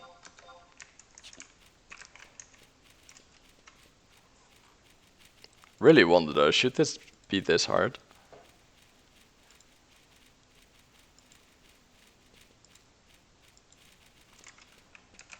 Don't think it should be. Because we need a lot of these, we need 9 of them. Bee pollen.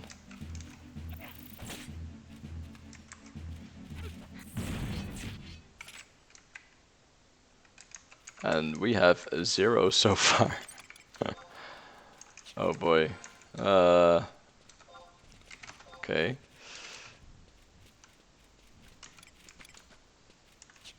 I'll get that one because I'm walking towards it already. White scan on every job is such a godsend.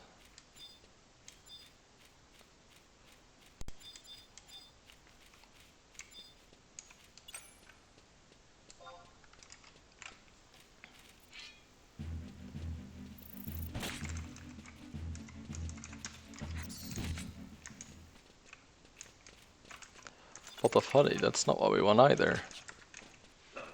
Do these things actually drop?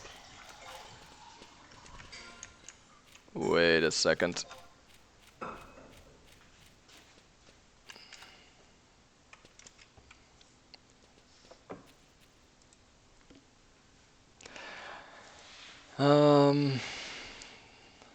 Around the crag of them. Okay, we're going there and see if there's more of them there.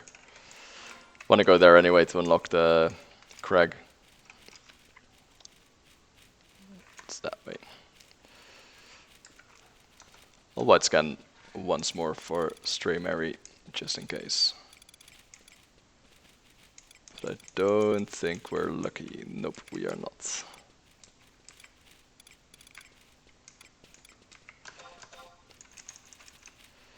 So wasp here. We're taking those.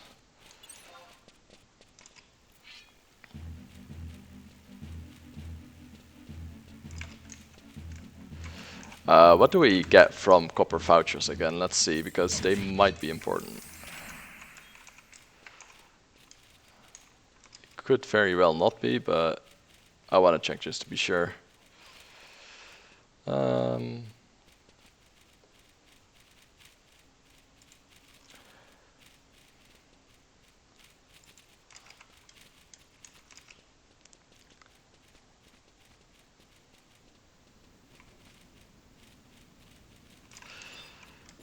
Might be better to just get that since we can level a little bit in Dunes later.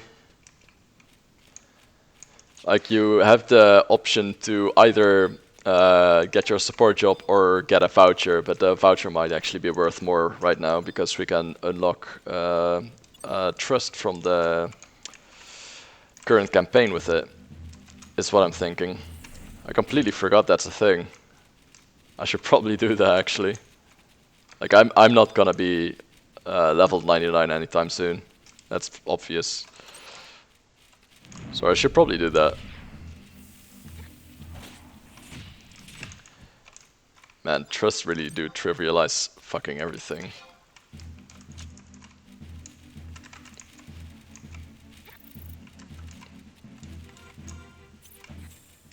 Just look at them, man.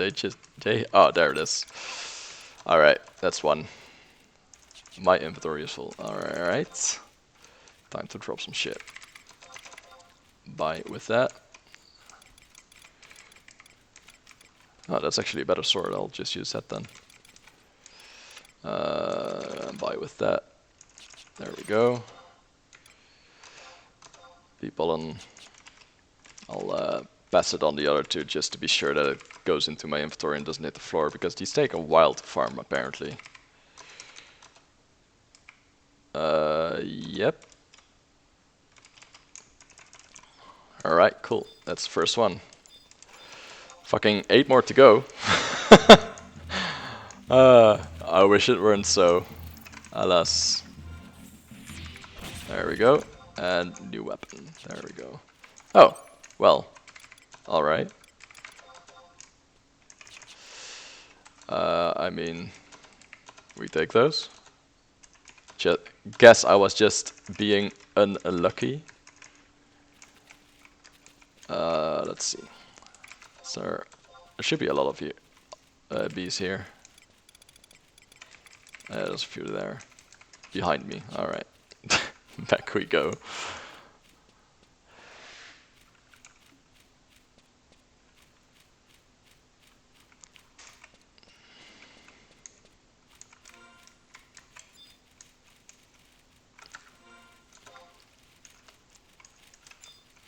There they are.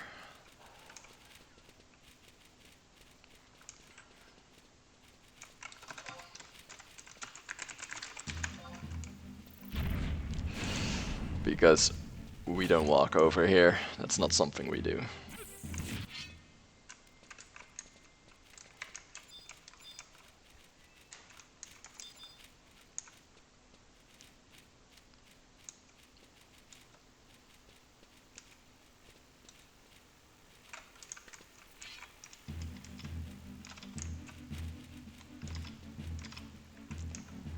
Oh my god, I hate this so much. Elevation in Final Fantasy XI is such a huge deal. Like, if you are a tiny bit below it, yeah, you basically can't see the mob. It's so stupid. You would say these lanky Elvans can see fucking everything. But apparently not, so we gotta make do sometimes. There's a wasp there. That way we go then. This actually takes a while. I thought this would be over way faster.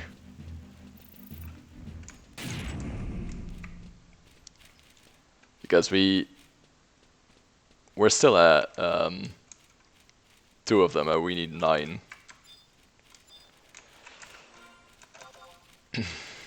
Luckily there's like quite a few spawns here, so that makes it a little bit easier. Where is that ram actually, so I can avoid it? Okay, it's there. Because we do not want to run into a ram right now. Maybe the trust can handle it, but I don't want to take the risk. Not that there's that much risk involved with fucking auto re-raise, but you know. We're role-playing old school, I guess.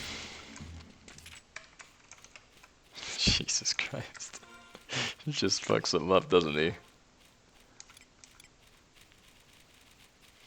Oh my god, I want to sneeze, but I don't want to think people think I have corona, you know?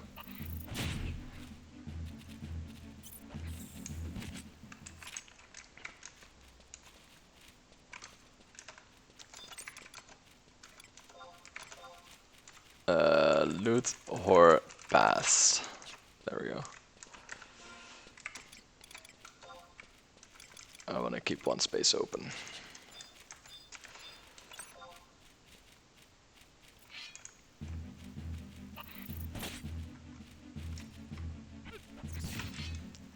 There we go.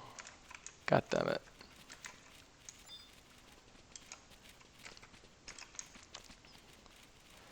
Let's just try again, I guess.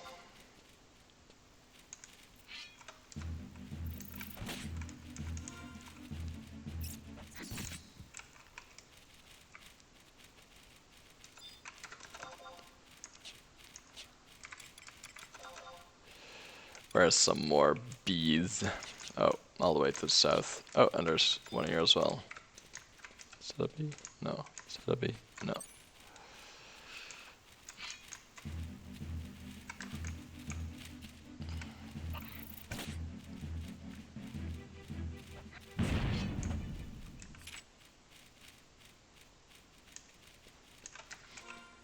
So I'm getting a decent amount of experience. It's not great, but it's something. It could be much worse. I could be gaining absolutely nothing for doing this. Which is basically what it feels like anyway, but you know. Oh, there's a lot of wasps here. That's good.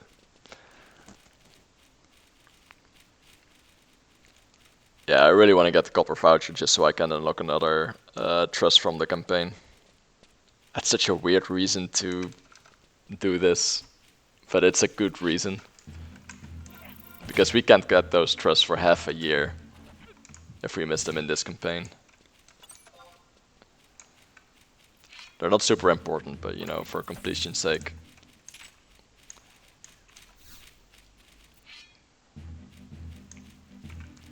I'm fairly sure you can at least get Joachim in a different way than the alter ego extravaganza, but still.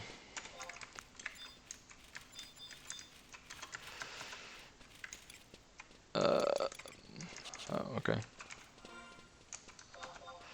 I guess it shows up the dead ones as well.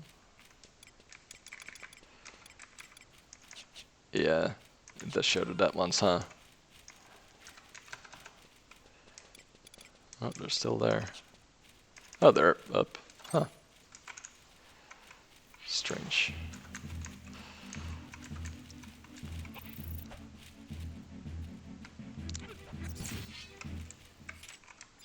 Oh my god, this part of Grinded I did not miss, I'm not gonna lie.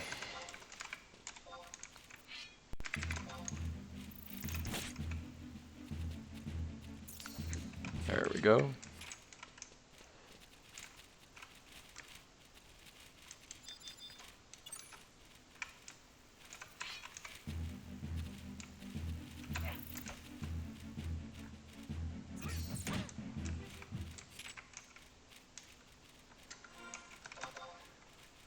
This is rough.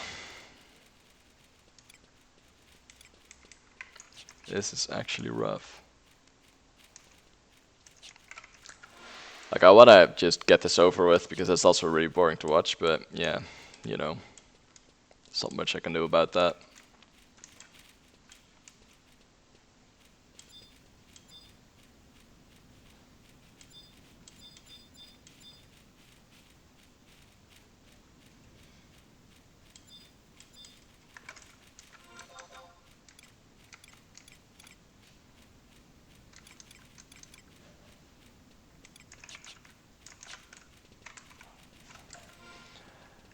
That way we go.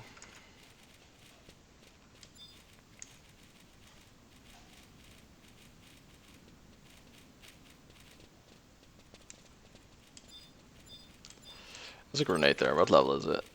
Oh, that's not that bad. Surely nothing can go wrong.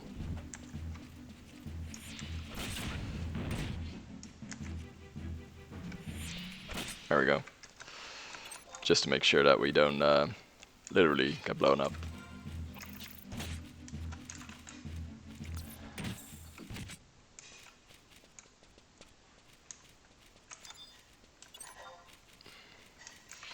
I wonder if there's any brown casket that I did need. I know there's a crafting one. Don't know where it's from though.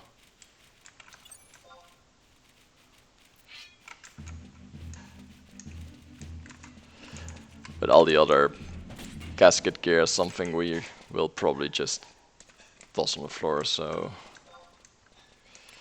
don't really wanna attempt to get it too hard. Especially since these chests drop like every single mob, for every other mob at least. What level is that? 23, I can kill that. Right?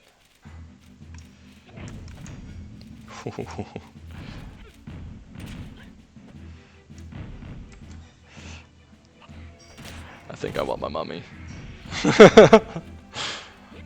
Okay, he's got it. What hit him? Oh Jesus, X and me, and Jesus, he hit so hard. Fuck, a spear guy just ripped him a new asshole. Look at that experience though, like that's without any key items. This is gonna be so easy to get to 75. Cause that was just a tough. That wasn't even, and we kill things so fast.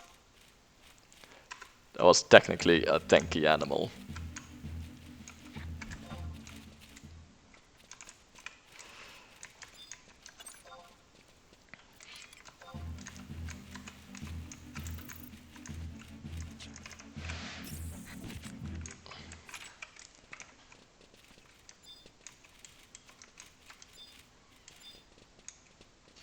I'll do a full clear of sheep, I think.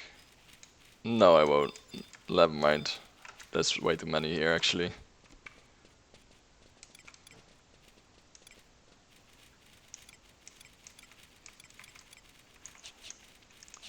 I'll just look for stray Mary if she spawns on accident, but not more than that. Can't be arsed.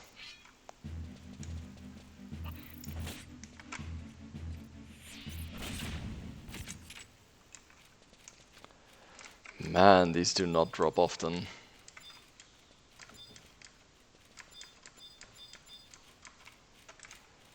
Not often at all. That's okay.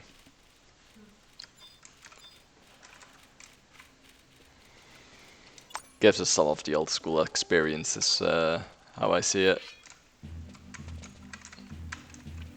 I think that's actually a really smart way to do it. Like, they gave us this quest just to experience some old school drop rates. And then they're like, aren't you glad you don't have to do this anymore?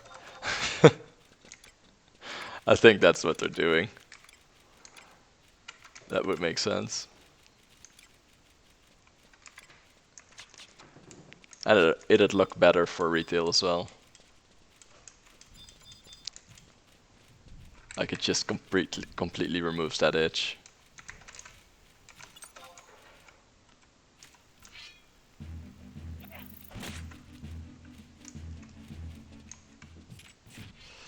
I'm gonna check something real quick. There might be trusts and melee Eliapo. One we have. Oh, that's a healer. Never mind. Okay, I thought that was maybe a thief with treasure hunter, but guess not. That would be nice, honestly.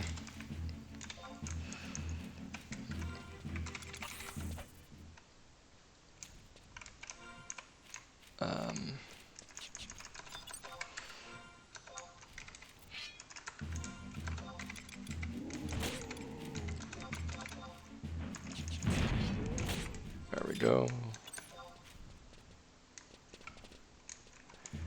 Just a few then, just in case.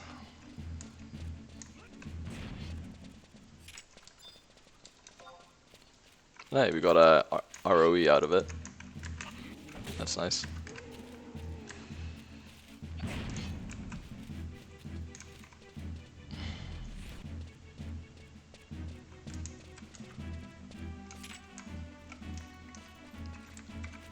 Oh wow, it didn't kill him.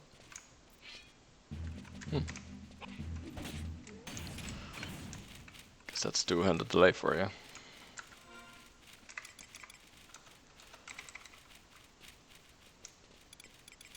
There's a few wasps back there. There's a few wasps there. I'll just go for these then.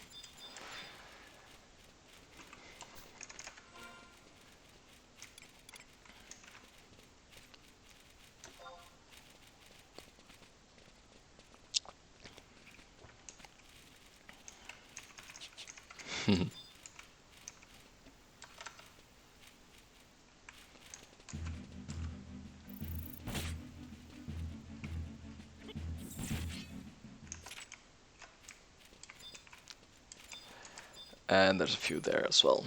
Alright. Actually, this takes so long to do. Who do we unlock the trust? Wait, is our copper vouchers tradable? They are not, okay. I was about to say, if I can just give them all to one character, I would.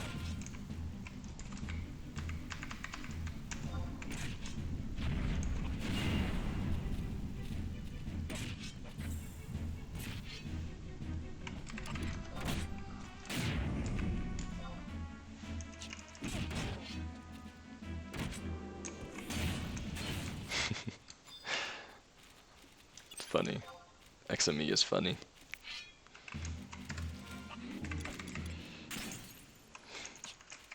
That sounds like a bash attack and it just does nearly 300 damage. What the fuck? That's not how you bash, dude. It's a stun.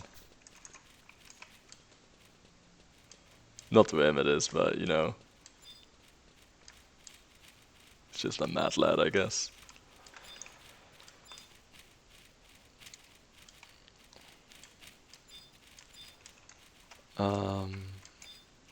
Yeah, here. Back to the dem we go, which I should not forget to unlock, by the way. I'm gonna do that right now, actually. I'll forget that otherwise.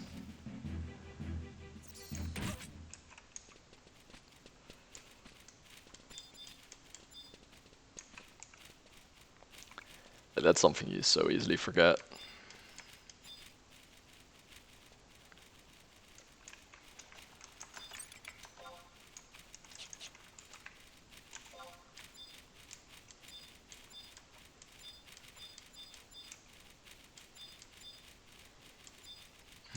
Not there.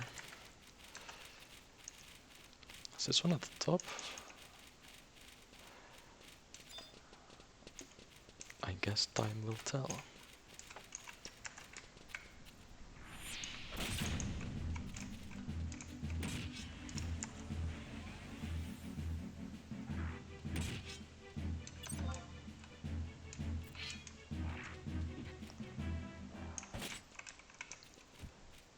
That's it, right?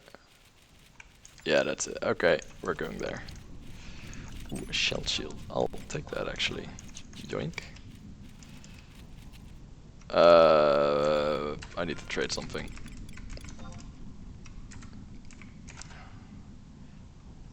Oh, wrong character. Oops.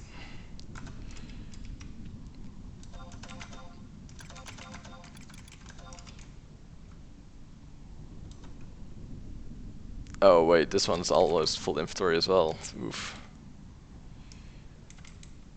Oh Jesus. Okay.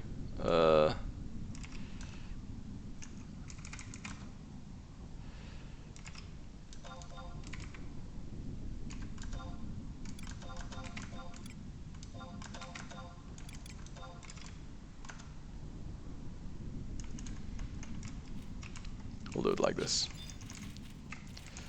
And we'll let that thing drop eventually. It's not like I need it.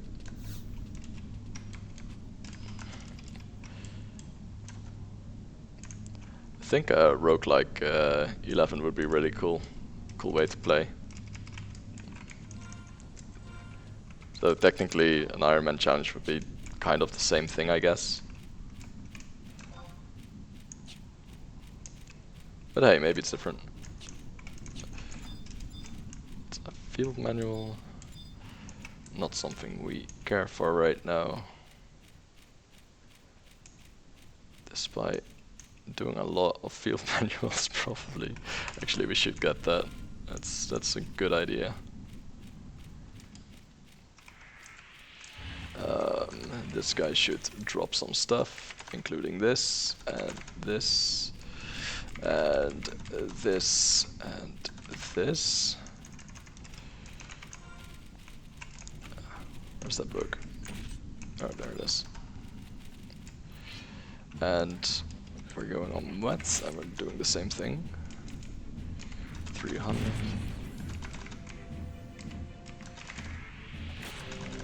We don't want all this shit.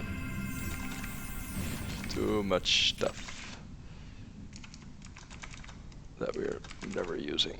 There we go. Get rid of all of it. I should probably loot or help.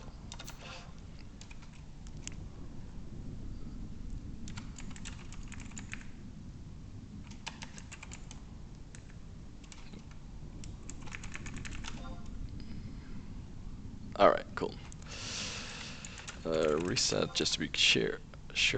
LW keyword item ID item name. Let's say giant sheep meat drop. I think that works.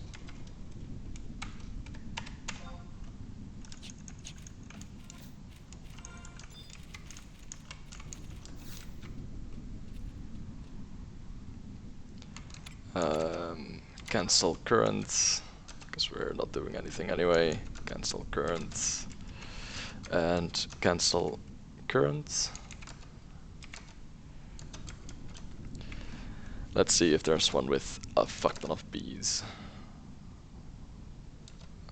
We don't kill strolling saplings. We don't kill mist lizards.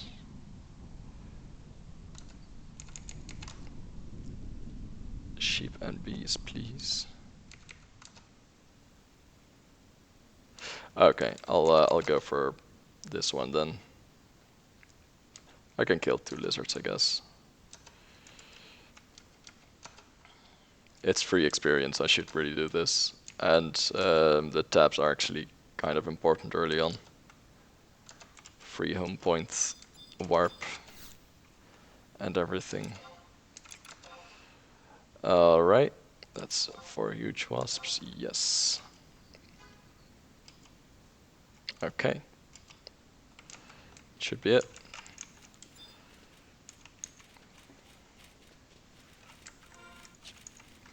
Let's see how the server's doing right now. 568 people. Oh, it's not as dead as I thought. Is that America waking up? I think it might be. 568 people. Right now. 568. That's pretty decent. That's less bad than I thought it would be. Okay, so let's try this. Lizard tail. I'm just gonna add everything I find here.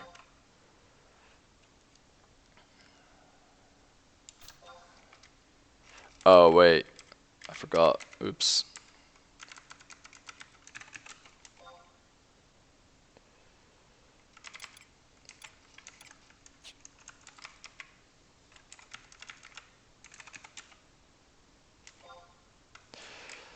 Giant sheep meat. What's it called? Giant meat.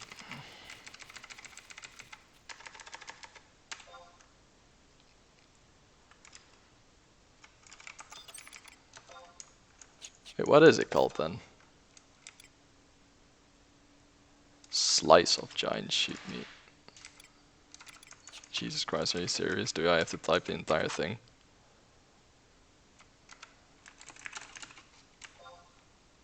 Okay, no. I'll just see it in someone's inventory, I guess. Or probably accidentally kill a sheep anyway.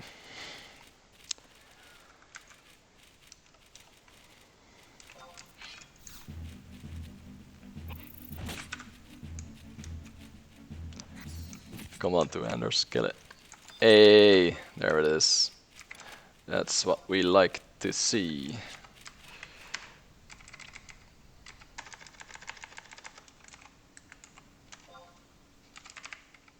Oh wait, actually sheep meat might be it.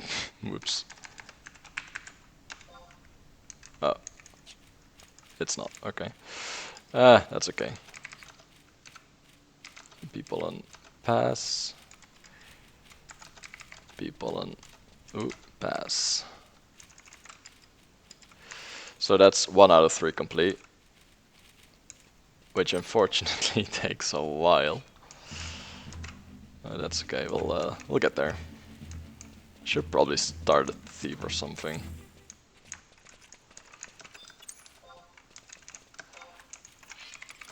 So that should auto pass, right? The first one didn't, because it didn't drop. Or did that auto pass? Does it auto pass on everyone? It does not. Huh.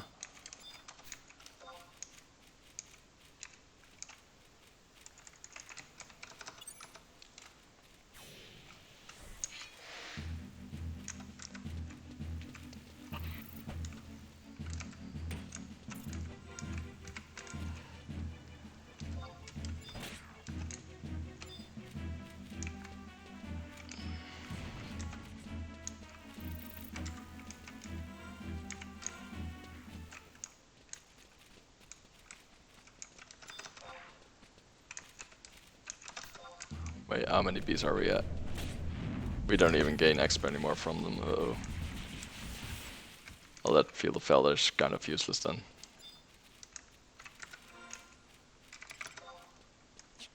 Yeah, that's okay.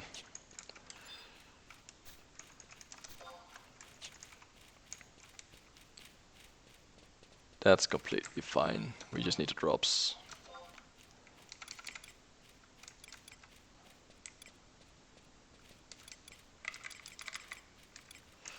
Should be 2 wasps here.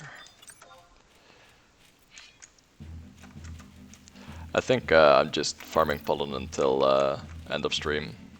And I hope I finish it today, because this takes a while.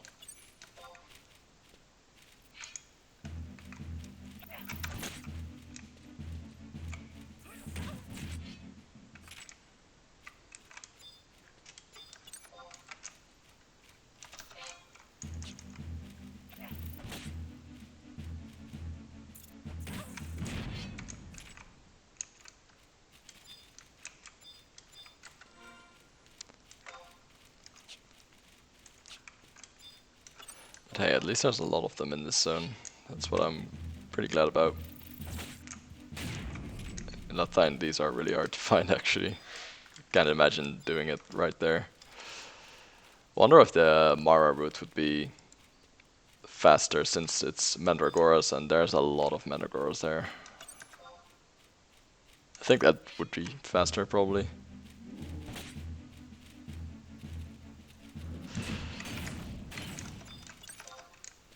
But this is where we are, so sheep tooth.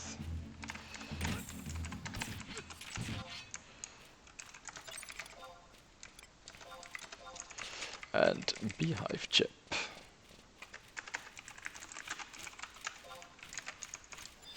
I'm going to add as much as possible to this.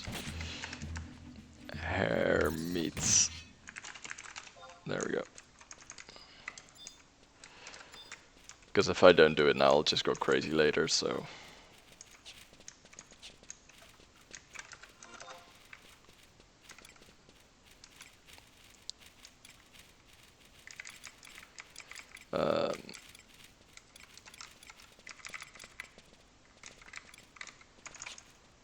There's not a lot here.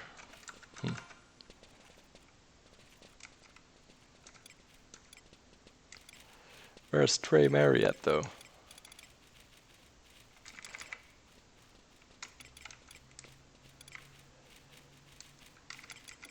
Yeah, we're just going back towards the crag, I guess. There's way too little bees here.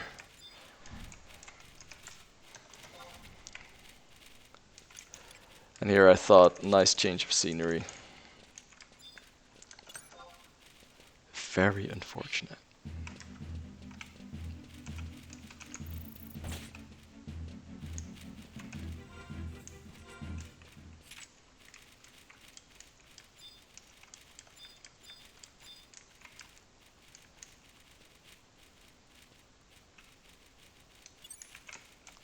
God damn it, I hate these plants so much. They always get me stuck. It's the elevation thing all over again.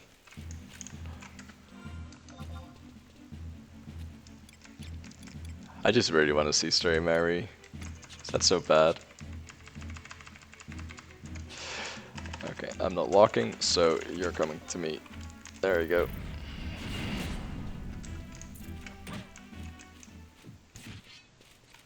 Oh wow, that one did actually give experience. That's the first one that gave experience, damn.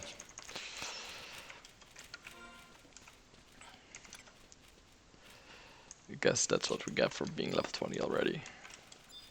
We should not be here at this level, but yeah. We need the drops, unfortunately, for the mission. I wonder when the next key item is. Or the first key item at least. I think it's... Wait, what?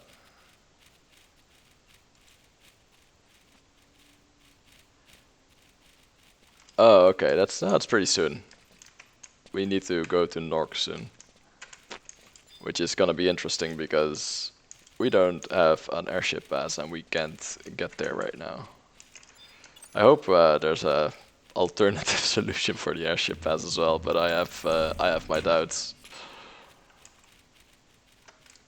There probably isn't. So that's something we're gonna need to farm because that's the only way you get to Nork that I know of at least. I think Chocobo unlock is gonna happen before the Rhapsodies or Vanadil thing. So the next key item for Rhapsodies of Vanadil gives you a 30% bonus to experience and limit point gains, 100% increase in combat skill, which that's a lot. Allows an additional alter ego to be called, that's not really important for us. 80% reduction in gil consumed by home points, that is important to us, because we poor right now. It gives you access to the Courier Vendor Moogle, and it gives you reduce the amount of gil and tabs consumed by survival guides, which is at 1k right now, so that's gonna matter a fuck ton as well. Reduce the amount of tabs required for a lot of the Field of Valor effects. So that's not something we use right now, but that's something we will use in the future. So that's a good thing to have. Okay. I'm gonna save this. How do you do that? Help. Loot war export. Export retail or early game. I'll just do it without capital so I don't forget it. Early game.xml created. Loot for. Wait, how do you load it? Profile. Okay. LB profile early game. LB profile early game. There we go. Oh, that's good. That's good to see. Wow, so that's what it's called. G.sheepmeat. You're kidding me. Add G.sheepmeat drop. Export early game. There we go. And there we go. And there we go. Yeah, that should be it. Sweet. So this one has inventory now. And he's gonna castle up. So we're doing Arba next, and we're doing the part last. Calling her a bard ahead of time, by the way, since she's a white mage right now. Okay, back to the fucking grind, I guess. Where's the wasps at? Oh, there's one right in front of me. Right. There's so many of these. I think this drop rate's like 10%-ish, because I feel like I've killed a lot already. Oh, wow, okay. I say that as it drops. I should say that more often. Yeah, I'm just gonna keep passing it right away, so I'm sure they go to the right inventory. I don't want to lose any. It's already long enough to be here. Okay. Where are the other wasps, though? Oh, they're all there. Guess that's where we'll go then. At least it's starting to hurry up a little bit. Something. Probably should not have said that. That's how you get back. Oh, well, that's Arba done. Alright, sweet. Oh, see how that almost went poorly? That almost went really poorly. That almost went really poorly. I almost got rid of that. God damn it, I'm glad. Okay, so I need 3 more, but still, that was a close one. I'm glad I looked. I'm really glad I looked. I almost just discarded the entire drop. Jesus Christ. Almost got sloppy. Almost. And I'm really glad we didn't.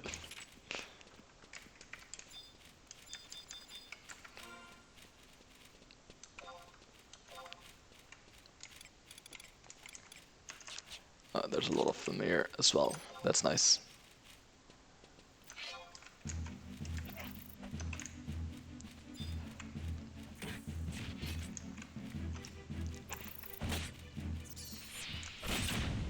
I think that automatically hits the floor. Yeah, it does. Nice. Loot horse working. I love that program.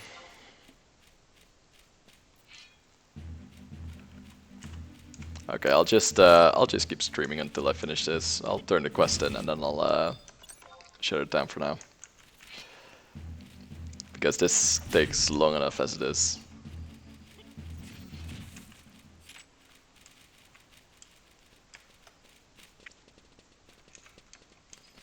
Let's see. Where's the other wasps?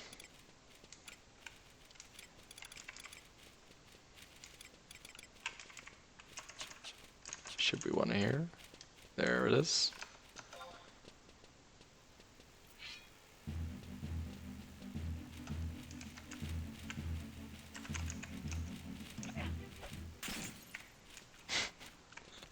It just cracks me up every time Side uses weapon skill.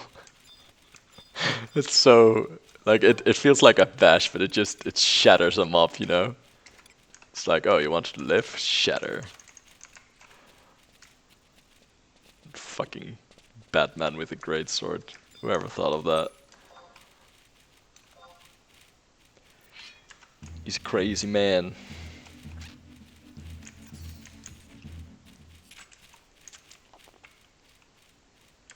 I'm actually surprised Side is doing more damage against these than XME, and maybe he's not hitting a second hit. That's probably it, actually. Because these are piercing weak and XME is no pushover. Guy hurts. We'll go the Tremor Ram, why not? We're here anyway.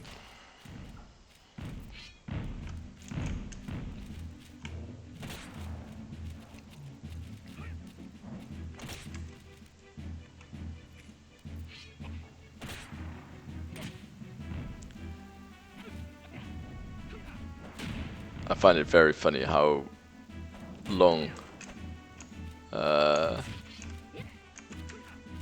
Rokajin takes with doing anything with his spells. He basically just doesn't do it. Oh god, that petrified. No. How long is it? Over 1 minute. God damn it. It technically doesn't matter as much because it's mostly about drops, but still, come on, bruh. Alright, Ram skin, Ram horn, and export, and update.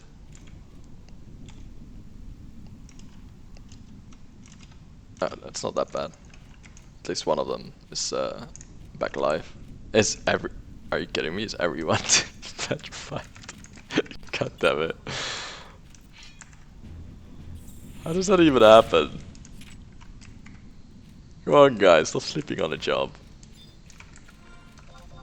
I don't have Stona. I'm just a poor tiny little noob. I can't cast spells. Even my girlfriend thinks I'm a noob. Feels bad, man.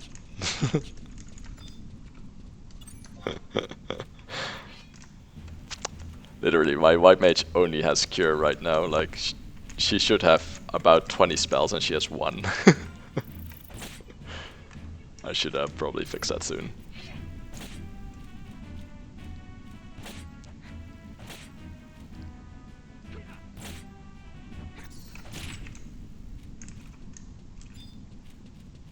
But hey, maybe we get more luck.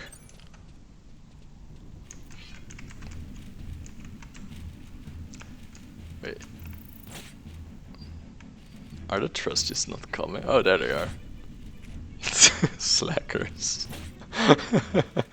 Actual slackers. That's so bad. They have no magic evasion, do they? I mean, it kinda makes sense since Paladin and Dark Knight. They evade about as well as a brick wall.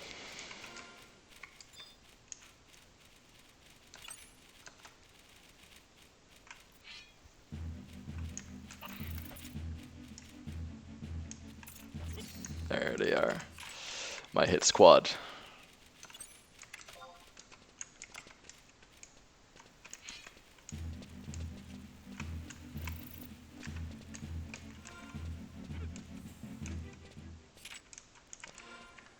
All things we don't need. And luckily, all things we can pass.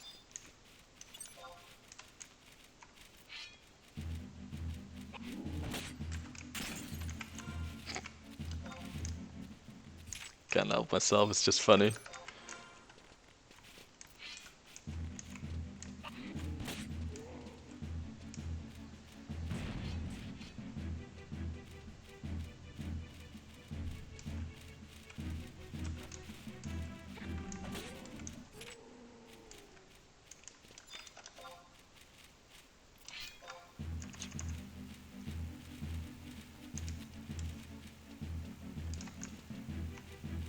Jesus Christ, come on.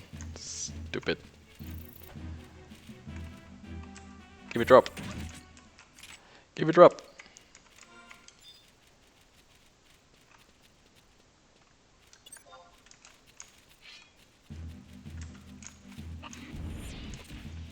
I'm just killing these for the hell of it. At least it's some experience on my way here.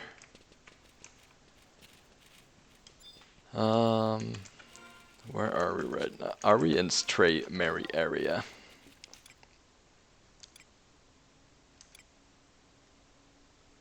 I think the only way to spawn her is to actually like go look for her placeholder, and I'm really not planning on doing that.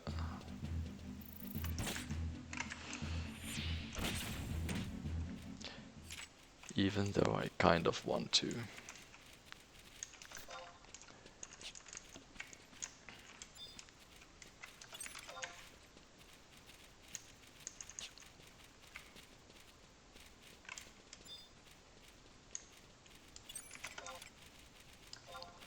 There's at least a few easy preys here, which means we can get our Field of Valor thing done.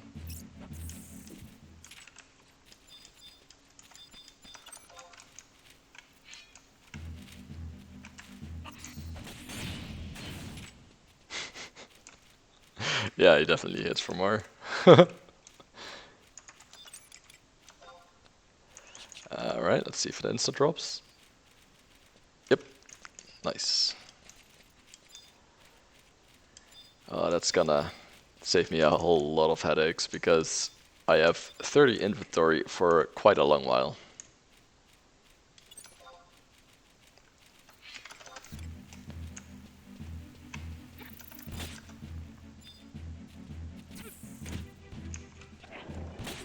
Giant Stinger. Add it to the lists.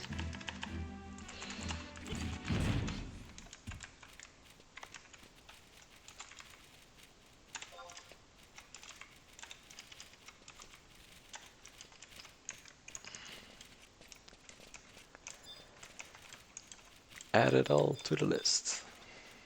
I could just use send for that, I guess. Should probably do that. It's easier.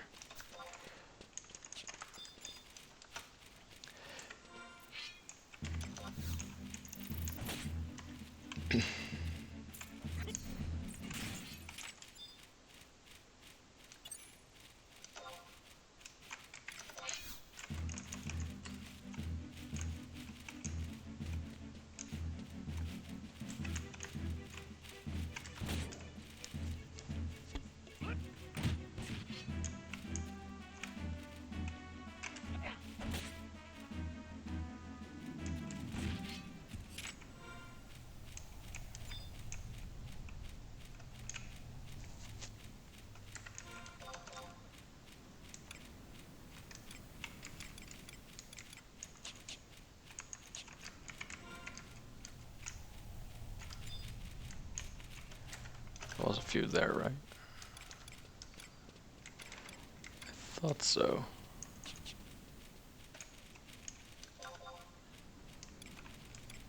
Yeah, there they are. Hiding in the corner all the way over there. I need 3 more, right? Find all pollen.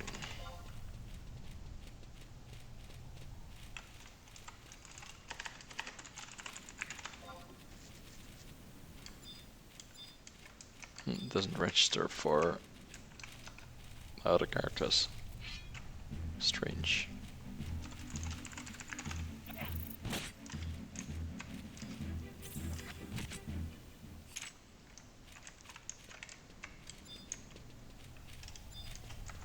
But yeah, I'm fairly sure. Yeah. Okay, so we need 3 more.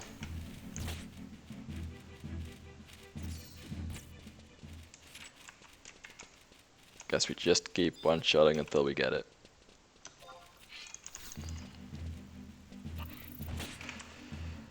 I think I'll go to Falcom Dunes after. Falcom Dunes. Oh, nice. That's it. Cast lot this time. You ass.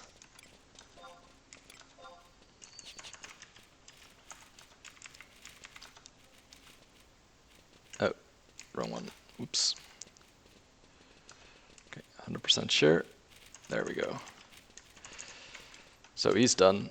Need 2 more, and then we're done here. We'll go to Bestock and get a couple of home points and that stuff, and then we'll go kill some ghouls. And after getting all the ghoul items, we'll go back to Valkyrum, level a bit, and Jesus, level a bit and get the rest of the subjob items. And after getting the subjob, we'll turn this in for copper vouchers, and the copper vouchers will allow us to buy things we don't really have access to yet, so we can unlock the trusts of this extravaganza, which is I think is a really good way of doing it if it works, and that's an if, because I don't know if I can get, for example, allied nodes without having any campaign unlocked at all. But we'll see if that holds up. I remember spending a lot of the copper vouchers on skirmish stuff. Obsidian something, I think. The things you basically use at the start of a skirmish to spawn the big boys. The bosses that fuck everything up. That was a good way of doing it. Like it's there's better ways to do it, especially if you have a Corsair or a Blue Mage or something that free nukes really easily by just running in, killing a few things, and the person that stays behind spawns all the things. But the Obsidian makes it really easy to do solo, because you zone in, you summon the big boy right away, and then you go off killing shit, and halfway you return and you summon the rest of the shit. That's a really good way of doing it for the people amongst us that did not have multi-boxes, i.e. me back then.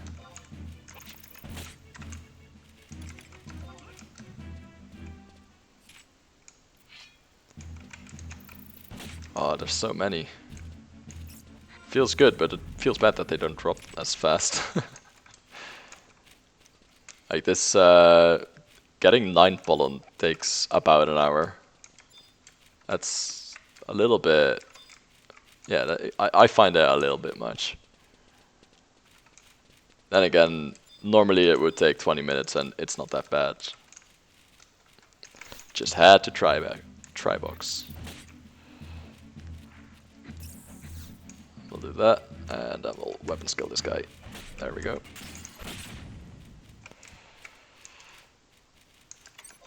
Oh wow, good job everyone. Thanks Sylvie.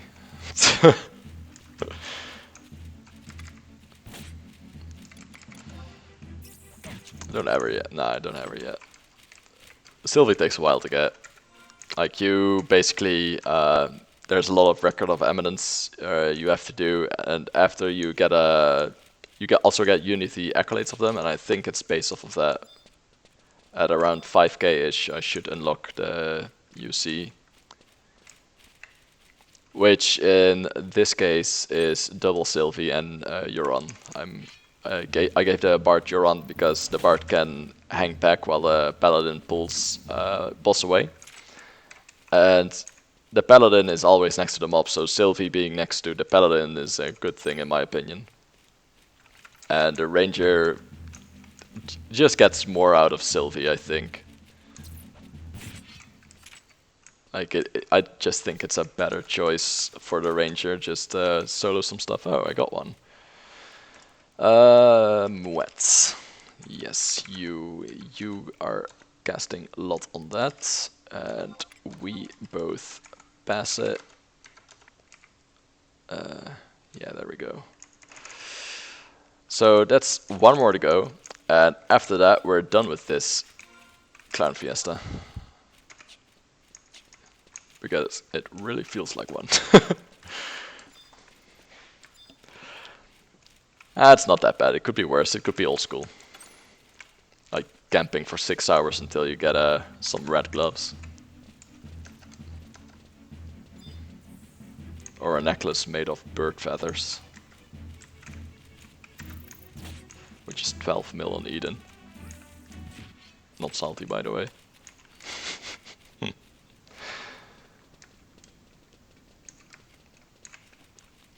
I think that's one of the best things about retail right now. Yeah. I think that's one of the best things about retail right now is that there's content to be done. There's lots of content to be done, but there's no camping each other out, competing for claims, that kind of bullshit.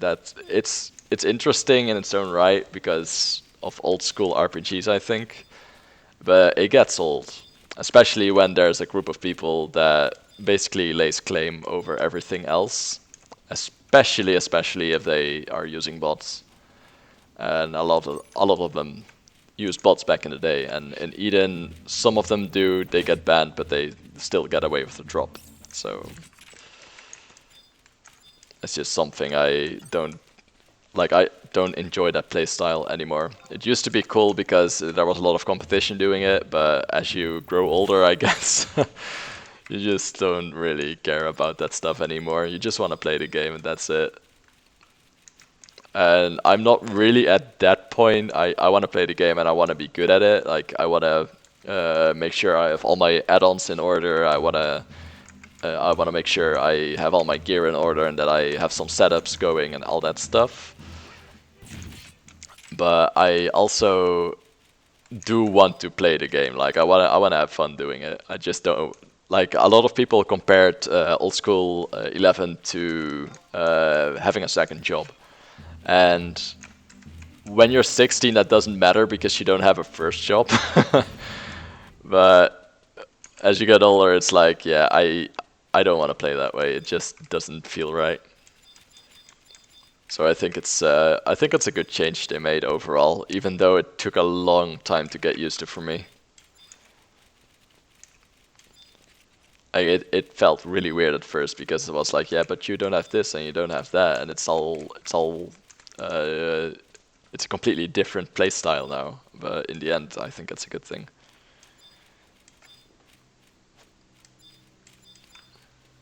Don't tell Square Enix I said that.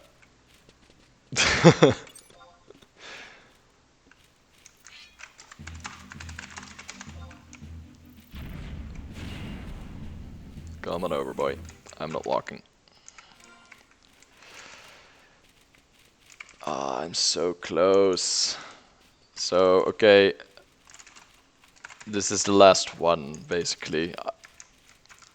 After that, we're done with the bees. And then we go towards the ghouls. And honestly, like, I'm gonna regret saying this, but I think the magic skull is not that bad. I've had way more luck doing that than doing this, at least. But we'll see what happens, though.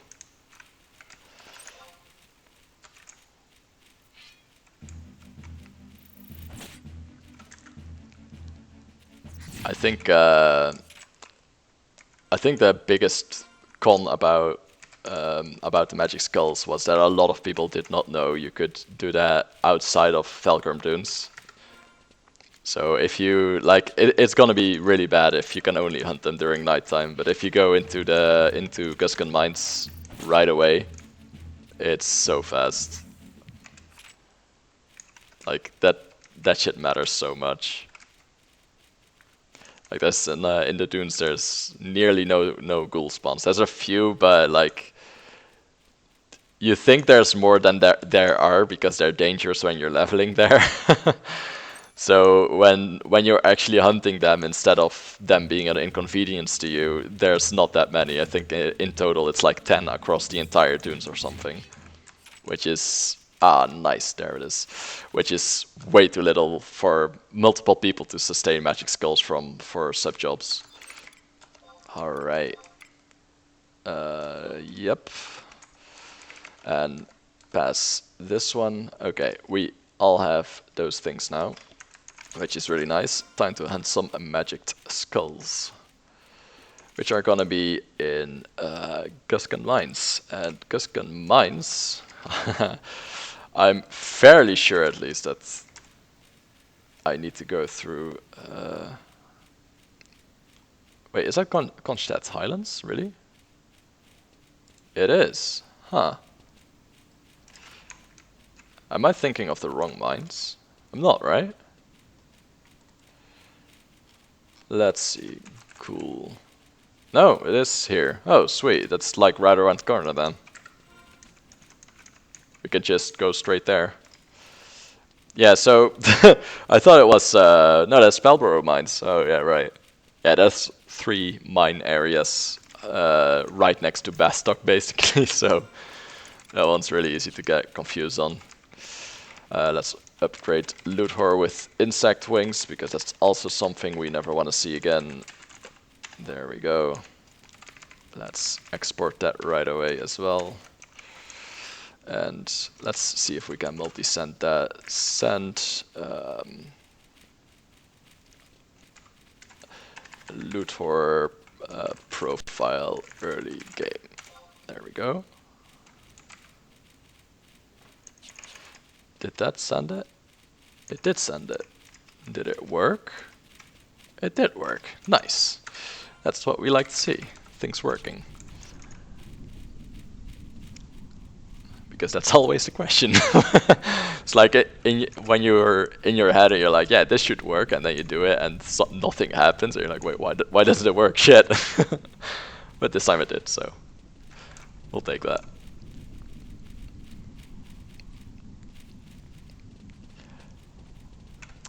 I'm curious what the fastest way to Norg is. I think Airship Pass is still only obtainable in the old school way, which is either 500k or getting a fuckload of keys.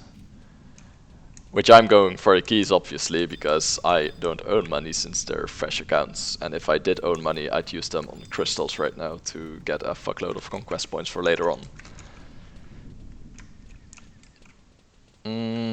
What's the best drop for it, though? Let's see. Airship Pass.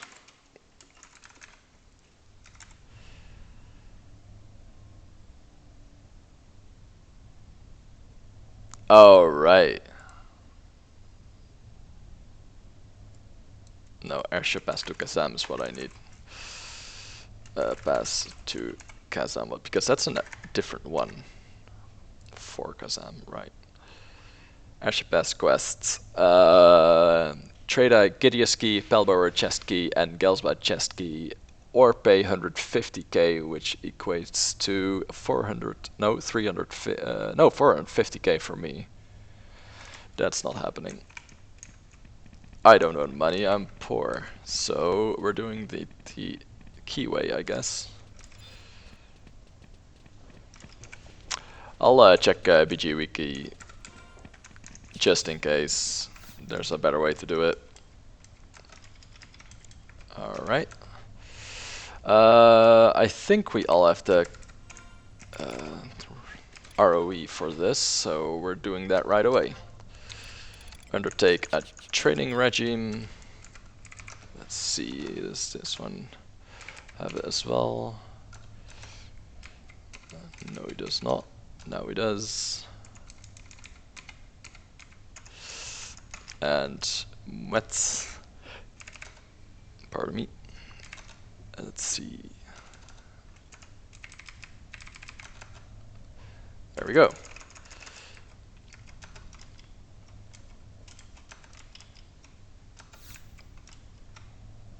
Cancel current, yes. Cancel current, yes. Cancel current, yes. Let's see if there's a cool one. I'm fairly sure there is. Well, 6 members of the skeleton family. Is there a specific cool one that gives more? Don't think there is, right? Yeah, no, I'm just page 1. There we go. This to be a leveling hotspot for Grounds of Valor, because you had an entire alliance here, just killing every skeleton they could find, and you all got credit because you got a little tiny bit of experience from them. But they count for your Grounds of Valor, and Grounds of Valor was repeatable. So there was a lot of a lot of people didn't like this spot because it's one of the first things that made the game easier, if that makes sense. And that's something people either really like or really don't like. So let's see if we can. Oh wait, actually I should probably, yeah, I'm gonna call some trust first. Oh, we only got one. That's fine. I need to call some trust for this place. My white mage is definitely not ready. Let's see how much cure for now, because I think it's still really, really little amount. Yeah, that's kind of sad. She'll get better with time, it'll be fine.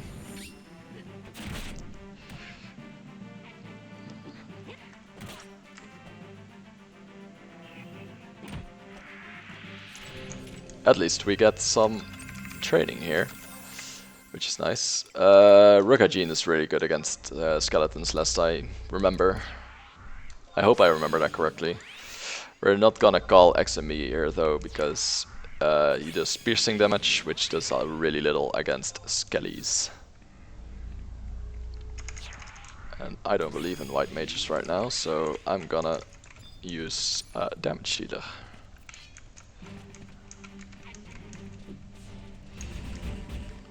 Yeah, there we go, intimidate. Yeah, there it is. This is why we use Rukajin for this place. Intimidation is so nice.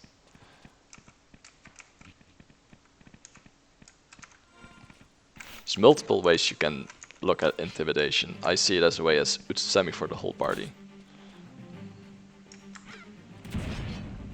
I think that's a fair assessment.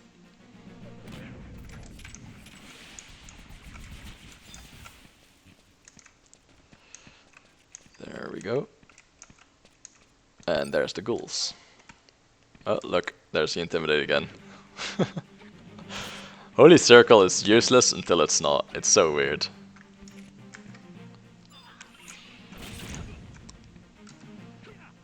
I get that. It's just a strange skill. It's the same as Dragoon's Dragon Circle.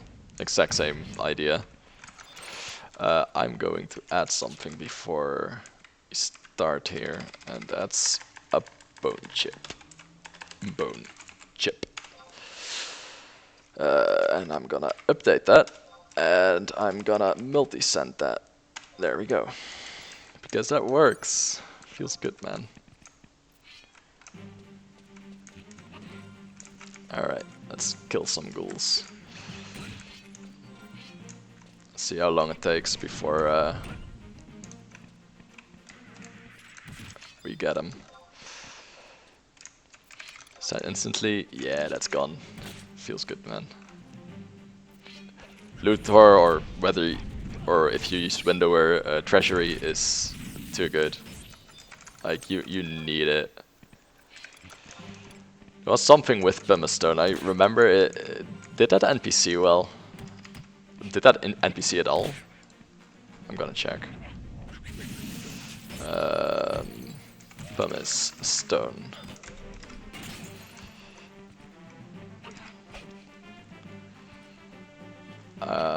It does not NPC well at all. Okay. I'll let it drop and remove it later. There we go. Let's get that magic skill though. Where is it? See how many ghouls there are still. A few there, there's a few there. I can check it out. Just sucks if the gate closes, I'm pretty much fucked, so I should probably leave one of my characters behind just in case. I think that's a great idea actually.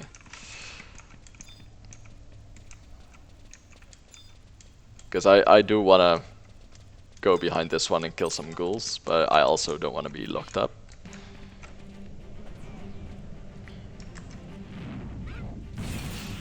Goddamn ice spikes. Swear to God. See if this works.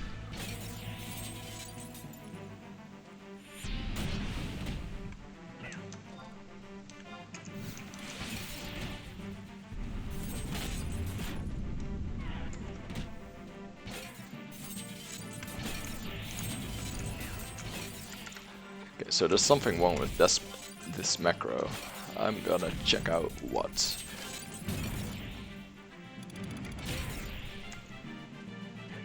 MS sent to wet.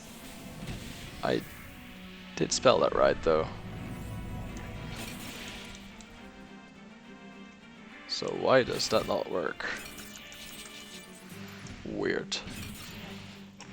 Because this does work, right? Or is she just not here right now? She is not here right now. Alright.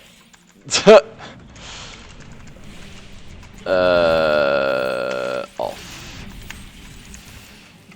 Okay. What is the one that stays behind then? Also, my peeps are dying.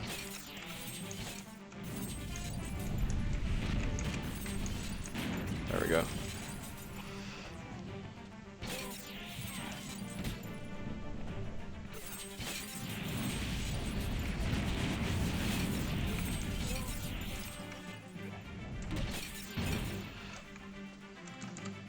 Mercury T.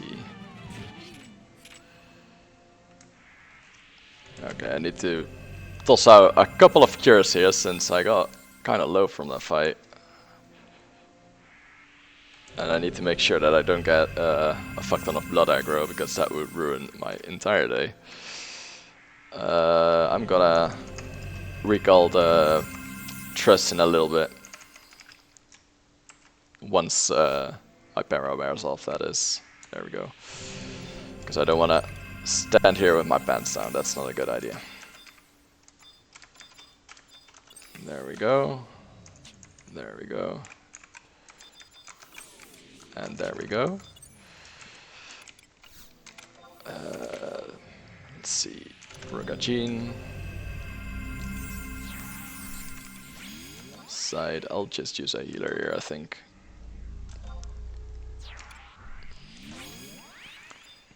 Just in case. There's some cures. Alright. Arbormoth should still follow me, and we'll leave the other guy behind. How strong is that? Ooh, no, I don't wanna go in there. Nope. Nope, nope, nope, nope, nope, nope, nope. Okay, back to following. Wet. MS follow on. There we go. We're not doing that because he is way higher level than I am, and Bandersnatches can one-shot you, so I'm not doing that. I just want to kill some good old ghouls, man, and nothing more. Need to make sure, so this is what went wrong last time. These stairs are really tight. Again, elevation in 11, just a thing. There we go. There's some gold respawns already here, so we'll just do that instead. If my trusts are willing to come upstairs, that is. Are they stuck? I have never seen this before. Has anyone ever seen this before? I didn't know trusts could even become stuck.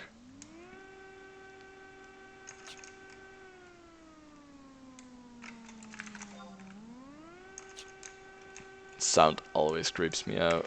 Okay, I'm just gonna resummon them upstairs. No, I'm not, because it takes forever. Okay, you guys, come with me, please.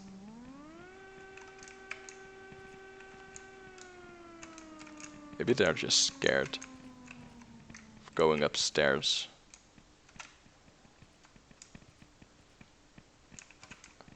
Okay. Yeah, there we go, there we go. You can do it. You can do it. Yeah, there we go. God, it's like walking some noob to Juno, you know? It's like, yeah, come on, buddy, don't die. You can do it. Oh, that's really aids to look at, sorry.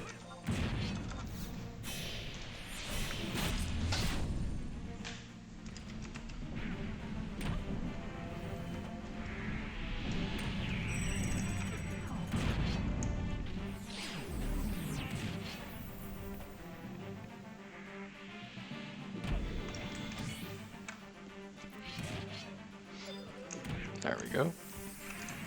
Oh, that's convenient. Let's see if we can finally make them skill chain. Here we go. Oh, Jesus Christ, that hurts. I think that would have skill chained. Hey, there's the first skull. And my inventory is full, of course. What do I even have now then? Just give it to this guy then. Or this one actually. Trade. There we go. Here you go, buddy. Yeah, I want the first magic skill on my belly. There we go. Let's see what other subjob items I already have. This one has none, and this one has also none, it seems. Yep. So we've got one subjob done now, which means one copper voucher, and now we'll try and get the other two.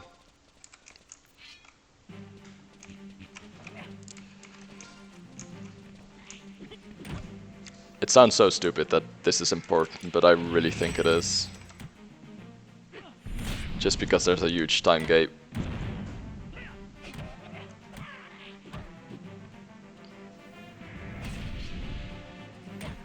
Then again, I might be wrong and this is just wasted effort, but yeah, you know, you gotta make a choice. Jesus. Fucking side every time, man. Every time that guy weapon skills, I'm like, wow, he just fucking wrecked that guy. Oh, that's Batman for you. That heal is so insane. That's also one of the things that makes people shy away from killing ghouls in Valkyrie.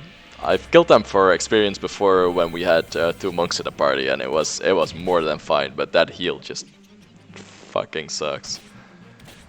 There's a really easy way around it for monk though. Oh, and that move also sucks, by the way, 5-minute blind. But that's fixable by a white mage. So there's a way around it for monk because combo has a really good skill chain property. And if you have one sword user in your party, you can literally one-shot the ghouls. So if you play Eden, don't shy away from them. If you have a monk in your party, you can almost always skill chain with them, and they completely destroy these. Like, they are really strong against skeletons, which you can imagine.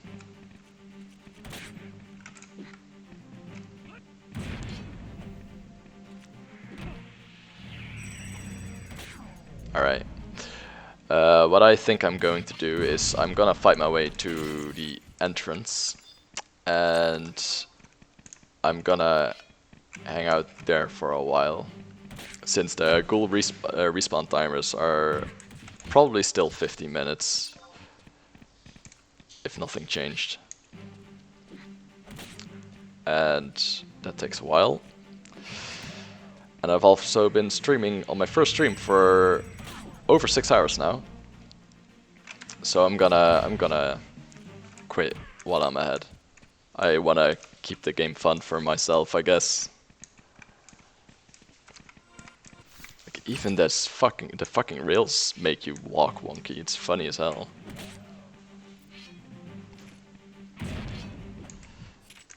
we go. And we'll keep it at that. Okay, so there's a lot of things here. Gonna make sure I have room. I do not. Why do I not? Ooh, close one.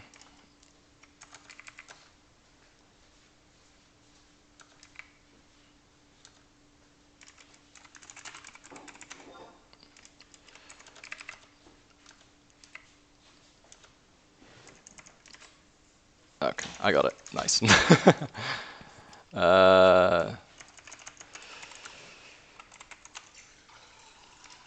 I'll just do this. Pass.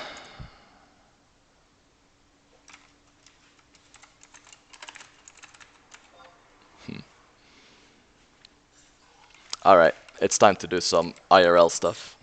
So I'm going to shut down for now. Thanks everyone for watching. If you like what you've seen, then please leave a follow, and I'll see you tomorrow probably. I'll be streaming every day during these hours, spare probably this Saturday. So if you want to watch the progress and everything, just keep on watching. And eventually I'll make a YouTube channel as well, where you can see the progress in shorter cuts.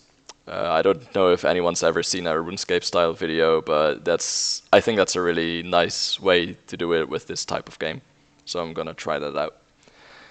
Until then, goodbye, and everyone have a nice day.